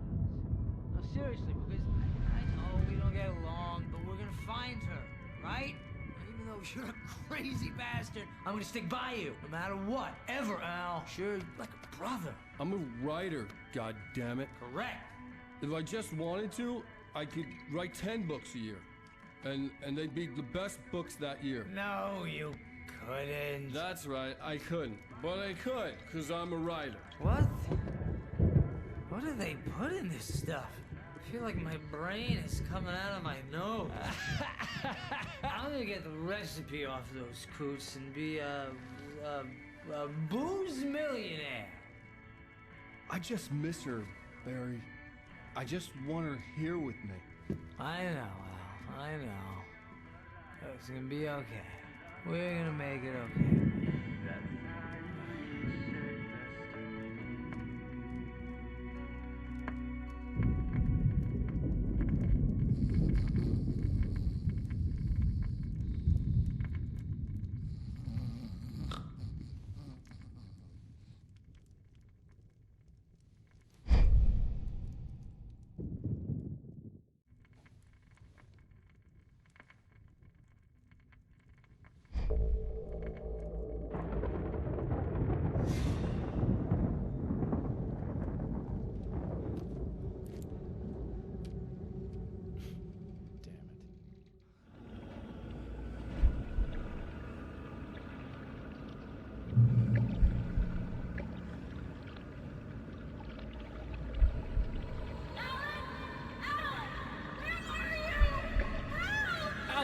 I'm coming! It's all right! I'm coming! It was a crazy drunken dream, and yet it was more than that. It was the truth, a suppressed memory unearthed by the Andersons' moonshine. I was there, an out-of-body observer. This was the night Alice and I had arrived at Bright Falls, the night Alice had disappeared. I had a chance to find out what had happened. Alice? I remembered Alice! being surprised to see the cabin dark. Alice would have never turned the lights off. I remembered thinking I caught a glimpse of her form underwater, sinking into the darkness. Diving after her was the last vague memory I had of that night. After that, the next thing I could remember was waking up behind the wheel of the crashed car and finding the first pages of the manuscript. Beyond this lost memory, there was nothing. I had to follow the footsteps of my past self to find out what had happened that night. I couldn't find her in all that blackness. I must have thought she drowned.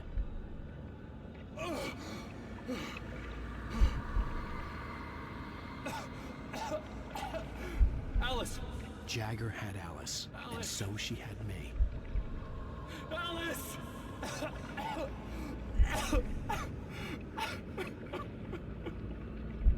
I'd been easy prey. Look at the cabin.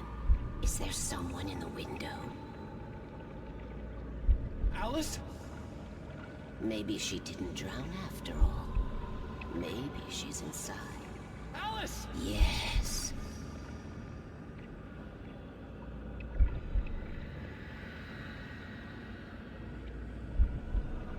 The dark presence had touched me. She had dug her nails into my brain and used me, made me her puppet.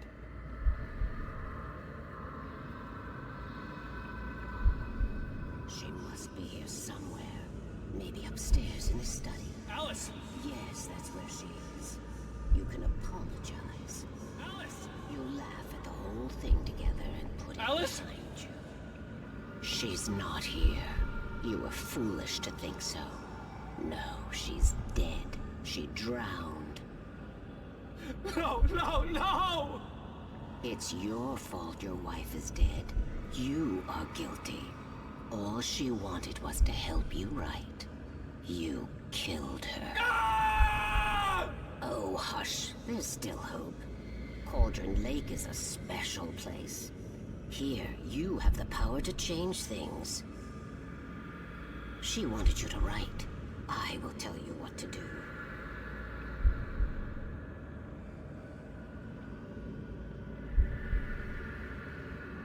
You can write her back. The story will come true, and all will be well again. She had Alice, and the manuscript was the ransom for her.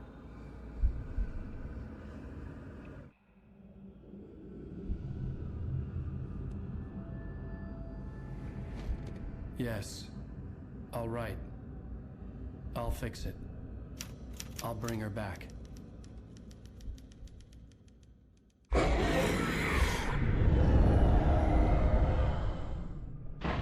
No. I wrote it. I remembered it all now. In the dark, I'd written for days, a week, almost a complete manuscript of a novel entitled Departure.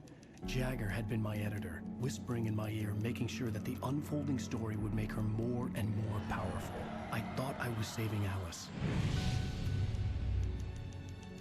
Even with the cobweb she put in my head, some part of me had been aware enough to write my escape into the story, to bring a light into the cabin to release me before I could finish, to interrupt the horror story before the ending, where darkness consumed everything and everyone. Zane was weak and far away, but I had written him into the story, and his light had been enough to set me free. It isn't here now. I'm here because it was written. I brought the light to set you free. You must hurry. It will know I'm here. It will be back soon. It stole the skin of my Barbara a long time ago. She looks so old.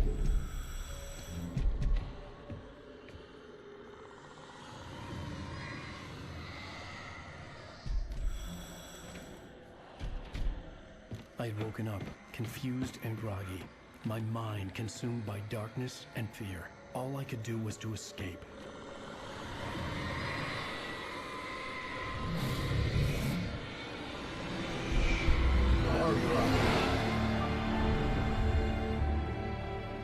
The week spent in the cabin had taken its toll. I was barely conscious, and fading fast. It had to have cost Zane terribly, thrown him even deeper into whatever dark place he now haunted. But he had managed to weaken the dark presence, kept me safe that night.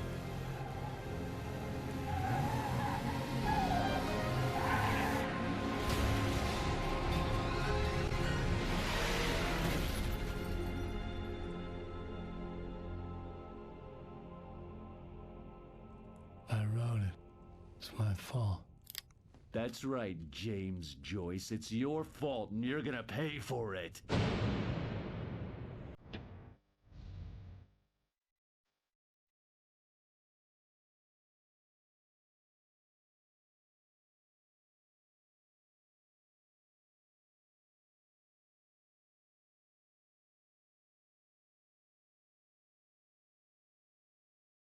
Previously on Alan Wake. Under the influence of the dark presence, I wrote a horror story that is coming true. Jagger had been my editor, making sure that the unfolding story would make her more and more powerful. Some part of me had been aware enough to write my escape into the story. Together we can create something absolutely wonderful. The lake, it does something to the works of art created here. It makes them come true. My mom gave me this old light switch. The clicker. Alice is being kept in a dark prison. I need to find Cynthia Weaver to fix this. It's your fault, and you're gonna pay for it. Well, we're expecting a record crowd from the neighboring counties. Naturally, we hope to break the record set by last year's Moose Fest in our neighboring town, Watery. Ladies and gentlemen, some people have asked me, what's the big deal about Deer Fest? And I think that this sums it up. It's about friendship and community. We've got a great party coming up, but let's try to hold it in until tomorrow and get through the night in one piece, all right? I have it. Someone will come for it when the time is right. Thomas said so. He wrote it. The key is insurance. It's my job to keep it safe. Safe in the light. Always in the light.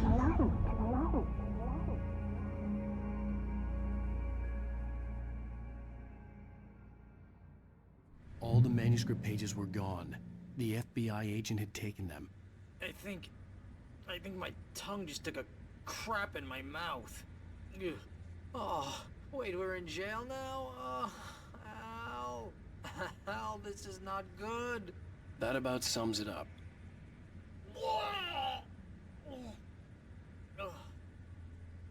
Oh, I am never drinking again. I need to talk to Weaver. She's the one in the song. The Lady of the Light. What, the crazy lady? Ugh, whatever you say, Al, but we're stuck here. They're not gonna... even interviewed Wake. I had some reading to do first, Sheriff, and let me tell you, it was an interesting read. Well, I've got you now, Raymond Chandler. It's all here. All the evidence, including conspiracy to murder a federal agent. There's no way you're walking out of here. You hear me in there, Bret Easton Ellis? Huh? Agent Nightingale, I want to talk to your superior. Well, we all want things, Sheriff. I wanted my... Look, that's not possible right now. Agent Nightingale, I insist.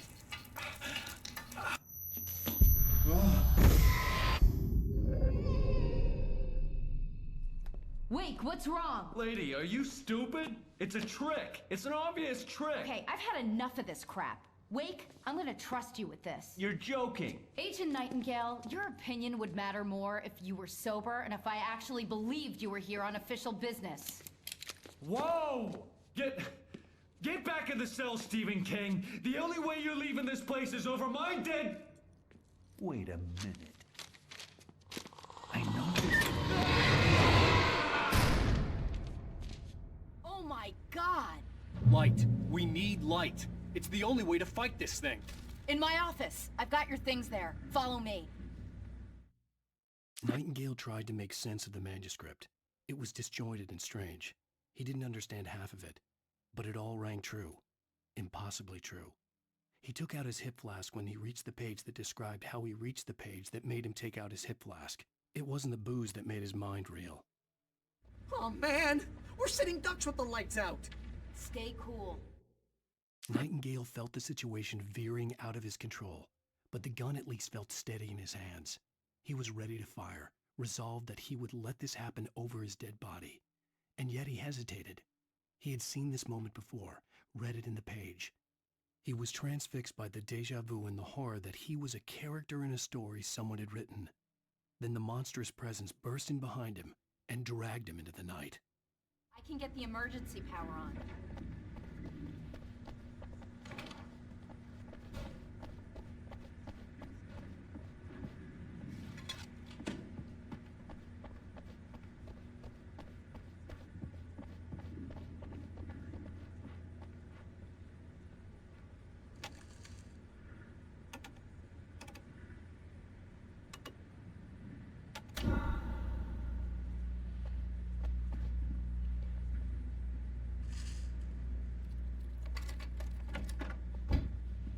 Here are your things. Wake, what do I need to know? What do you need from me? They can be hurt in the light, only in the light, and I need to find Cynthia Weaver. She can help me stop this. Light. Check. Cynthia. She lives in the old decommissioned power plant. I can get you there pretty quickly in the rescue chopper. Come on, let's get back to your friend. Wheeler, I need you to stay here. What? No! We're going to fetch our ride, but I have friends who need to be warned about this, and I can't be in two places at once. I need your help. Well, okay. Here's a list of people and phone numbers. I need you to call them and tell them you have a message from me. Night Springs, okay? They'll know what to do. Night Springs? Like the TV show? Gotcha. Oh, hey, that radio guy is on the list. Maine. Who's Frank Breaker? He related to you? My dad.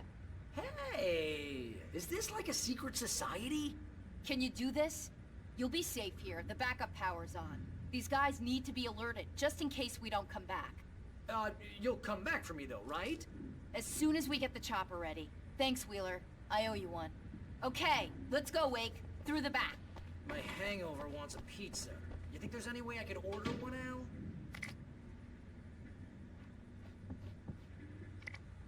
Hello, Mr. Breaker? This is Barry Wheeler.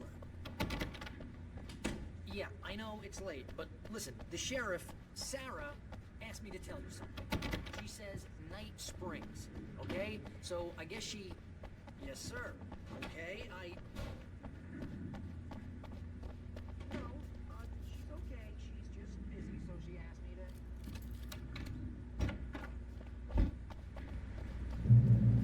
Oh, hell. Whatever took Nightingale must have broken the gate controls. We can't reach the gate's control box from here. We need to get to the other side over the rooftop. I'll go.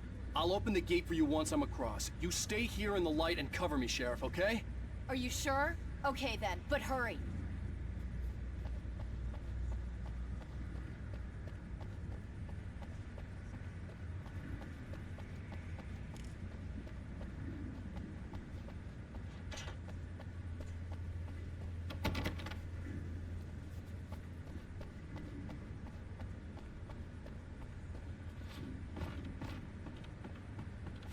I needed to reach the rooftop to get to the other side of the broken gate.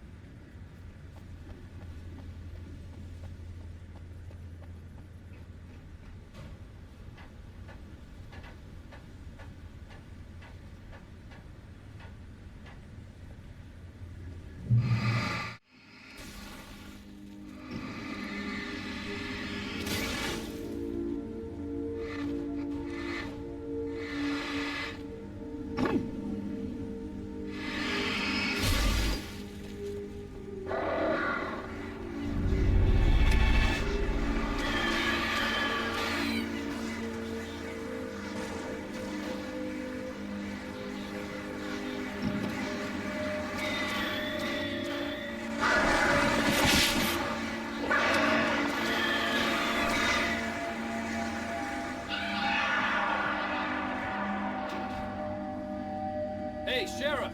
Your password. Night Springs? What's that all about? It's a stupid joke we had. Fright Falls is the original inspiration for the TV show. This town can get weird at times. Never this weird, though. You need to bypass the damaged control box. What am I, an electrician? Hold on!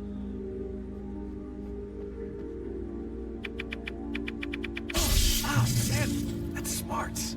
Good job, Wade. Okay, stick close. Our first stop is the town hall. The keys to the chopper are there.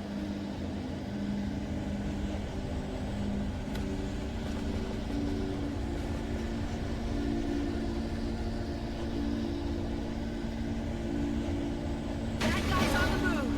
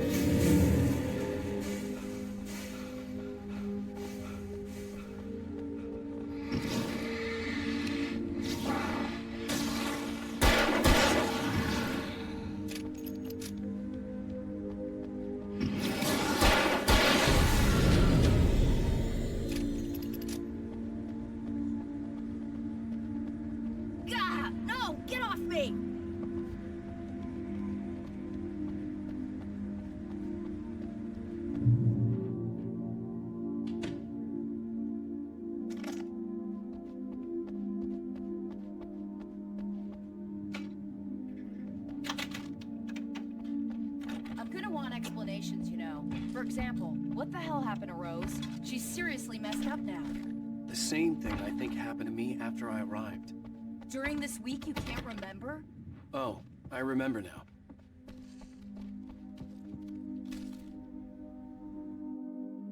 Barry was in his element, making calls, making things happen, even if he didn't entirely know what those things were. He wouldn't let the hot sheriff chick down. Even if every noise he heard from outside, and he heard plenty, made him jump. He had only paused to text Al a message, told him to hurry up. Suddenly, Barry froze in mid-dial. A window broke somewhere in the building, and then the lights went out.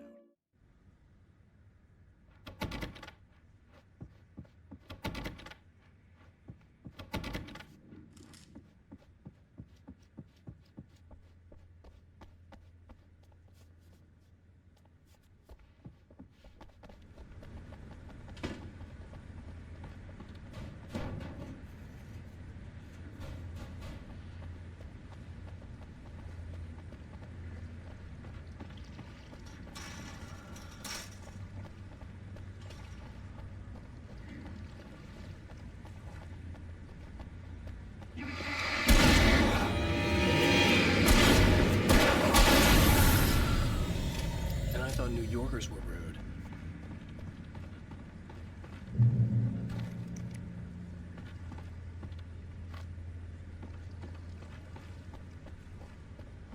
You have the right. I understand these rights.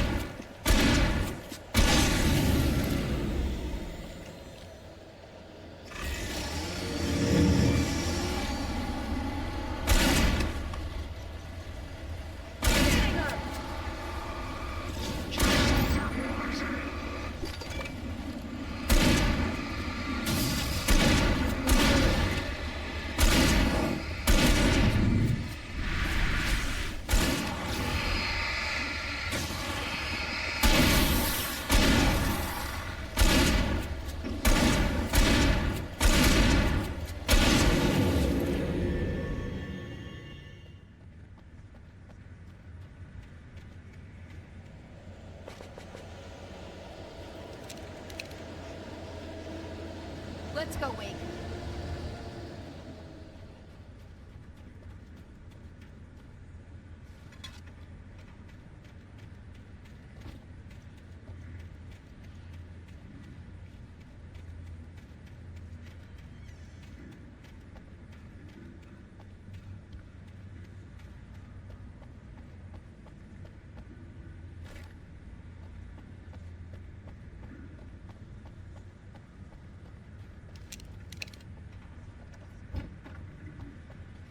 Okay, someone's messed with the fuse box here, but you should be able to jury-rig it while I find the keys. I already got electrocuted once today. How about I look for the keys and you get burned for a change? Fine. They should be in the clerk's office on the other side of the building, near the main entrance. Gotcha.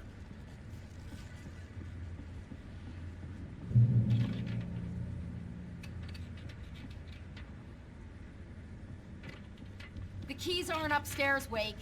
I'm just gonna take a quick look.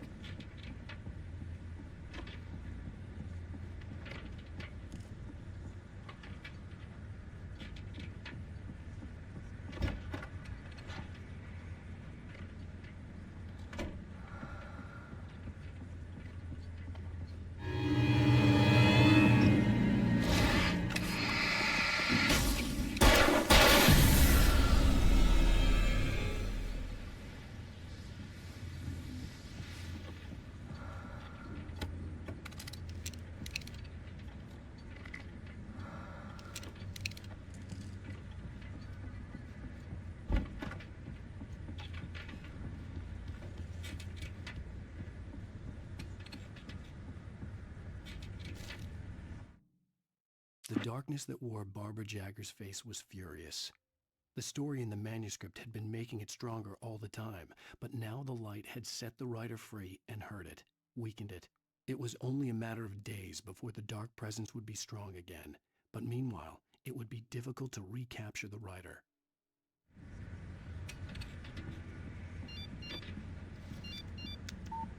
The message was from Barry. He was getting worried at the station. He wanted us to hurry.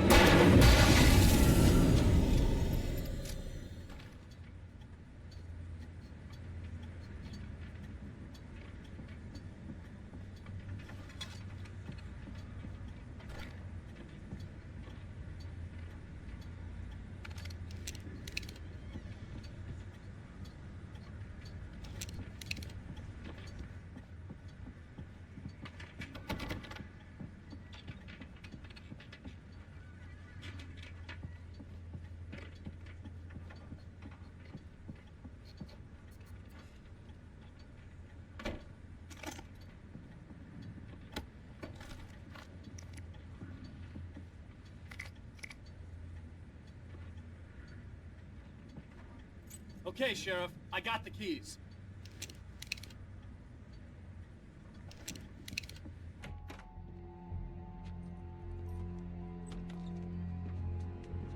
Barry? Why isn't he inside? Oh God! Oh God!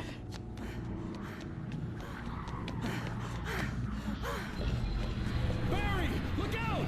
Barry, move!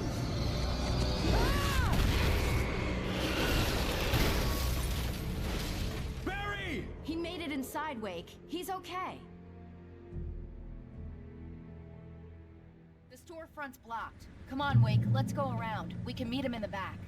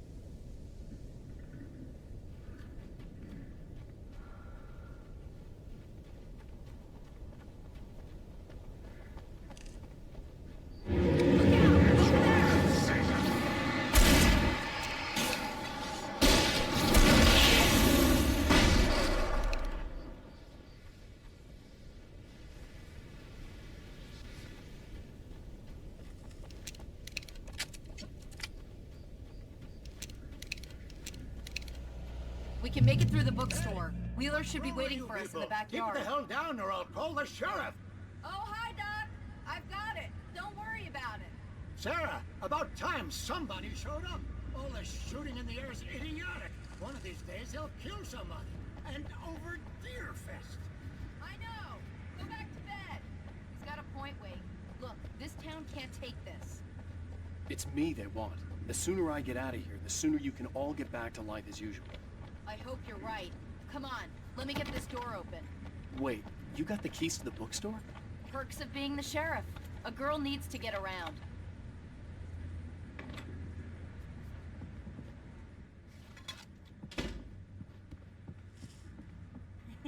They're really taking advantage of your presence here, Wake. I heard they're selling a lot of your Alex Casey books.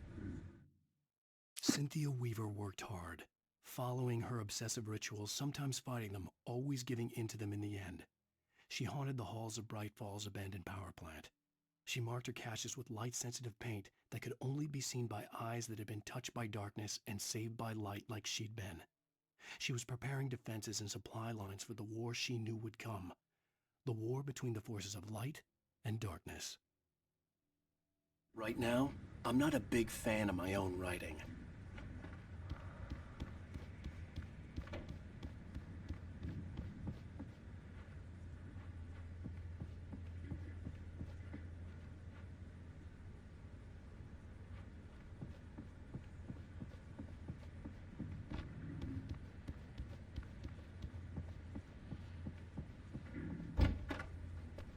I don't see Barry. Look! Wake! Maybe that's him. That's the way to the chopper.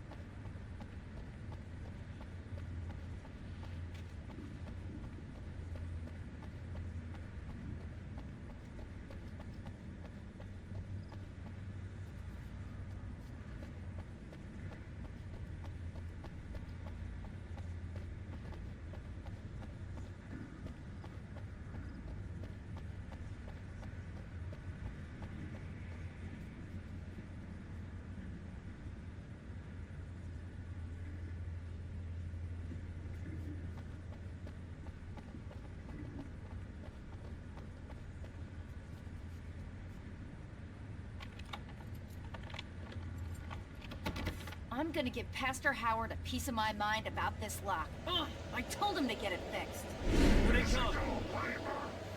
Let's take a break.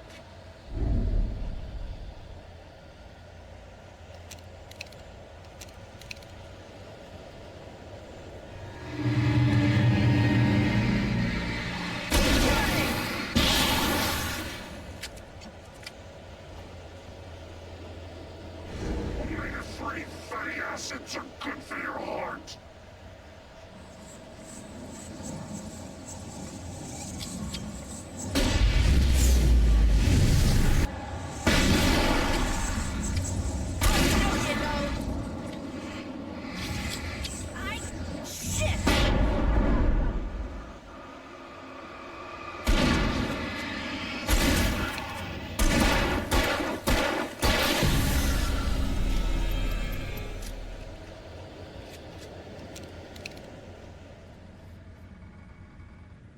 Okay, it's open. Let's go, Wake.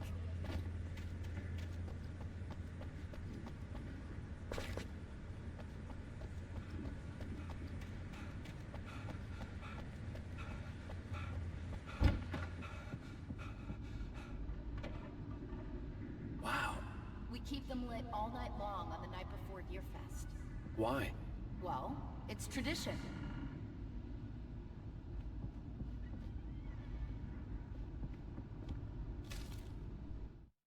For it to be free, the Dark Presence needed the writer to finish the story.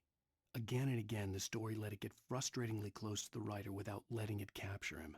It was bound by the events depicted in the manuscript, but it could pursue the writer indirectly, put others on the task, and stop those who would help him. It took over everything in its path, made them its puppets, and sent them after Alan Wake.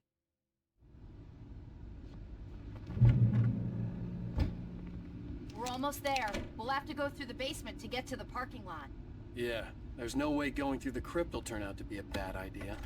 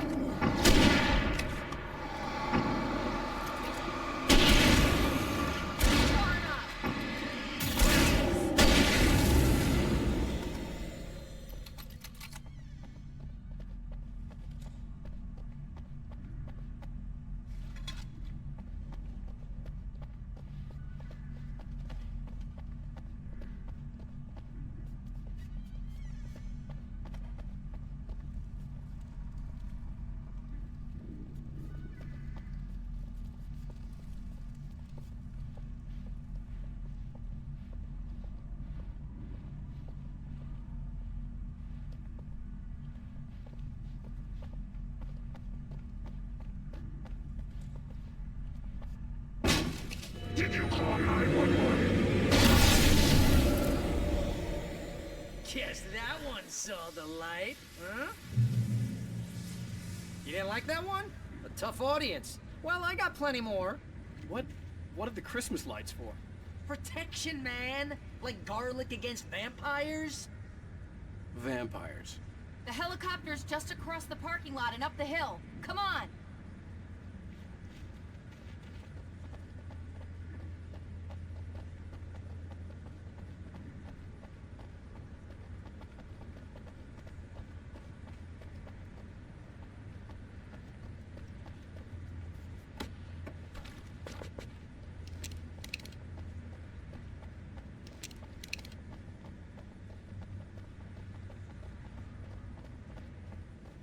Bright Falls General Store is now my favorite place in the entire world.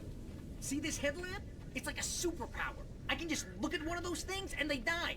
It's my flaming eye of Mordor. I wish I didn't say that. Yeah. Hey, I want a headlamp. Last one. Bastard. Alice had screamed until she had no voice left to scream. Around her, the darkness was alive. It was cold and wet and malevolent and without end. She was a prisoner, trapped in the dark place. The terror would have burned her mind out, but one thing made her hang on. She could sense Alan in the dark. She could hear him. She could see the words he was writing as flickering shadows. He sensed her too.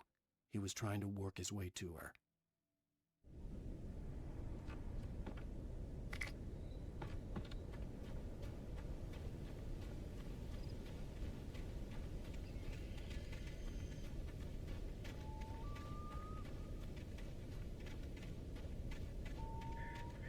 Someone throws a damn school bus at your head and you're about to take a helicopter ride with someone who may or may not have a pilot's license or cleared for departure.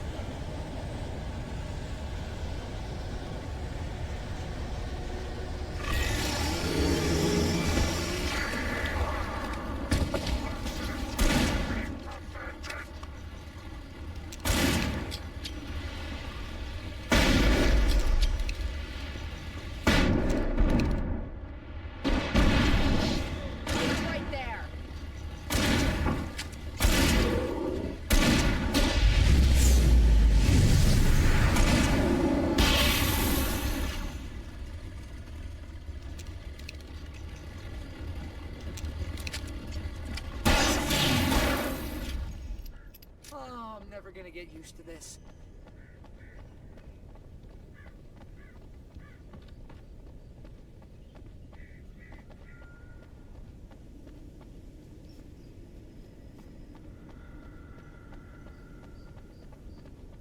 The helicopter's just up ahead. I'll need a while to prep for takeoff. Don't take too long. I want to get out of here.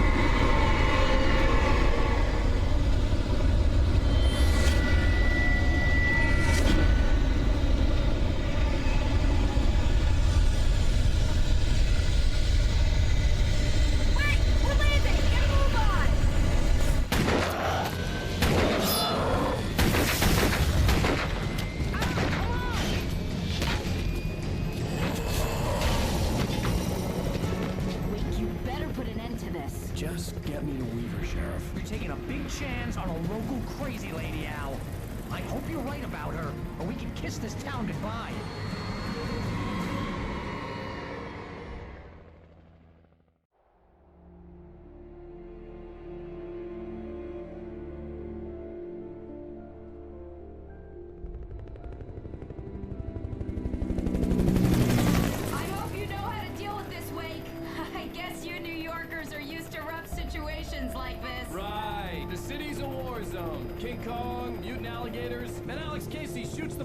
Every weekend. Look, I never even carried a gun until a couple of days ago. Well, my dad used to be a cop there. Tells some pretty wild stories. Stuff like this? No, just normal bad stuff. Kinda like your books, Wake. I used to tease Dad that he was just like Alex Casey. You've read me. Oh, sure.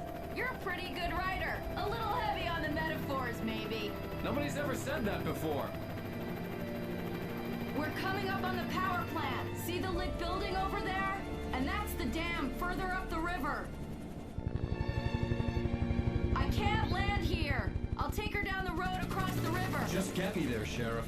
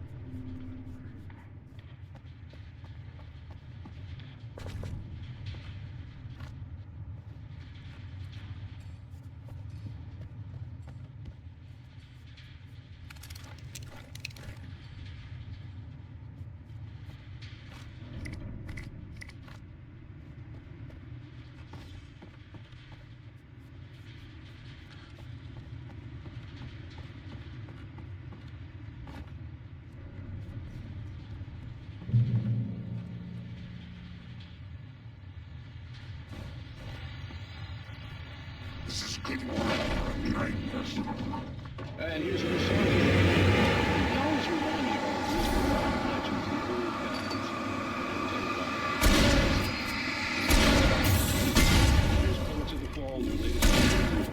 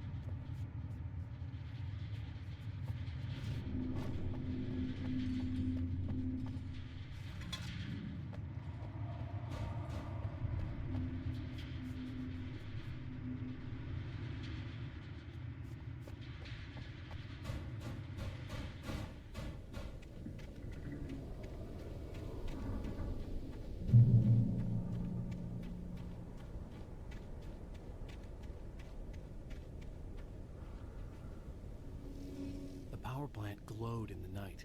It was close, but I had to find a way across.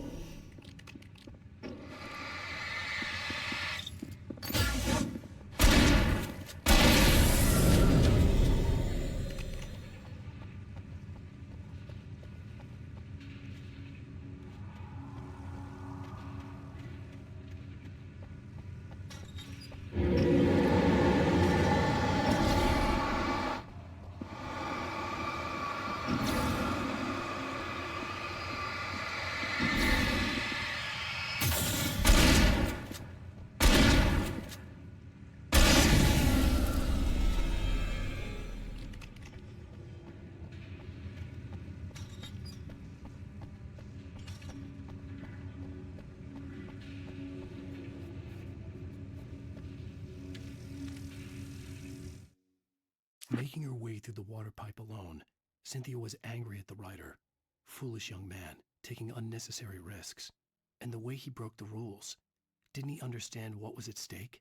Since the terrible days in the 70s, she hadn't wavered once, as hard as it had been. She was tired of protecting the town all these long years, and now only wanted to rest.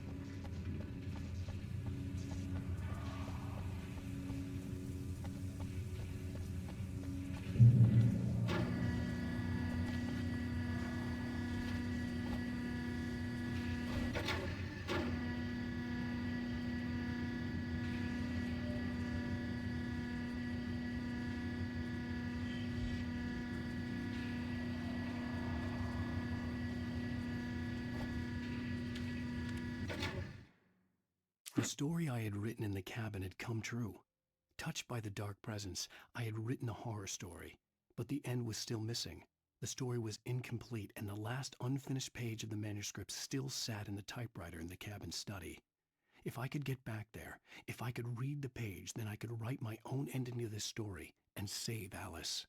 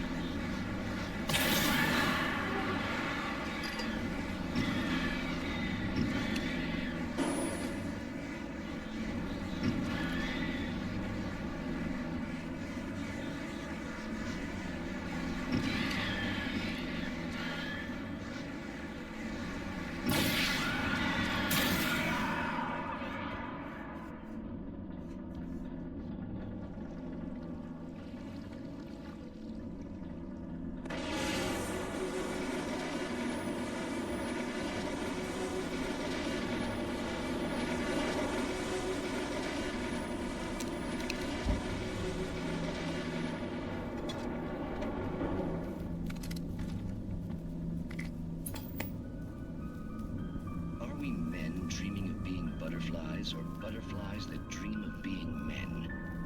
Such philosophical concerns are by necessity abstract.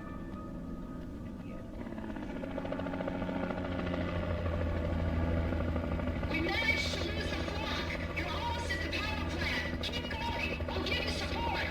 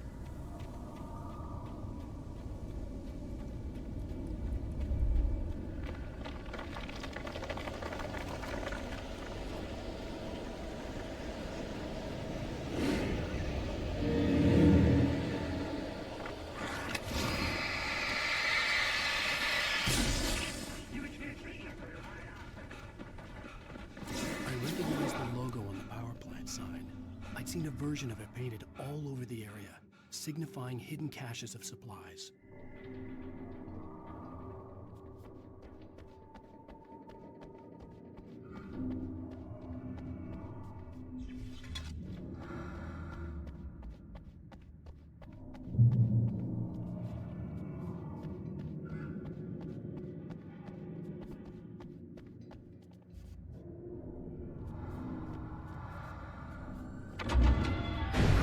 Hold it right there! Miss Weaver, Cynthia, I'm a friend. Prove it!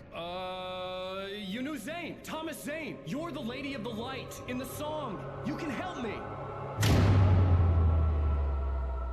About time. Young man, I've been waiting a very long time for you.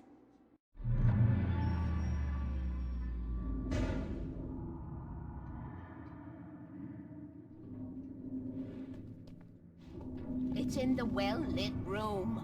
Excuse me? What you'll need to drive the darkness back. The well-lit room is at the dam. I built the room to keep it safe.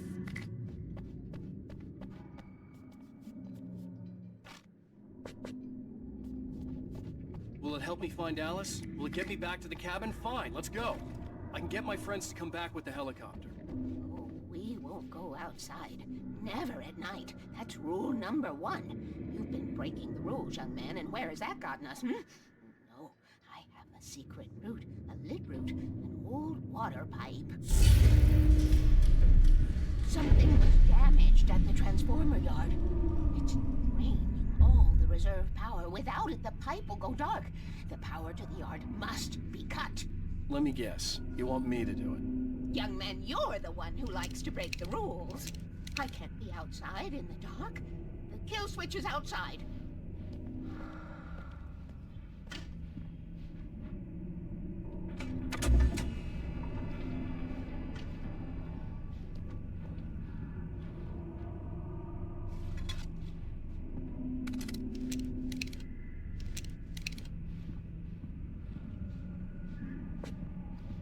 I have been preparing for these times, the dark tides. You have found my caches, haven't you? You can see the signs. Very few people can. Yes, please, take what you need. This is all for you, for the likes of us. We do Tom's work, don't we? Hurry! The switch is on the wall facing the shore.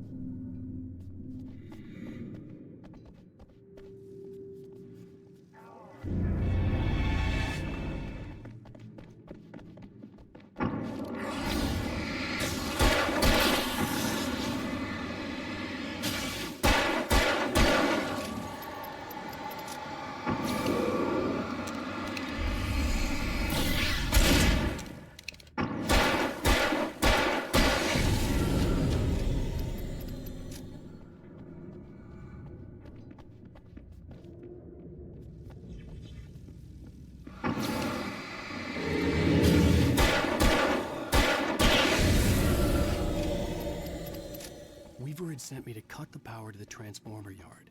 I was willing to do grunt work for her to get her to help me. I hoped Weaver was dependable.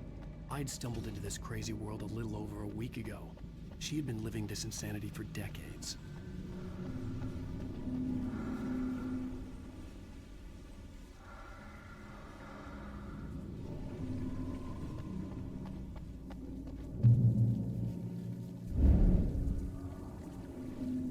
I could see the kill switch that would cut the power to the transformer yard. Now I had to find a way to reach it.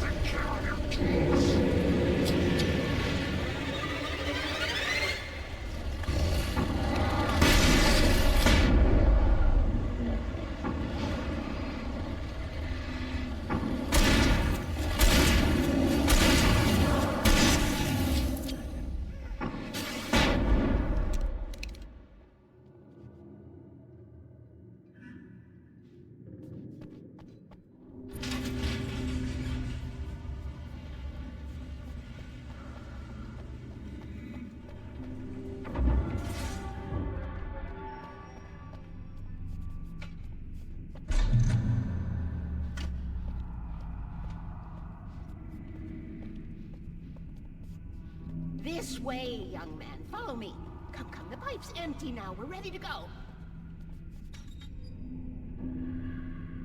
This way. We need to go.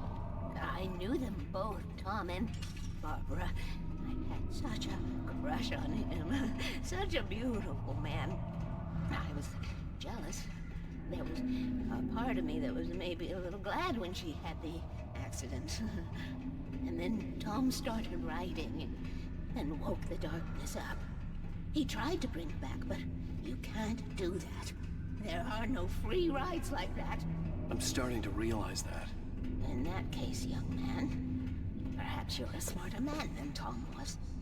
The witch looked like her, but it wasn't. Barbara was sweet.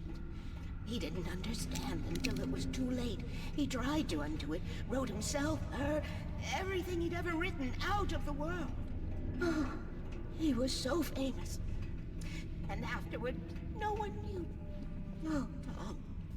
He left only one thing behind in my care, in case it happened again. Insurance.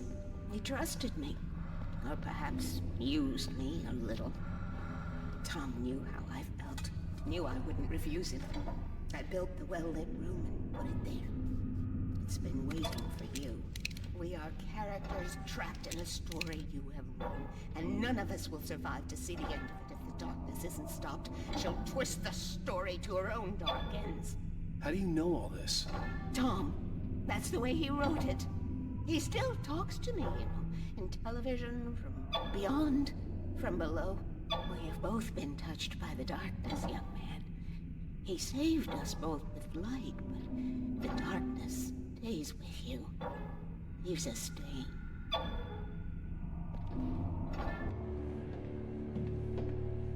This pipe will take us directly to the well-lit room.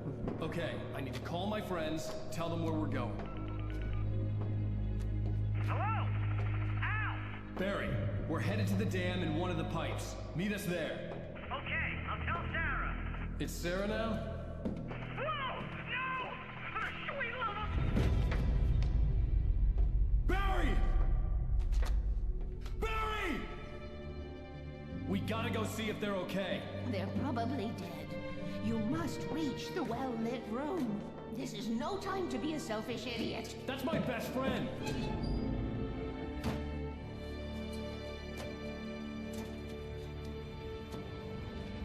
Well, be a fool. I'll use the pipe. I'll meet you at the dam if you make it.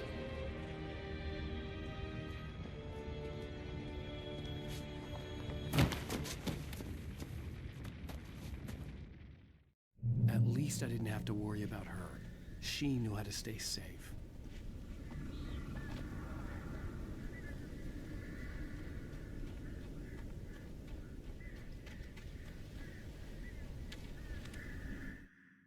Sarah was almost starting to relax. Maybe they could turn this into a win yet. Suddenly, there was a piercing sound, like a table saw gone wild, as 100 birds made out of shadows swarmed into the rotor. The chopper bucked wildly and the board lit up, telling her what she already knew. They were going down. Barry Wheeler screamed next to her.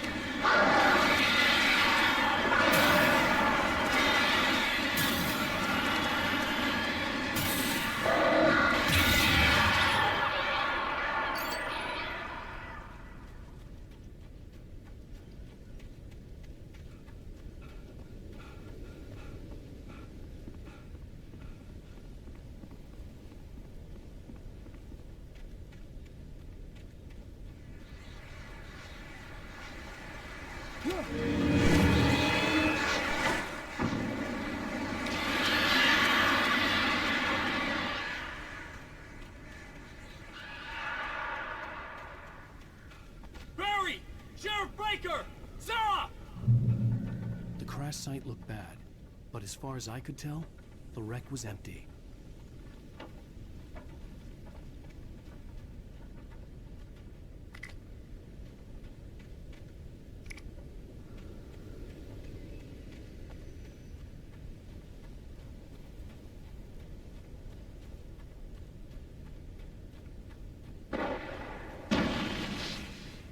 Barry! Barry! Over here! Here they come! Hang in there, I'm coming!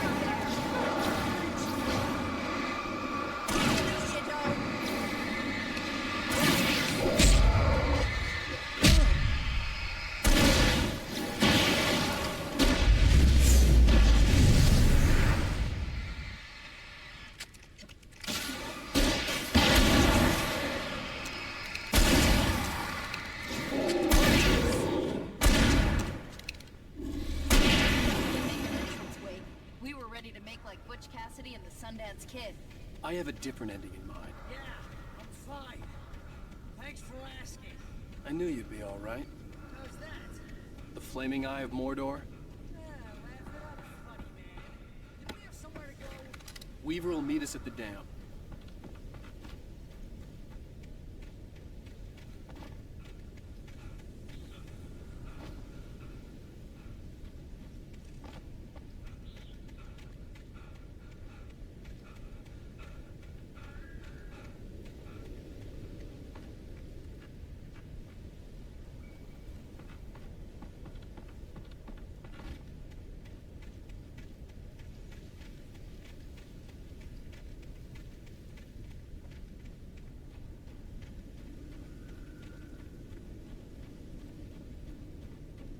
When you spend most of your night running uphill while a crazy bunch of demon hicks try to take your head off with an axe, you know your helicopter crash landed in Night Springs.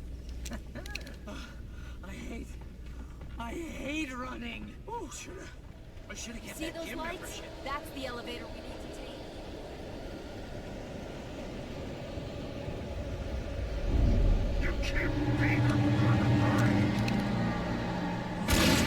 What the hell is that thing? It's everywhere! Oh crap, there's more than one of them! Nothing moves like that. It's impossible. Ah! Ah! Do something! He's too fast. I can't get a shot. No, there! Al, they're all over the place!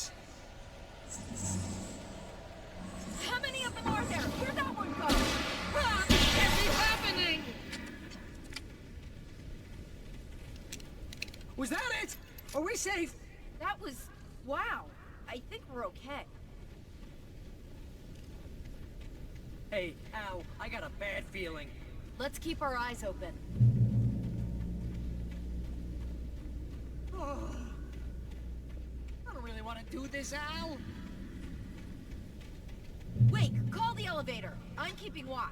I think I hear something moving around.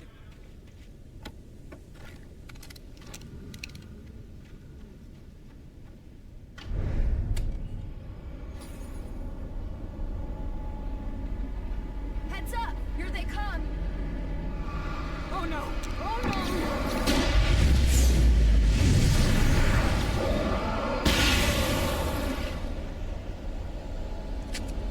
They're coming! We have to hold them off!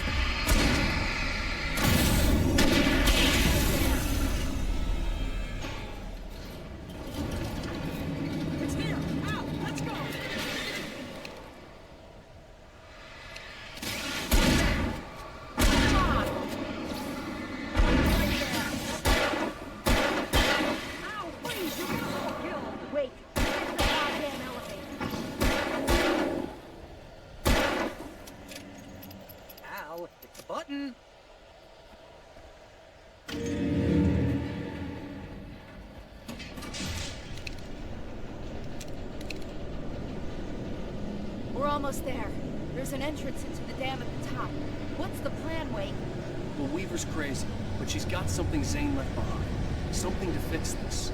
Gee, could you be a little more vague? Thomas Zane? Seriously? Might as well be Paul Bunyan or Bigfoot. Yeah, well, he was real.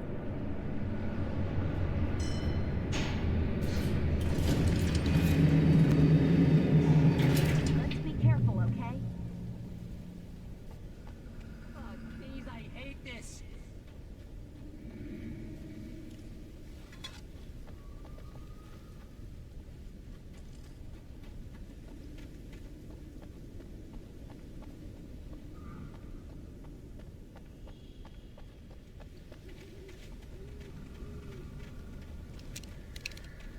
Okay, Wake. There's a button over there that opens the door. I think something's broken. Hold the button down so we can get in.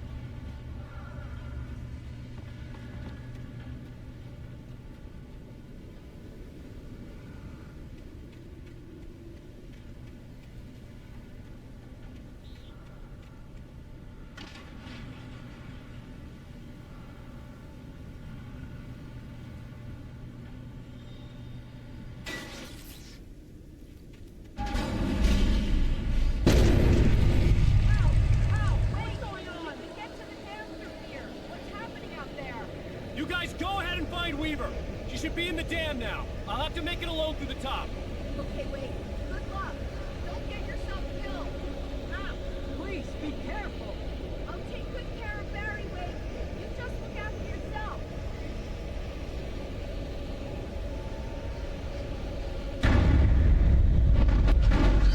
You gotta be kidding me.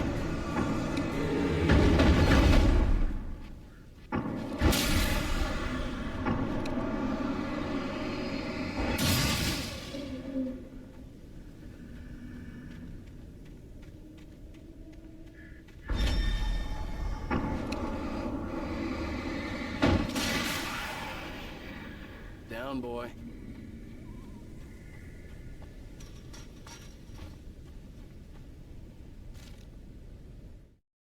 Thomas Zane knew he had to remove all that had made this horror possible, including himself. That was the only way to banish the dark presence he had unleashed and now looked at him through the eyes of his dead love. But he also knew that despite his best efforts, it might someday return. So even as he wrote himself and his work out of existence, he added a loophole as insurance, an exception to the rule. Anything of his stored in a shoebox would remain.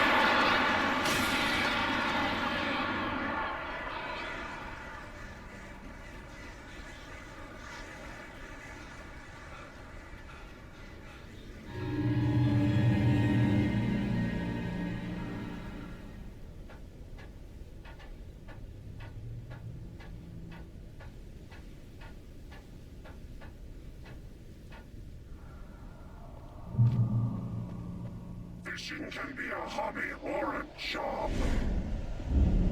I was ridiculously outnumbered. The searchlight could even the odds.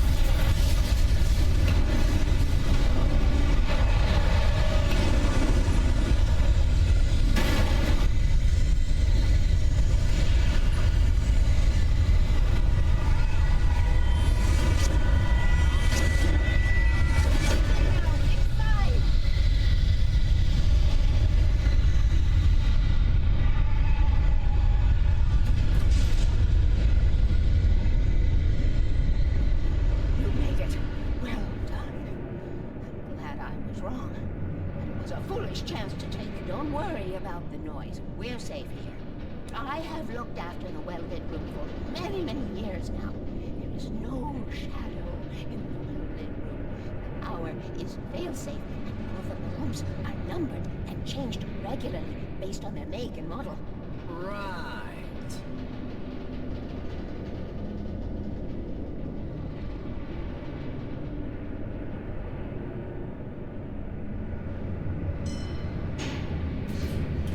There's an old army base at Raincoat Point. It was active during the Second World War. They operated here back then. They must have built this. Yes, they did. It's my place now.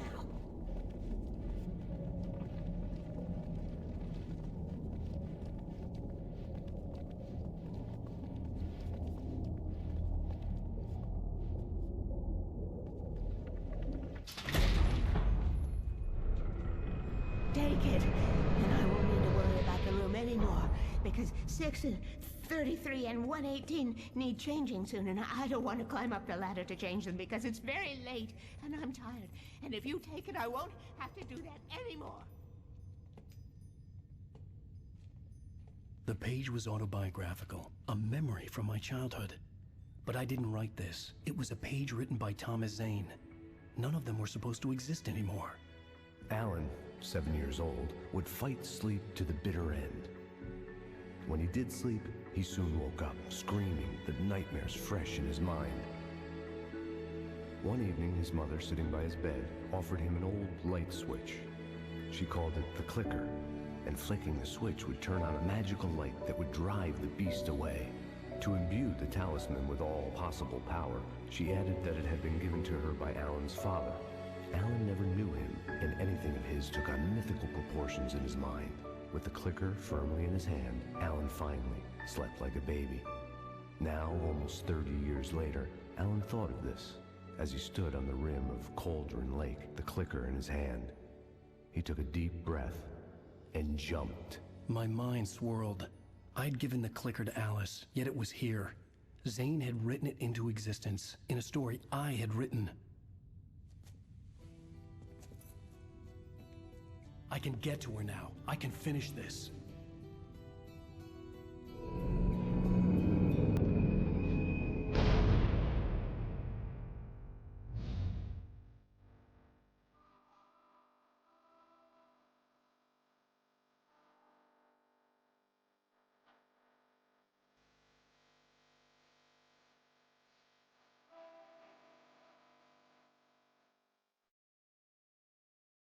Previously on Alan Wake, I wrote a horror story that has come true. Thomas Zane did the same in the 70s. You will go no further. If I continue like the Dark Presence wants me to, the story I'm writing won't save Alice.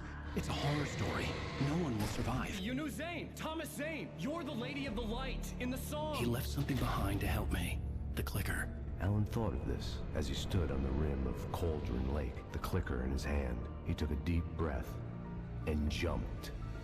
I can get to her now. I can finish this.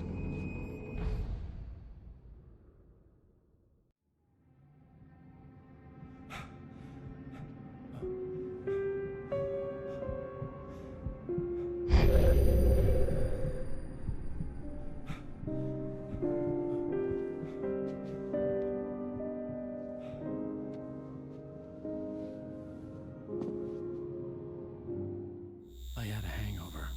My head was about to explode and the light hurt my eyes. I needed my sunglasses and painkillers to dull the pain. In one of my finer moments of self-deception, I swore to quit drinking.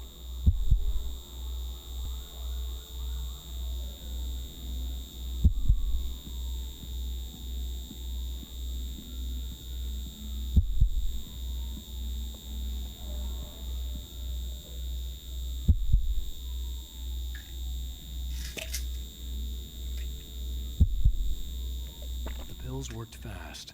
The prospect of being awake started to seem bearable again.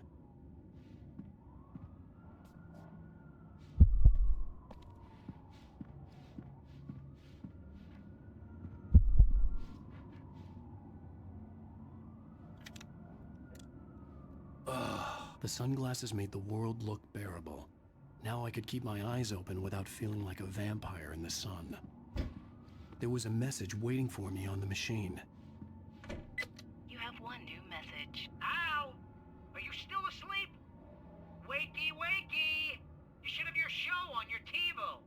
If Alice wasn't too mad to record it. As she called me earlier and really chewed me out. Yeah, we went a little overboard last night. But parties are a part of this business. Al, look, I'm saying this as your friend. She's not doing your career any favors by trying to run your life like that, okay? I'll talk to you later, Al. Watch the show!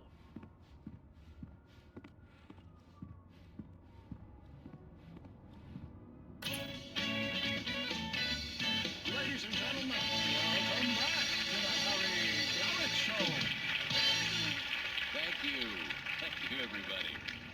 We have a great show tonight. I've been talking with the best-selling author Alan Wake about his new book, The Sudden Stop. Yeah, good read. Go buy it. No, it is a good read. Look, I'm gonna be honest here. Is that wise? No, but I'm gonna do it anyway. I got people who give me the lowdown on books. I'm a busy guy. But this one, I actually read from cover to cover. I mean, I'm a big fan. Wow, thanks. Now, this might be a spoiler for those who haven't read the book yet. Based on the sales figures, the 2 people out there who haven't read the book yet. But this last book is all about the death of the main character, the hard-boiled New York detective, Alex Casey. Now, there's been a lot of outrage about this. Why the hell did you kill Casey? What the hell were you thinking, man? Good riddance. No, seriously though. 7 years and 6 books is a long time. He was a gloomy guy to spend all your working hours with, and it was a good run. But it's time to explore new things. My next book will be a departure from the old for me. You selfish bastard, always thinking of yourself. Well, you've certainly given us a lot of entertainment over the years. And now that you mention it, Casey was a gloomy guy. Never had much luck with his love life with the ladies. Was that autobiographical in any way? Yeah, no kidding. Casey's lady friends tended to die on him. With Casey, it was all about his pain. No, nothing autobiographical about that. I'm a happily married man. My wife is my muse. Well, congratulations. That's great to hear. So, how's the publicity tour been treating you? Good. Great. But I gotta say, I'm glad to be back home in New York. Well, you've certainly been on the news a lot lately. Lots of parties and, you got into a fight with some paparazzi. Oh, man. Well, that guy was really in my face. I lost my temper. I know that wasn't cool. You are famous for that temper. Well, I did also write several books. Well, your latest novel is called The Sudden Stop, and it's in bookstores now. Go get it. That means the 2 of you out there who haven't bought it yet. Ladies and gentlemen, that's all we have for you tonight. I want to thank all our guests for the evening. Alan Wake, Sam Lake. Once more, do the face for a Sam. And our musical guests, Poets of the Fall. Thank you. At least I'd been funny. I told myself I could live with that. Hey, honey. Did you watch the show? I didn't say anything stupid if that's what you want to know. Okay, Grumpy. You want an aspirin or something? Are you going to start with me about drinking now? You know what? Go back to sleep, Alan.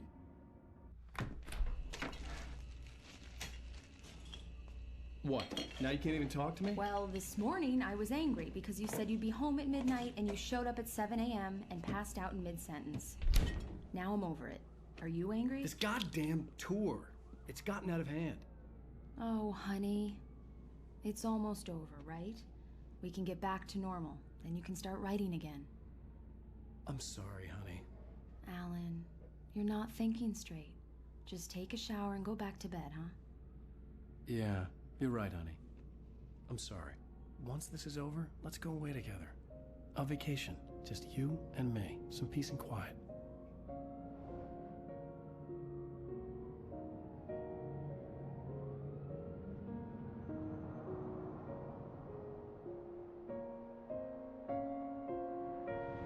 Somehow, the clicker was the key to the cabin.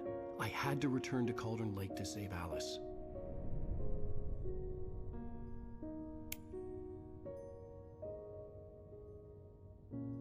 I'm going back to the lake to finish this. I'm going to write an ending to the story in the manuscript on my own terms, to make it all right. Why can't you just write it here? The last page is still in the typewriter. I need to read it first. Everything needs to be just right. Zane tried to cut some corners, and it didn't end well. Okay, ready when you are. I'm sorry, Sarah, but I need to do this alone. Barry, take her gun. Miss Weaver, close the door when I leave.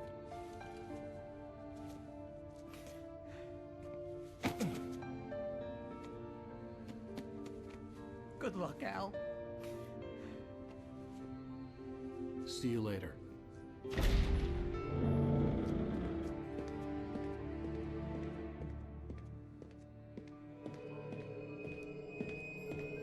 When I got out, it was warm and sunny. I'd flicked the switch of the clicker. Had it done this? I didn't stop to question it. I had to take advantage of the sunlight to get to the lake.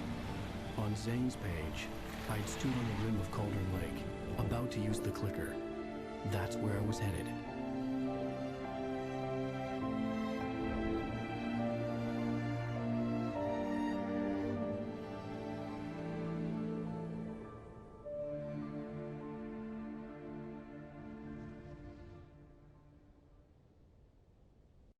Alone, in daylight, surrounded by the beauty of the Pacific Northwest landscape.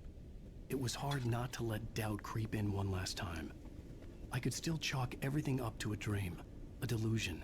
I had enough imagination to make up something like this, having been in the cabin all this time, trapped in a story inside my head, gone mad from grief over Alice's death like Hartman had claimed. There would be no way of knowing. I told myself it didn't really matter. My course was set.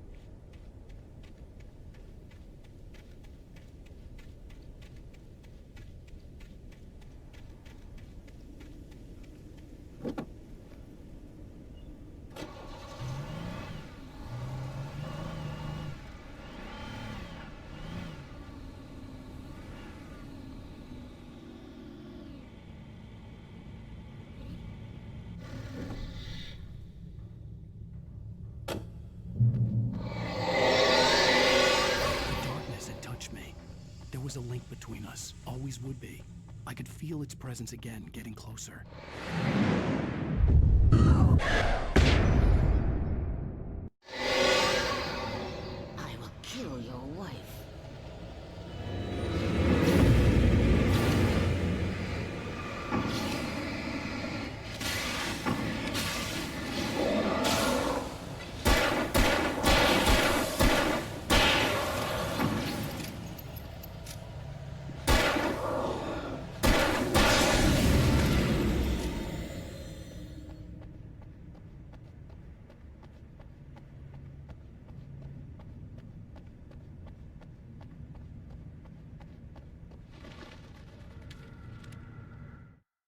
The dark presence was no longer trying to capture the rider so he could create the ending it wanted.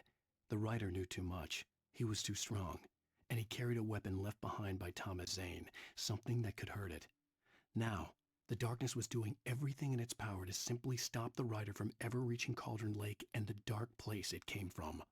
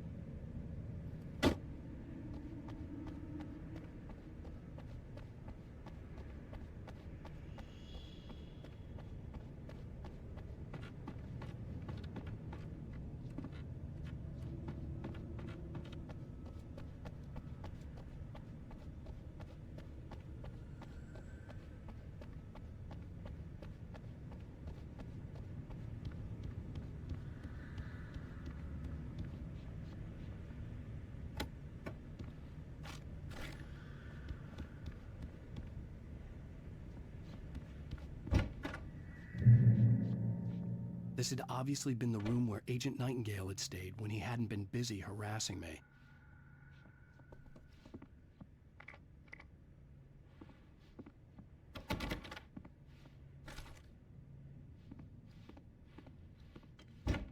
Look after yourself, man. Could have fooled me, pal.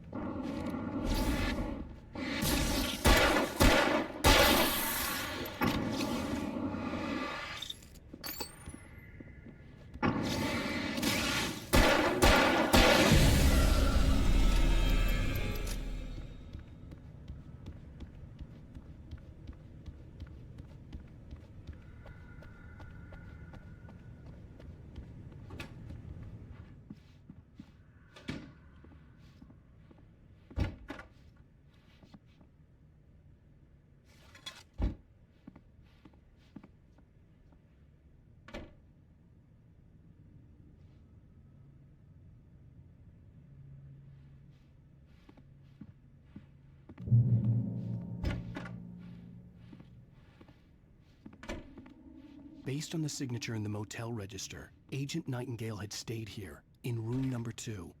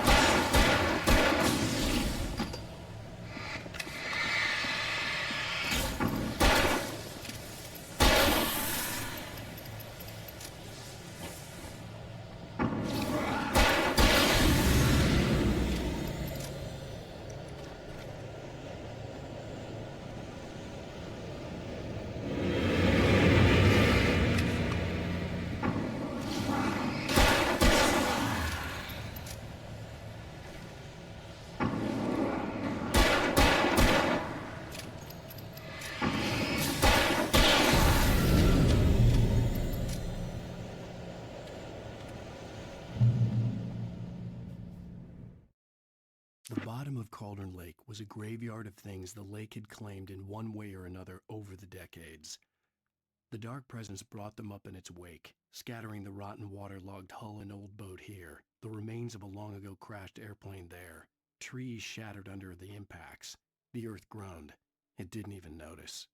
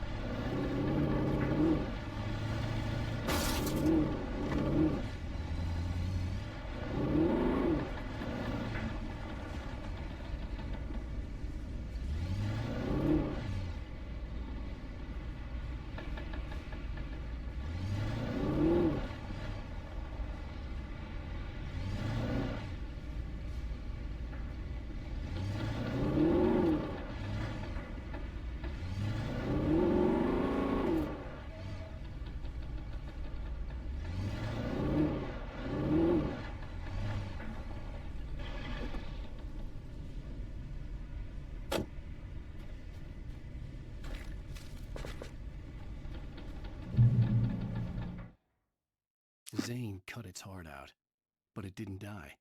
The thing that wore Barbara's face kept crooning sweet nothings sugar-laced with poison. He put on the suit, untied the monster from the chair. The thing in his arms thrashed weakly, but he held fast. He stepped outside, off the pier, and into the dark water, a sinking pinprick of light descending toward a bottom that never came.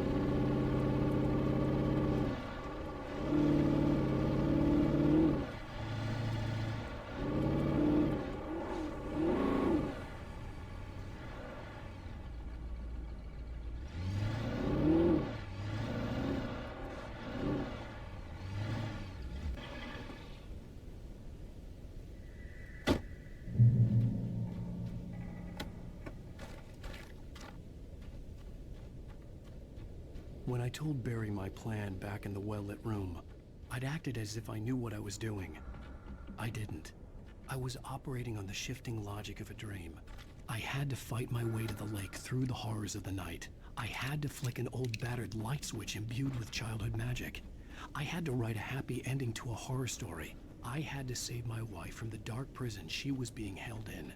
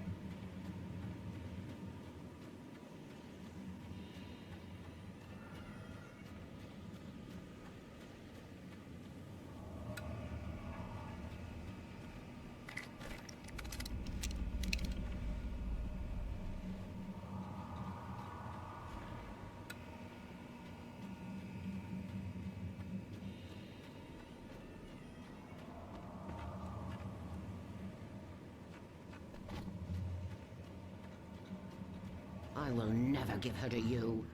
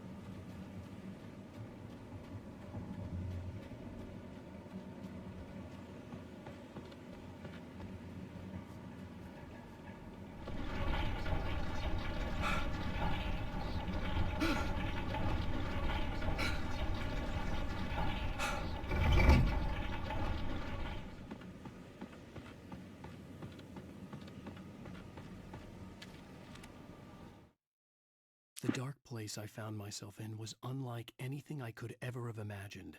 It wasn't solid. It flowed. It was conceptual and subjective.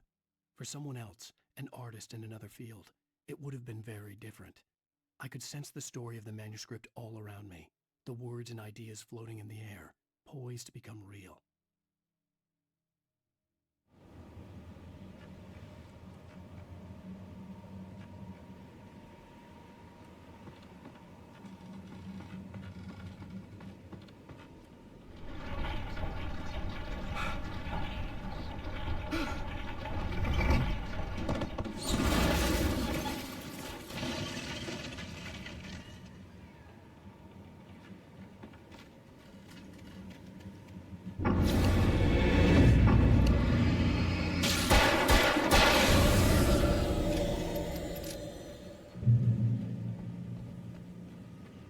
I could see Mirror Peak in the distance.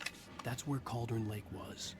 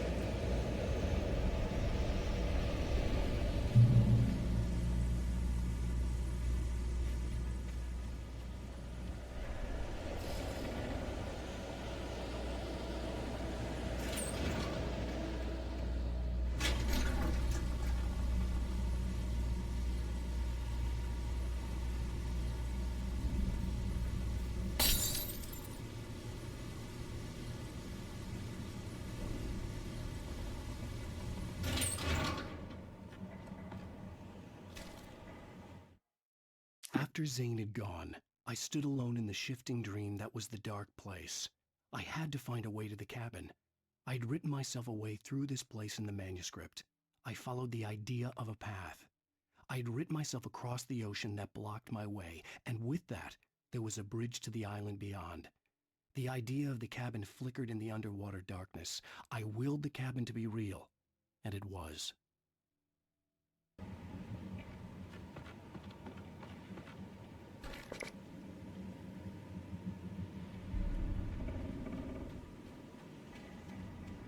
Turn back now.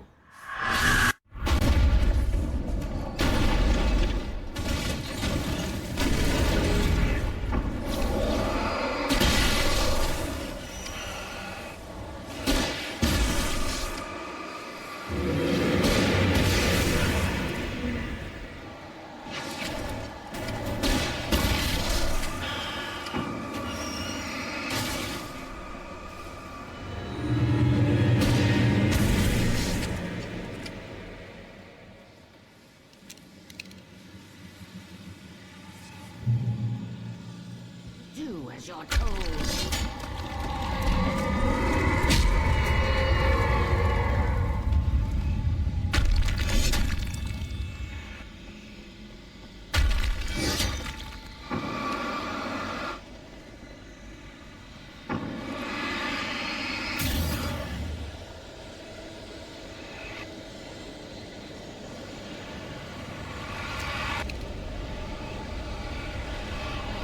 Never loved you.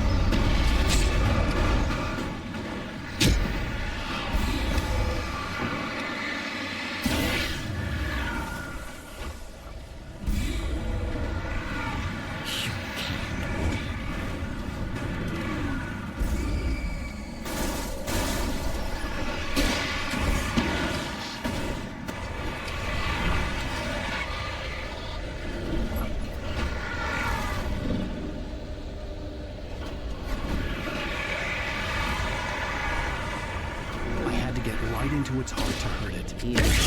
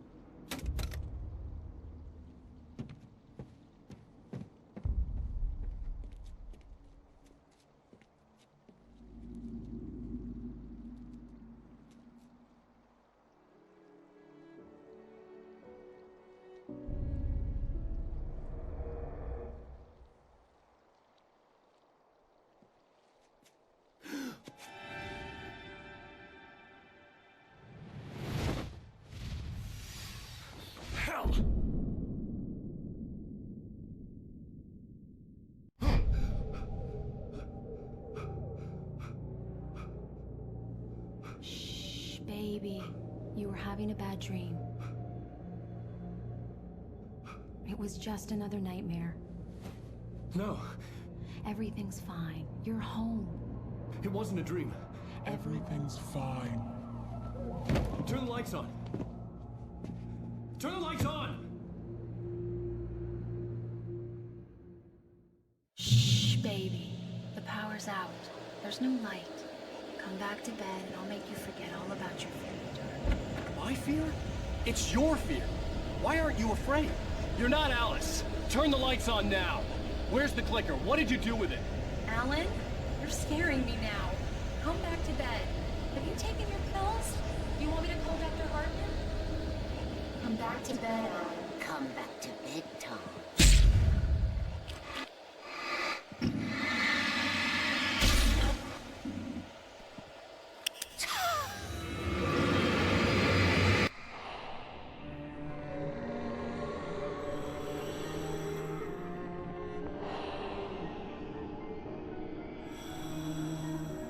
You must find your way to the cabin. It stands in your way. It won't let you pass. It has no heart. It's filled with darkness. You must fill its heart with light.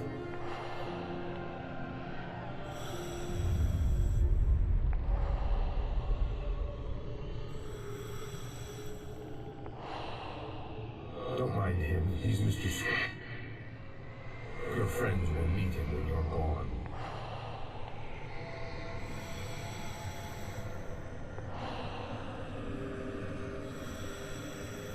Use the clicker.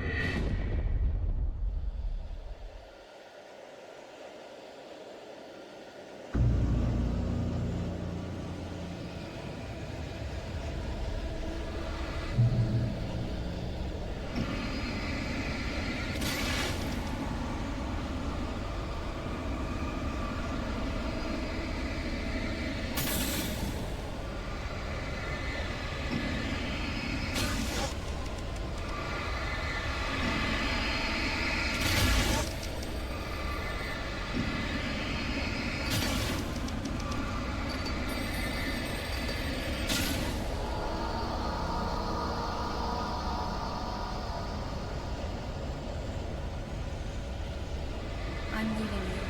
What? I'm leaving you. I met someone. I'm in love with someone else. Alice? No, what are you saying? You can't... You don't love me. How could you? You don't even love yourself. All you do is torture yourself with work you can't do anymore. No, I love you more than anything in the world. You're my muse. Who are you? What have you done with my Alice? Alan? What are you doing? Put the light back on. What are you doing, Alan? Stop! Put the light back on! It wasn't true. Nothing like that had ever happened. You're not my Barbara. Tom, let me go. I promise to be good. Please, untie me, you naughty boy. I will have you forget yesterday's. I will love you forever. No, you're not Barbara Jagger. I made a terrible mistake. I should have never written you back. You came back wrong. Your heart is filled with darkness. Put that knife away, Thomas. Put it down. Heart is filled with darkness. Cut it out. Take you back to the depths you came from.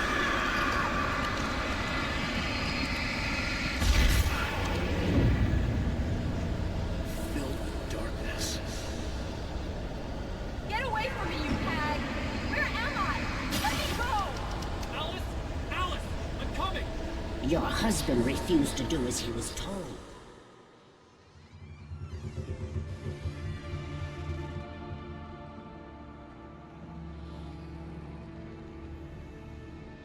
Now you will never get her back.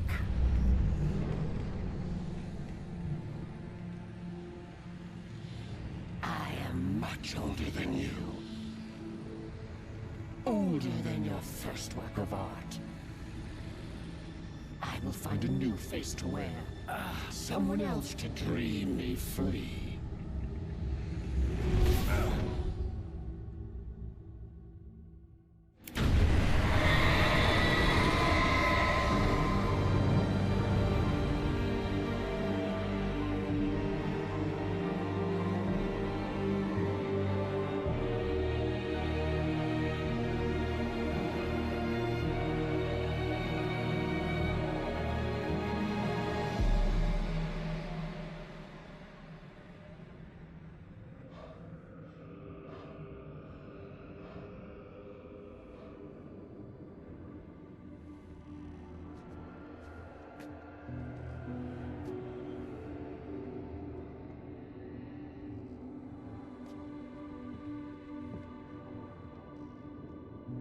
could feel Alice's presence close by.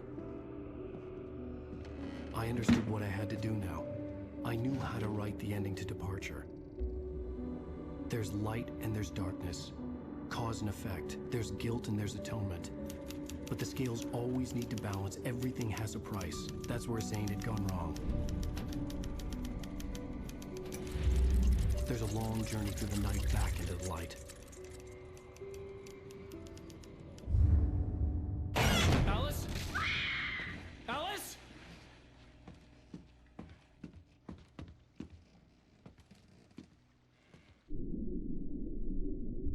Oh no!